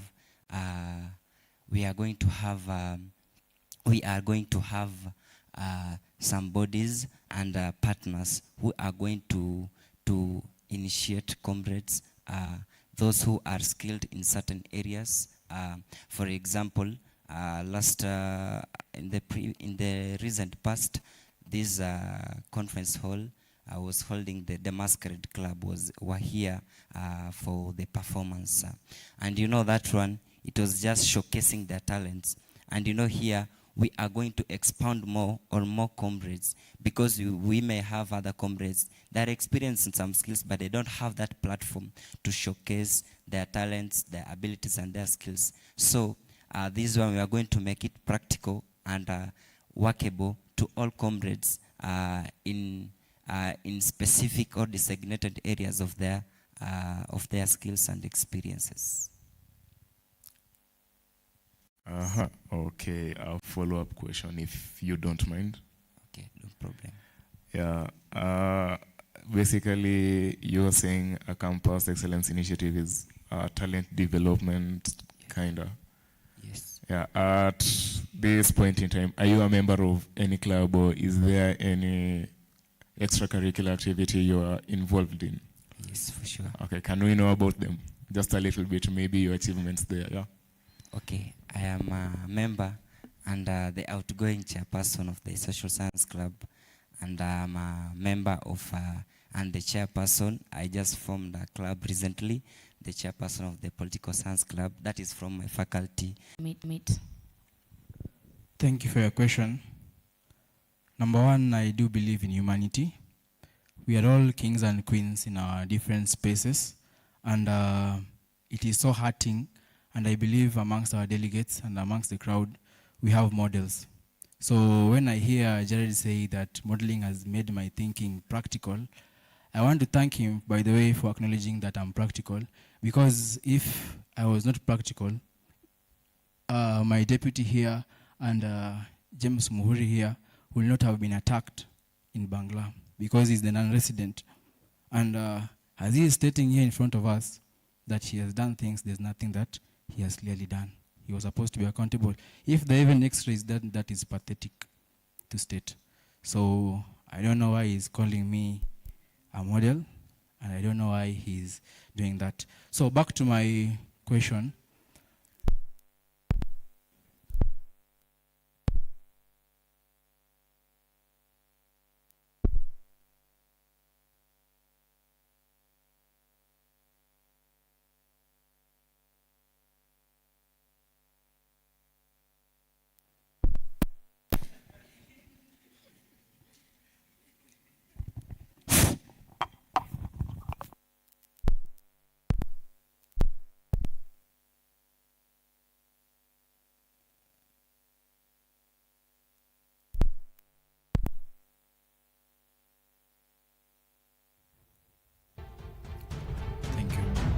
So you have asked me about my second point in my manifesto about what I'm going to do. So just allow me. The same Jared is saying that about international exchange programs. I don't differ with him, but he has not told us a proper procedure about it, because from where I sit, that's not how it's done. The companies and the organizations that have partnered with them in giving the attachment, and also the organizations that have had giving people jobs, because there are people who are doing jobs, these people have been able to do so from a point of getting advised correctly. So the alumni who are here, last year's graduates and also the previous year graduates from engineering, because that's my specialty, and as it is always said, charity starts from home. So previous year we have a guy known as Jacob. He was actually he was also a faculty representative. The guy I assisted him, and today the guy is in the institution as doing his masters, and aside from doing his masters, the guy is also working in an organization there in town, and the organization is also partnering with KQ, and as an engineer, because he got a first class. Then last year we have also Natasha, who is an intern in JKIA, also supplying these materials that you see in my faculty, and also aside from my faculty, in the Faculty of Science, she is doing supplies. And aside from Natasha, she also got a first class last year. We also have a guy known as Sam Elfas, who is in Davis Shatliff, which I just told you about. The guy is spearheading so much so that comrades who are in multimedia can also get better opportunities out there. This is engineering space, but I don't want to put it in just engineering, because when I say lists, I'm seeing you're all amazed. There's a big list, but I cannot mention them all due to time. But what you want to do is at least let us diversify. We have Safaricom, there's a guy known as Balak, who was also here in multimedia. He's in IK. The guy, we talked to him, and we want to bring corporations such as Safaricom so that people in other faculties, such as IT, can also be enrolled there. We have InfoTrack, people in social science, political science can go there, do their research. We also have KCB. Last year, they gave attachments slots here in school. Those were 5. But this year, we want to increase the list to go a bit higher. And also, aside from that, we're also trying so much so that the media people, because this school is so known for media, right? So we're also trying that the media, at least, because it's a big population, there's applied communication, there's journalism, the people doing film, all those people can be accommodated, and the spot that we have found is Nation Media Group. So we'll try and push and advocate for people to be enrolled there. So I believe those are some of the things that we are trying so much to spearhead. And I have a friend of mine, just to say, his name is Torres. He was the former president of Chatham University. The guy was in Germany 2 weeks ago, and whatever he went to do there, he went to create more opportunities for his institution, but not just Strathmore, because it's a private institution, as you all know, but clear the way for other institutions. And when I say that Jared is lying to us about the procedure, I have first-hand information on how also us, we can delve into that, and he can guide us on the way forward. So I know what I'm talking about, and as it is in my manifesto, I told you I'm not here to lie to you guys. I'm here to tell you the truth, and the truth will set us free. Thank you.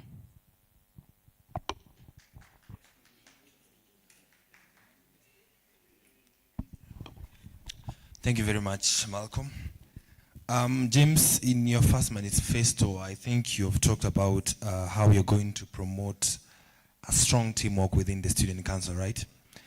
How are you going to approach this, differing from previous leaders who made these promises to ensure the student council doesn't split? Thank you so much, Meshach. And in my manifesto, just to read for those who maybe who have not heard, it is a unified student council and legislative synergy, working together for the students. I was here, I was just seated there, and I was listening to the debate for the finance aspirants, and I have heard them talk about the stalled projects that we have had as an institution. We have the lighting, the chafua. We have about the project that is incomplete for the outgoing MUXA. And I believe as a person, one of the reasons as to why these projects are stalled is because the student council is not united. We can all agree a team cannot work together and cannot achieve things if they are not united. We can all see from how our brothers who are with us here, they are all just fighting here and there. We cannot see that. And if at all you cannot be able to unite a council, therefore it means in as much as we talk of all these manifestos, even if we quote, we request the AI to help us get manifestos, we cannot be able to implement these manifestos if we are not united. Even as the chair of the Electoral Commission, if this commission is not united, be rest assured that you could not even hold such a debate. So we can all agree, and my main aim as the chair is to make sure that the SG, the treasurer, the sports, and all the members of the MUXA, we are united, so that when we say we are heading to north, we all face to the north, so that we can achieve the manifestos that we have. So mine is just very simple, very simple. We only need to make sure that the basic things that we are talking about or that are affecting us, they are tackled on, and we have to tackle them if only we are united. Thank you so much.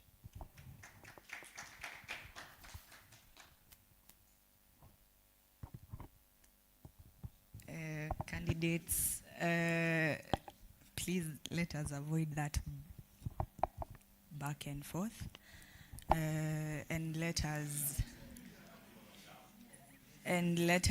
respect each other, tafadhali, in as much as you are, I don't want to use the term opponents, you are competitors. Let us compete with respect and decorum. Let us not disrespect. Yes, you get my point. Jared. Name one, give an example. Our friend James has talked about unity in the student council union. So being a member, an outgoing member, I would like you, okay, the example doesn't necessarily have to be related to you being in the governing council, but I would like you to give an example of an instance where you had to make a critical decision based on, for example, bickering between people. How did you manage it? what was, you don't have to give us the details, but we would like to get a surface level understanding of what the situation was about and how you managed it. Because if you are to be given this particular office, the other 5 dockets would be led by you. So in any case there is disagreement within the union, how would you manage it? All right. Thank you so much for the question. I think this is just to answer my brother Malcolm X. No, Jared. Okay, sawa. The comrades have talked. Sawa. Okay, so I believe my brother Malcolm X has been mentioning a lot of my manifestos, and yet I've not heard him mentioning or explaining to detail about his manifesto. I don't know if he's more interested on my manifesto or what, but I believe he's busy mentioning the people he has helped. As the Bible says, as the Bible says that whatever the right hand does, let the other hand never know about. So I believe that's many of us inside here has really helped a lot of people. Personally, I've helped a lot of people, but I've not mentioned to you guys. So I believe that's being a gentleman. So as a leader, be a gentleman. Back to the question. Me personally, I've served in a lot of leadership engagements. So talking of conflicts and how I handle it in a way, I'll give an example. There's this organization called Education for All Children, ETECH. I serve as the president of ETECH. In Multimedia University, we are around 48 students. And in total, that is post-secondary program, we are 1,088. So in this program, this year, in January, we had different stakeholders in a battle, in a conflict. And as a leader, I had to come in and solve the situation. First thing as a leader, I believe you have to come with solutions than the problems you have. So at the end of the day, when the things happen, the conflict between the management in Nairobi and the management in the United States, how to chip in and be as neutral as possible. So I believe as a leader, before jumping into conclusion, whenever my colleagues are in a conflict, whether the academic secretary or the finance secretary are in a conflict, as a leader I have to come in and find solutions to the problem. Thank you.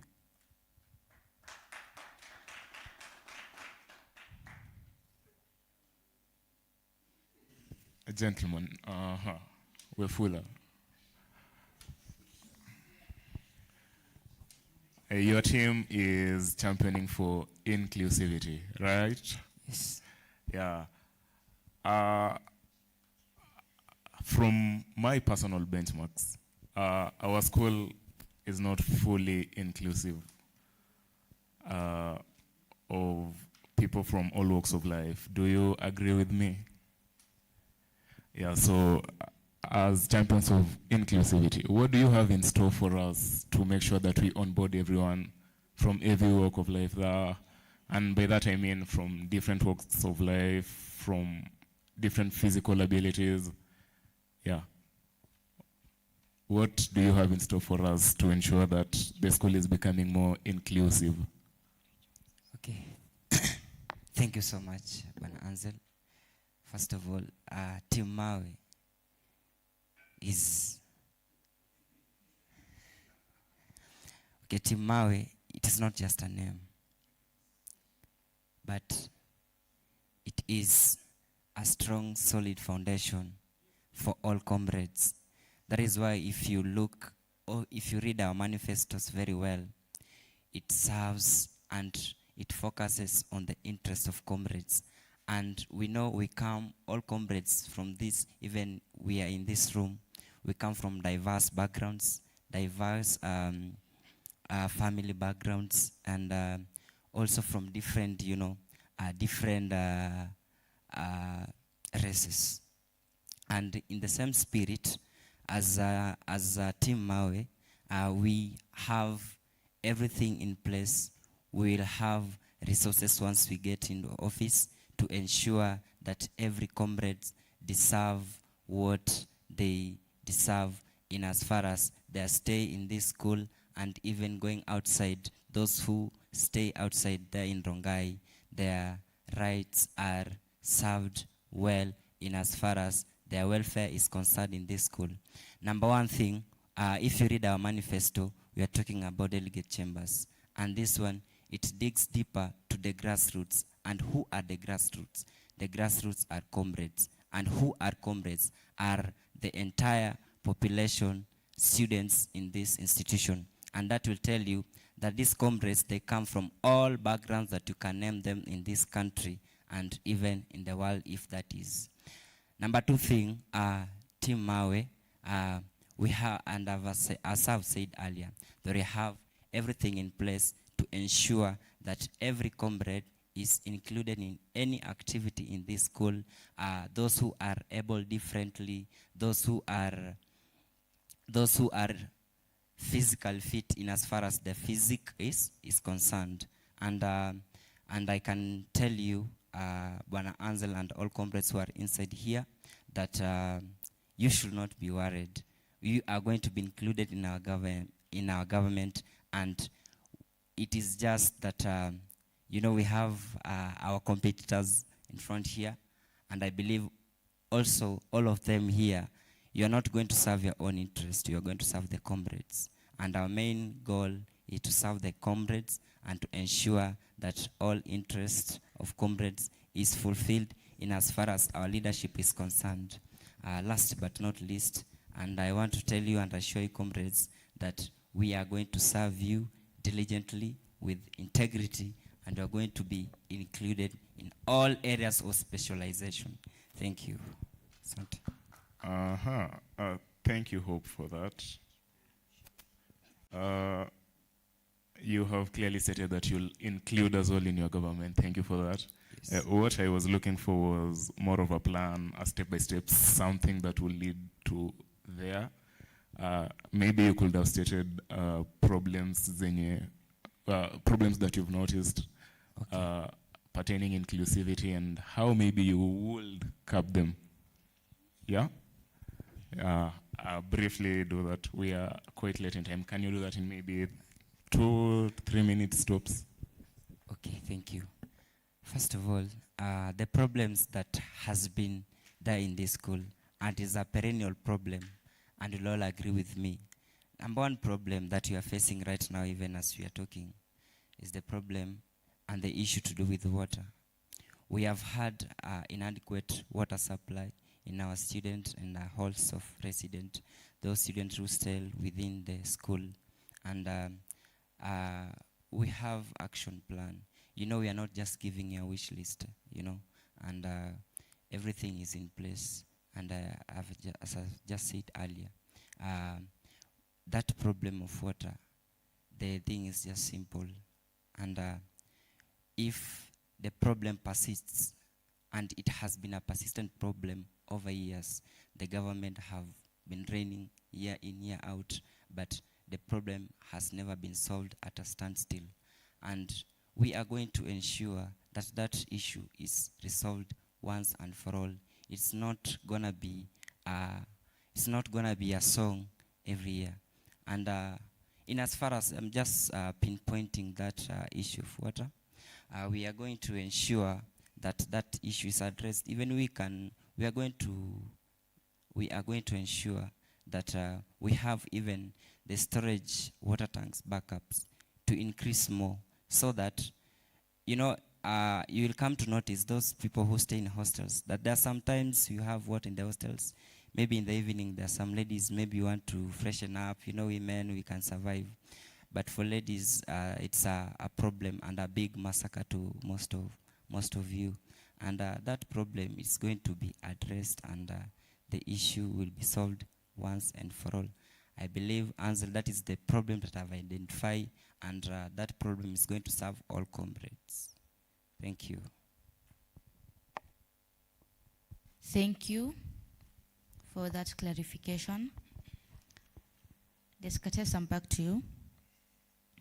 And to my fourth question, you as Team X, convince these voters here why you and not your opponent. Thank you for your question. Team X, you know, the background of that Team X was so thoughtful, so innovative. And when we settled on Team X, we just took it from extraordinary. And the reason why we put it as Team X, I am a mathematical student. My deputy too is in media. And in everything that we've pursued or in life, we meet a lot of X in problems, and what you always have to look for is solutions. So why X? X is a term that we had for extra progress, extra growth, and also extra empowerment. And the reason why we are saying X, extra, is because you can make one step and also at the same time make 2 steps ahead. 1 step means progress, but 2 steps means extra progress. What is extra progress? When I'm here defending my manifesto, I'm talking from a point of experience, from a point of knowing what I am doing, knowing what I am pulling into. Because according to the MUXA Constitution, Article 2, point number 9, it talks about more of how can you participate in community service and how can you build the community, specifically in school. That's just a paraphrase. You can read it. It talks about all that. So that is why we are so much pushing for having extra change. When you talk about hostels, when you talk about infrastructure, when you talk about helping people, we're not bragging about it. We're just saying, yes, it has been done before, but now we are entering in this position. What are we going to do new? What are we going to proceed with? And what are we going to do in a better way than has been done before? So that is why we had X in our team. And also to our fellow comrades and per se delegates, I want to urge all of you as you're in this room that let us look into that which can be done. That which cannot be done is a lie on our faces, a lie on our ears, a lie on our eyes. And so let us also be critical in our thinking. And we have engaged all of you as a team. And all that we tell you is what we plan to do. Inclusivity and also doing more of actions than words. That's what I can tell you. Thank you. Thank you very much, Malcolm.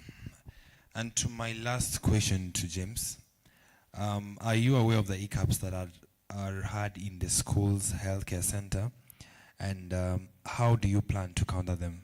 For example, juzi nimekuwa hapo dispensary na nimekuwa na a bad flu, and they told me niende nitafute dawa huko Rongai. Are you aware of that, and how do you plan to counter that if elected to be the chairperson? Thank you so much. One, when we talk about the health issues, as the chairperson, this is the things to do with health is a role mandated to the deputy president, deputy chairperson. Hope everyone understands that. And as the chairperson, you are given the mandate per the constitution to work with the deputy to make sure that things to do with health I'll coordinate it and I'll sort it out. Thank you.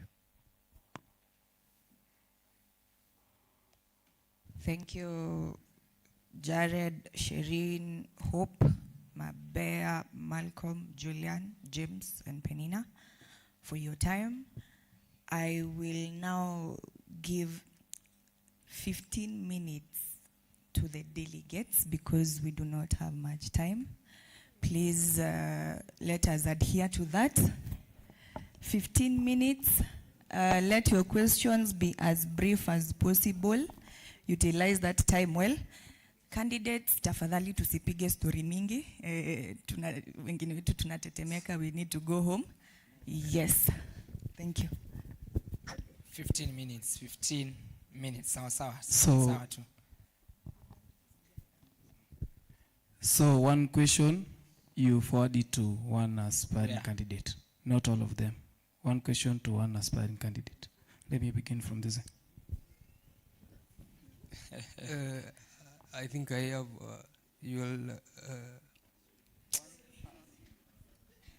No, only one to one candidate. If you give a question to all the candidates, I will respectfully dismiss it because of time. So please address one question to one candidate. Thank you.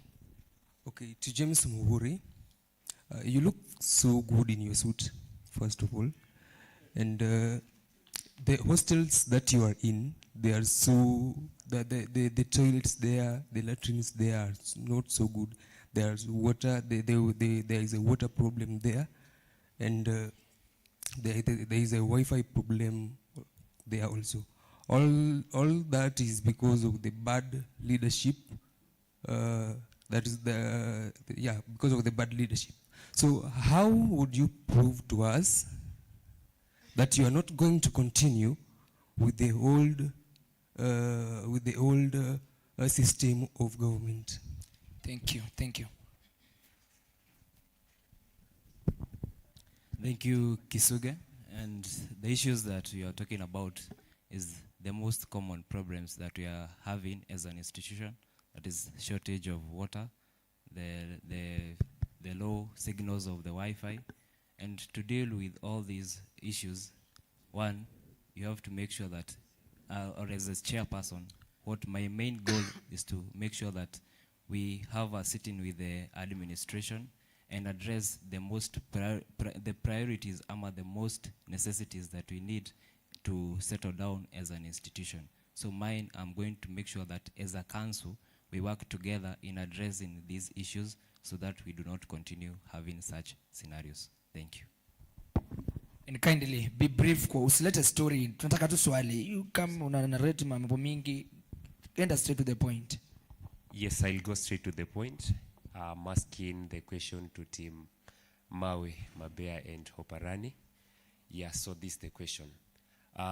We can observe from the previous leadership that we have had leaders being frustrated in that they are going in very passionate to pursue some stubborn matters in this school. But once they go up there, they find that even the people that they approach in the offices that they are going into, I can mention one, the transport office in this school is frustrated by the higher authorities. So how do you deal with the leaders while you approach them and you find them too are frustrated? Second, now that among these leaders, any of you will become the leader.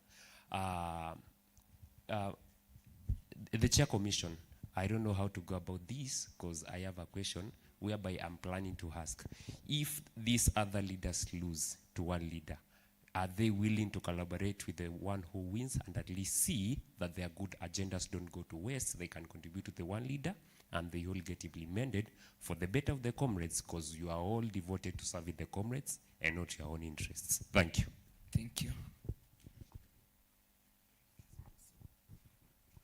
Okay, thank you so much, Mr. Wambua. I will answer this question the best of my knowledge. If we trace back last year, we had an issue of transportation, especially when it comes to welfare. Last year, we lost one comrade, that is one Lamek Mwangi, may his soul rest in peace. We had a problem as a faculty rep, actually. I I faced a lot of challenges in as far as transportation and coordination is concerned. We approached the dean of faculty, the dean of students, through mpaka tukafika kwa DVC, but the problem was still there. And we had to have a plan B, whereby we had to coordinate our own means of transport for us to reach to Mwea, to lay our friend to rest. Now, when it comes to the issue of transportation, when we were in a leadership retreat in Mombasa, we were told that that issue is going to be resolved, but we have not seen any progress. I believe the outgoing MUXA, you can agree with me, and a good number of you are here, that issue has not been resolved. You are told that you are going to purchase another van for the welfare activities and stuff, but I have not seen any progress. And I believe we are going to, if we get into office as Timawe, Oparani and Mabea, we are going to ensure that we make a follow-up towards the same, to ensure that when it comes to the matter of transportation and stuff, we are going to ensure that it's connected, it's coordinated swiftly, and comrades are served well in terms of transportation. I believe we are going to have a trips to Mombasa for academic trip and stuff. So we are going to ensure that hii mambo inafanyika venye inastahili na haraka kwa upesi. Thank you.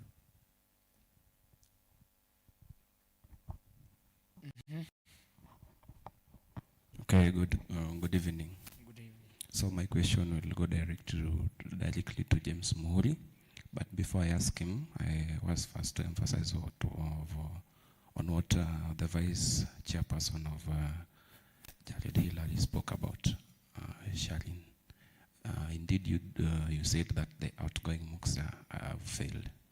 I can confirm that. And you are aware that you are vying under one ticket with an outgoing MUXA outgoing MUXA non-residents. He talked of the agendas before when he was vying for the non-residents.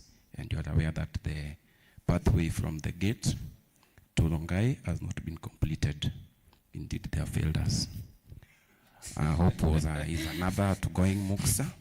He's talking of bursary, MUXA bursary. You are in MUXA. Why didn't you do that at that time? We go to Malcolm Descartes. You talk of attachment. You want to give us attachments, yet we do exam while standing under your faculty. I go to James Muhuri. James Muhuri, you've talked about unifying MUXA Student Council. All these people, you are at the same category. What have you done to unite them? That will make us sure that you'll unite the upcoming. My last question is, you've talked of implementing and not coming up with things that you'll do when you get that position. And this is your question.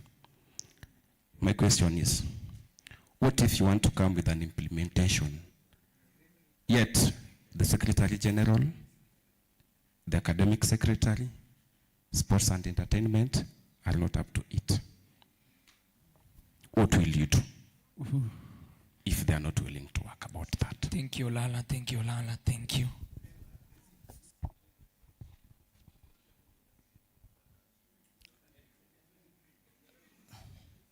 Okay, thank you for the question, Olala.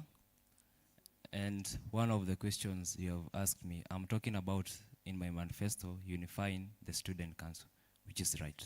And you've asked me why haven't I united my opponents, whom we are racing and whom we all want to take over this seat. One, you have to look, you have to analyze who are your opponents first and analyze them critically. Because when you talk about unifying, I have not been in that MUXA. Let me be realistic with you. I'm not in that MUXA, and so there is no way I've been working with Jared, nor Hope, nor Malcolm. So I cannot unite people whom I'm not working with. And to address the issue of implementing whatever is being said, about the manifestos, what we have to do is go with what is realistic. We don't have to come up with ambiguous things. We just have to make sure that what we talk about, we implement that. Because we don't have a problem with coming up with ideas. We have the best ideas. The problem is always about implementing on what we are talking about.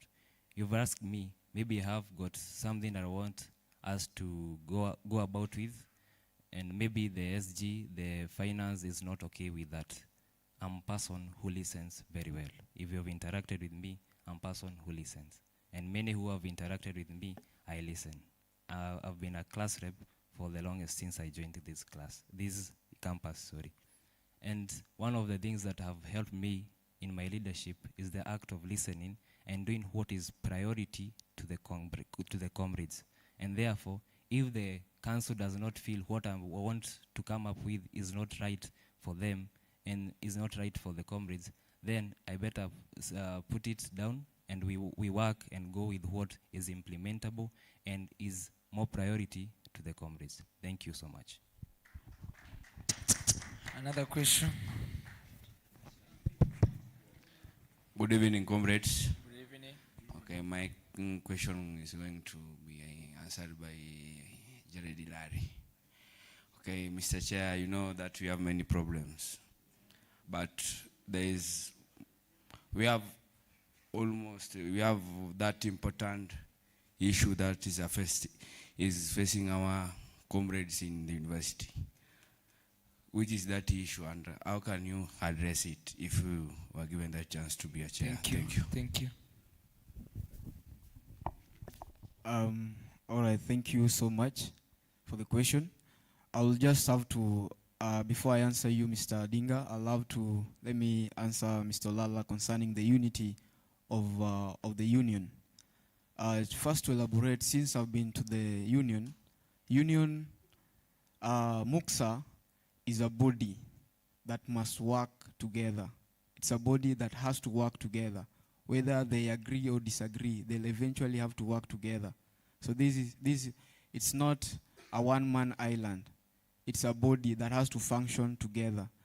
Because MUXA, defining MUXA, MUXA is comprised of the president, the vice president, the finance secretary, the secretary general, and the rest of them. So it's not a one-man island. So they'll have to work together for the prosperity of the institution. So thank you for that. Coming to Mr. Dinga, concerning the question that you've asked, the challenges the students are facing in campus, first, you'll agree with me, number one challenge that I feel or I believe that is a main problem in the institution is, number one, is the safety, or rather the security in the institution. The security, let me say, it's a big agenda that a school itself, let me say, it's so hard for the school to manage in a way, but through as I said, MUXA is a body. If we unite together as MUXA, we can be able to tackle the security measures. Another thing I believe is a problem to the student campus, it's the mental well-being. Mental well-being, as my opponent, Madam Mabea, she has well spoken of the mental health programs. If God willingly and luckily, if I become the president of this institution, I'll collaborate with Mabea. Through that manifesto of hers, we'll put it in mind and we'll work together to bring the mental health program in the institution. Thank you so much. One last question. Good evening, Mr. Jared. Good evening, Mr. Jared. Pia ilikuwa ni unauliza tu swali kisha to avoid a lot of stories. Zoza, adhere to the rules and regulations of this house. Tafadhali. So, Mr. Malcolm X, how are you? So, I have just two questions for you. So, in life, we may face face some problems. True or false? True. So, and failure is one of the problems you might face in life. And so, I'm not a fortune teller, but my question to you is, what if on Thursday next week, you find yourself on the bad side of failure? How do you handle failure? Thank you. Thank you.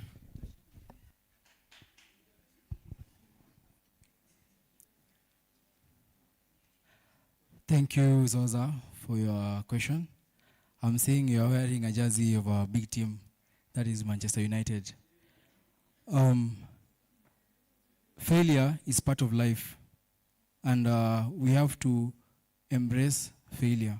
But failure does not mean that you have failed, that you have lost it in life. If on Thursday I lie on the other side of failure, or on the good side of failure, as you have put it, it means that it was a stepping stone for me. Life is a journey that we all have to walk in it. This does not mean that it is the end. We still have opportunities out there. And as I started by telling you guys that once opportunity is on the table, you grasp it, handle it with care, and whatever you do with that opportunity is up to you. So this is an opportunity, a platform that the delegates are giving us on Thursday, and it's now upon us as leaders to work in unity and unison, as the Constitution says, and deliver what we have to deliver in Multimedia University. Thank you. Thank you. One more last question. Yeah? Hajauliza swali. Aliuliza Malcolm X, if I'm not wrong. Also, indeed you are a failed union.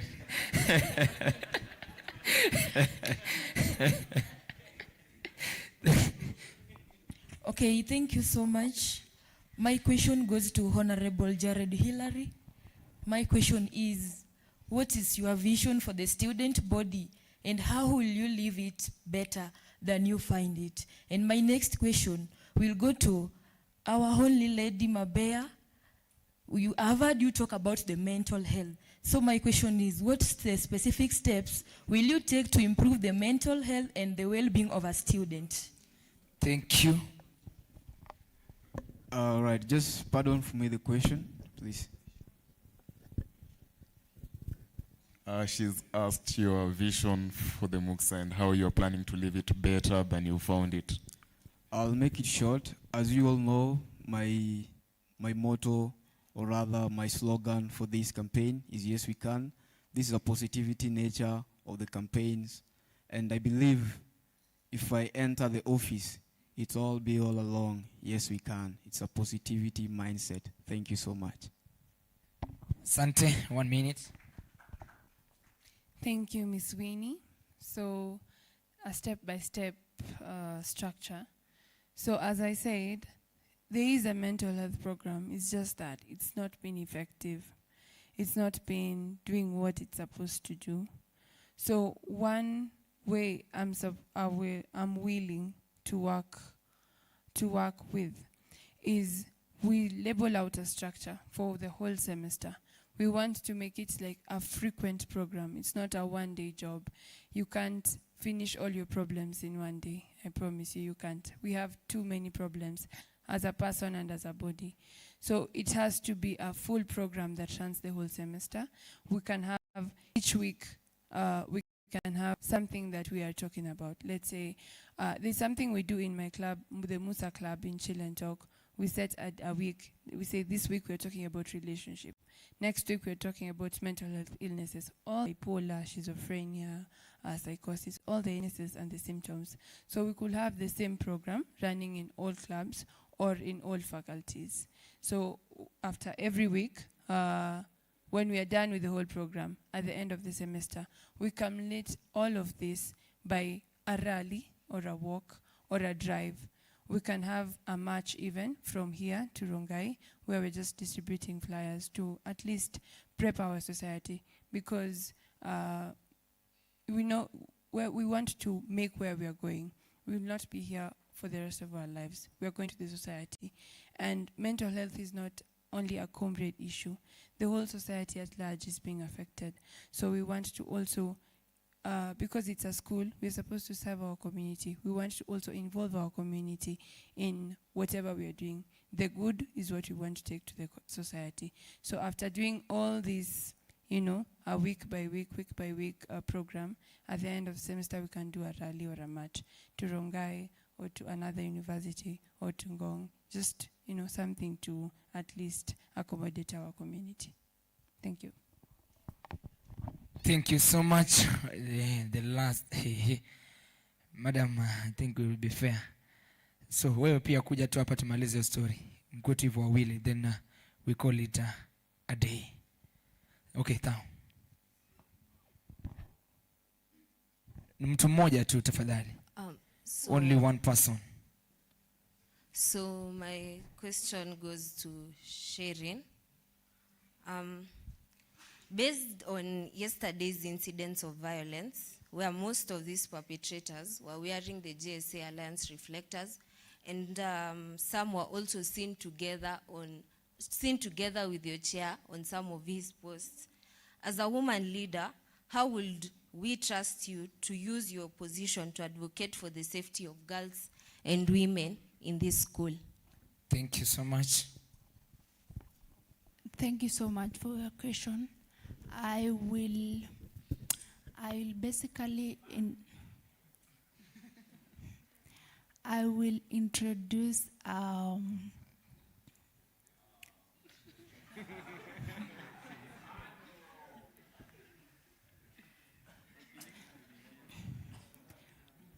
as a woman, I'll introduce a conference for women, for ladies, where I will invite a guest who will encourage all the students to be united and stop fighting in school. Thank you. Thank you so much. Thank you.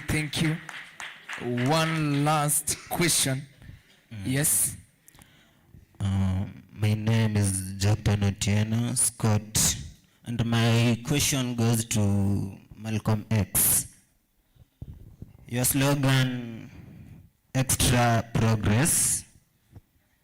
So, how will you convince us here that you'll get the extra progress while your supporters are the hata Kiswahili taweza.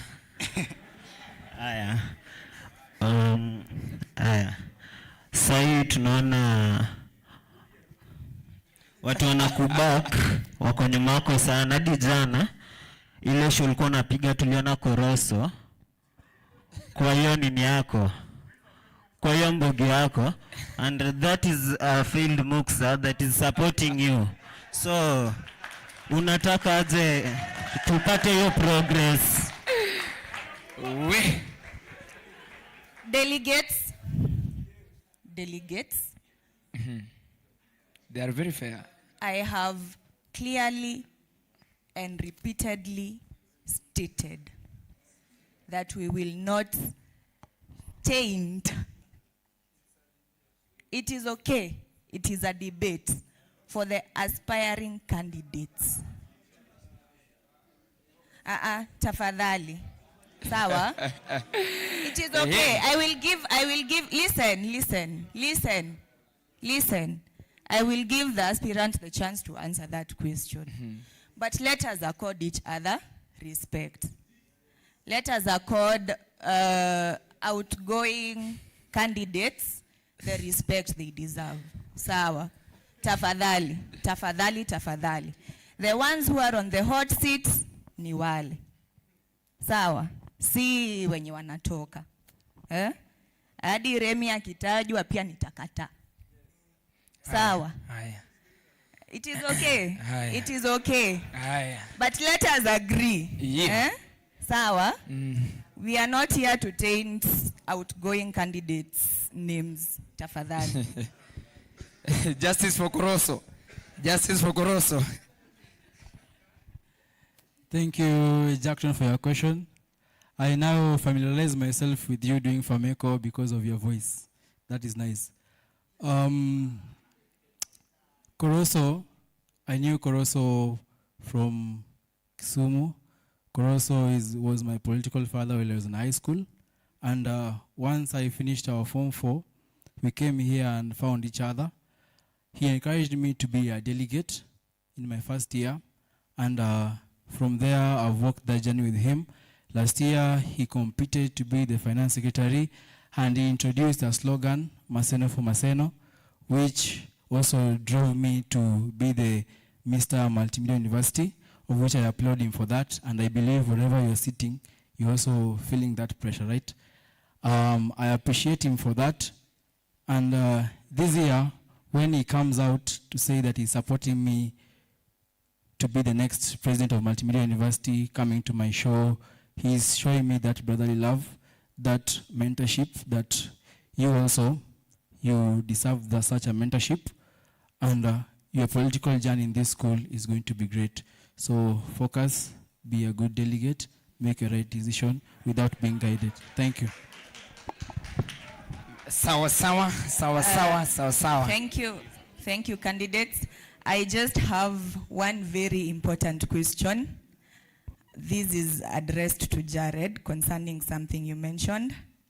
I'm not putting you in the hot seat. I'm just trying to understand if you know the people you're vying to represent. So when we say MUXA, what does MUXA mean? What does it entail? Thank you for the question.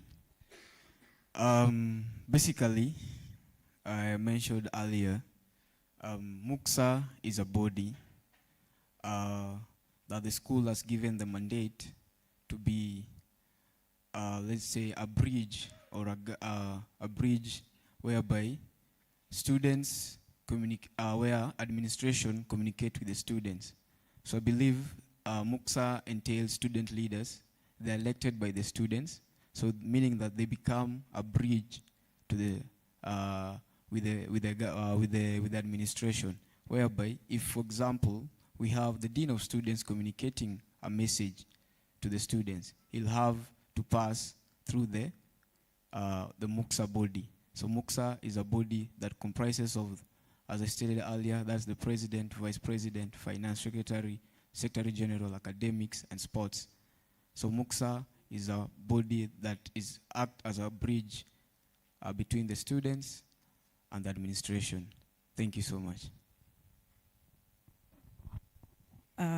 Candidates, please be aware that MUXA constitutes of all Multimedia University of Kenya students.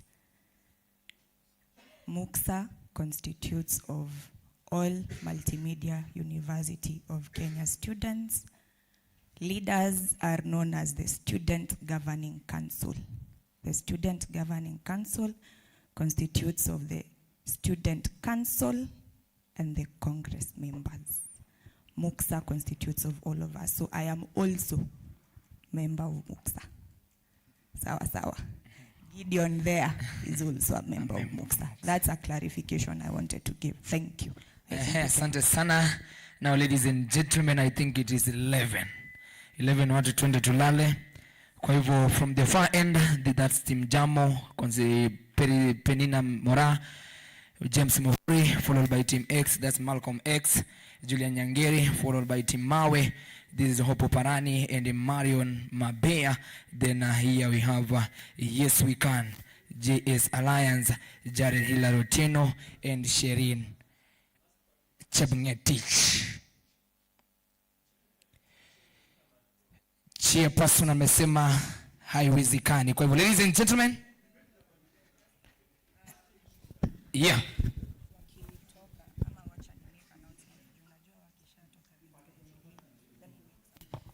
Mambo medi dakika moja tuone kama tutasaidiana, sawa? Okay. Welcome, Madam Chairperson. Commission 2026-2027. Tunaweza pigia our vice chairs and chairpersons makofi for the entertaining debate that we have had. I don't want to release them fast because I know once I release them, you guys will also leave, and I need you to pay attention. So 3 key dates are approaching, and they are approaching fast. So I would like to make the following announcements. If you are affected by the following, please note it down. Your next week tusikwe na mchanganyiko. So our elections will start on Tuesday, 3rd of March.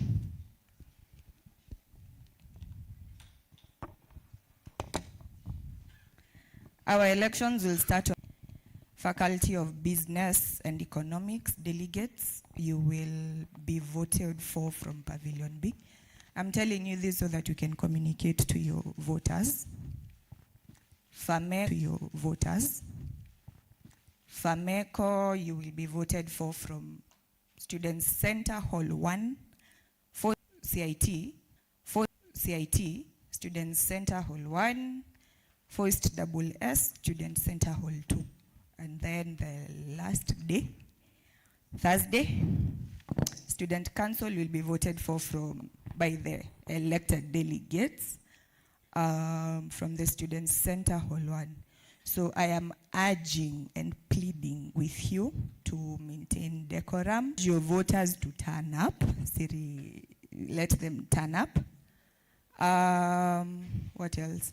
Remind them to also carry their student ID. What else? Remind them to also carry their student IDs. We won't be using national IDs. We won't be using national IDs. Please note that. We won't be using national IDs. Please note that. We won't be using national IDs on the election.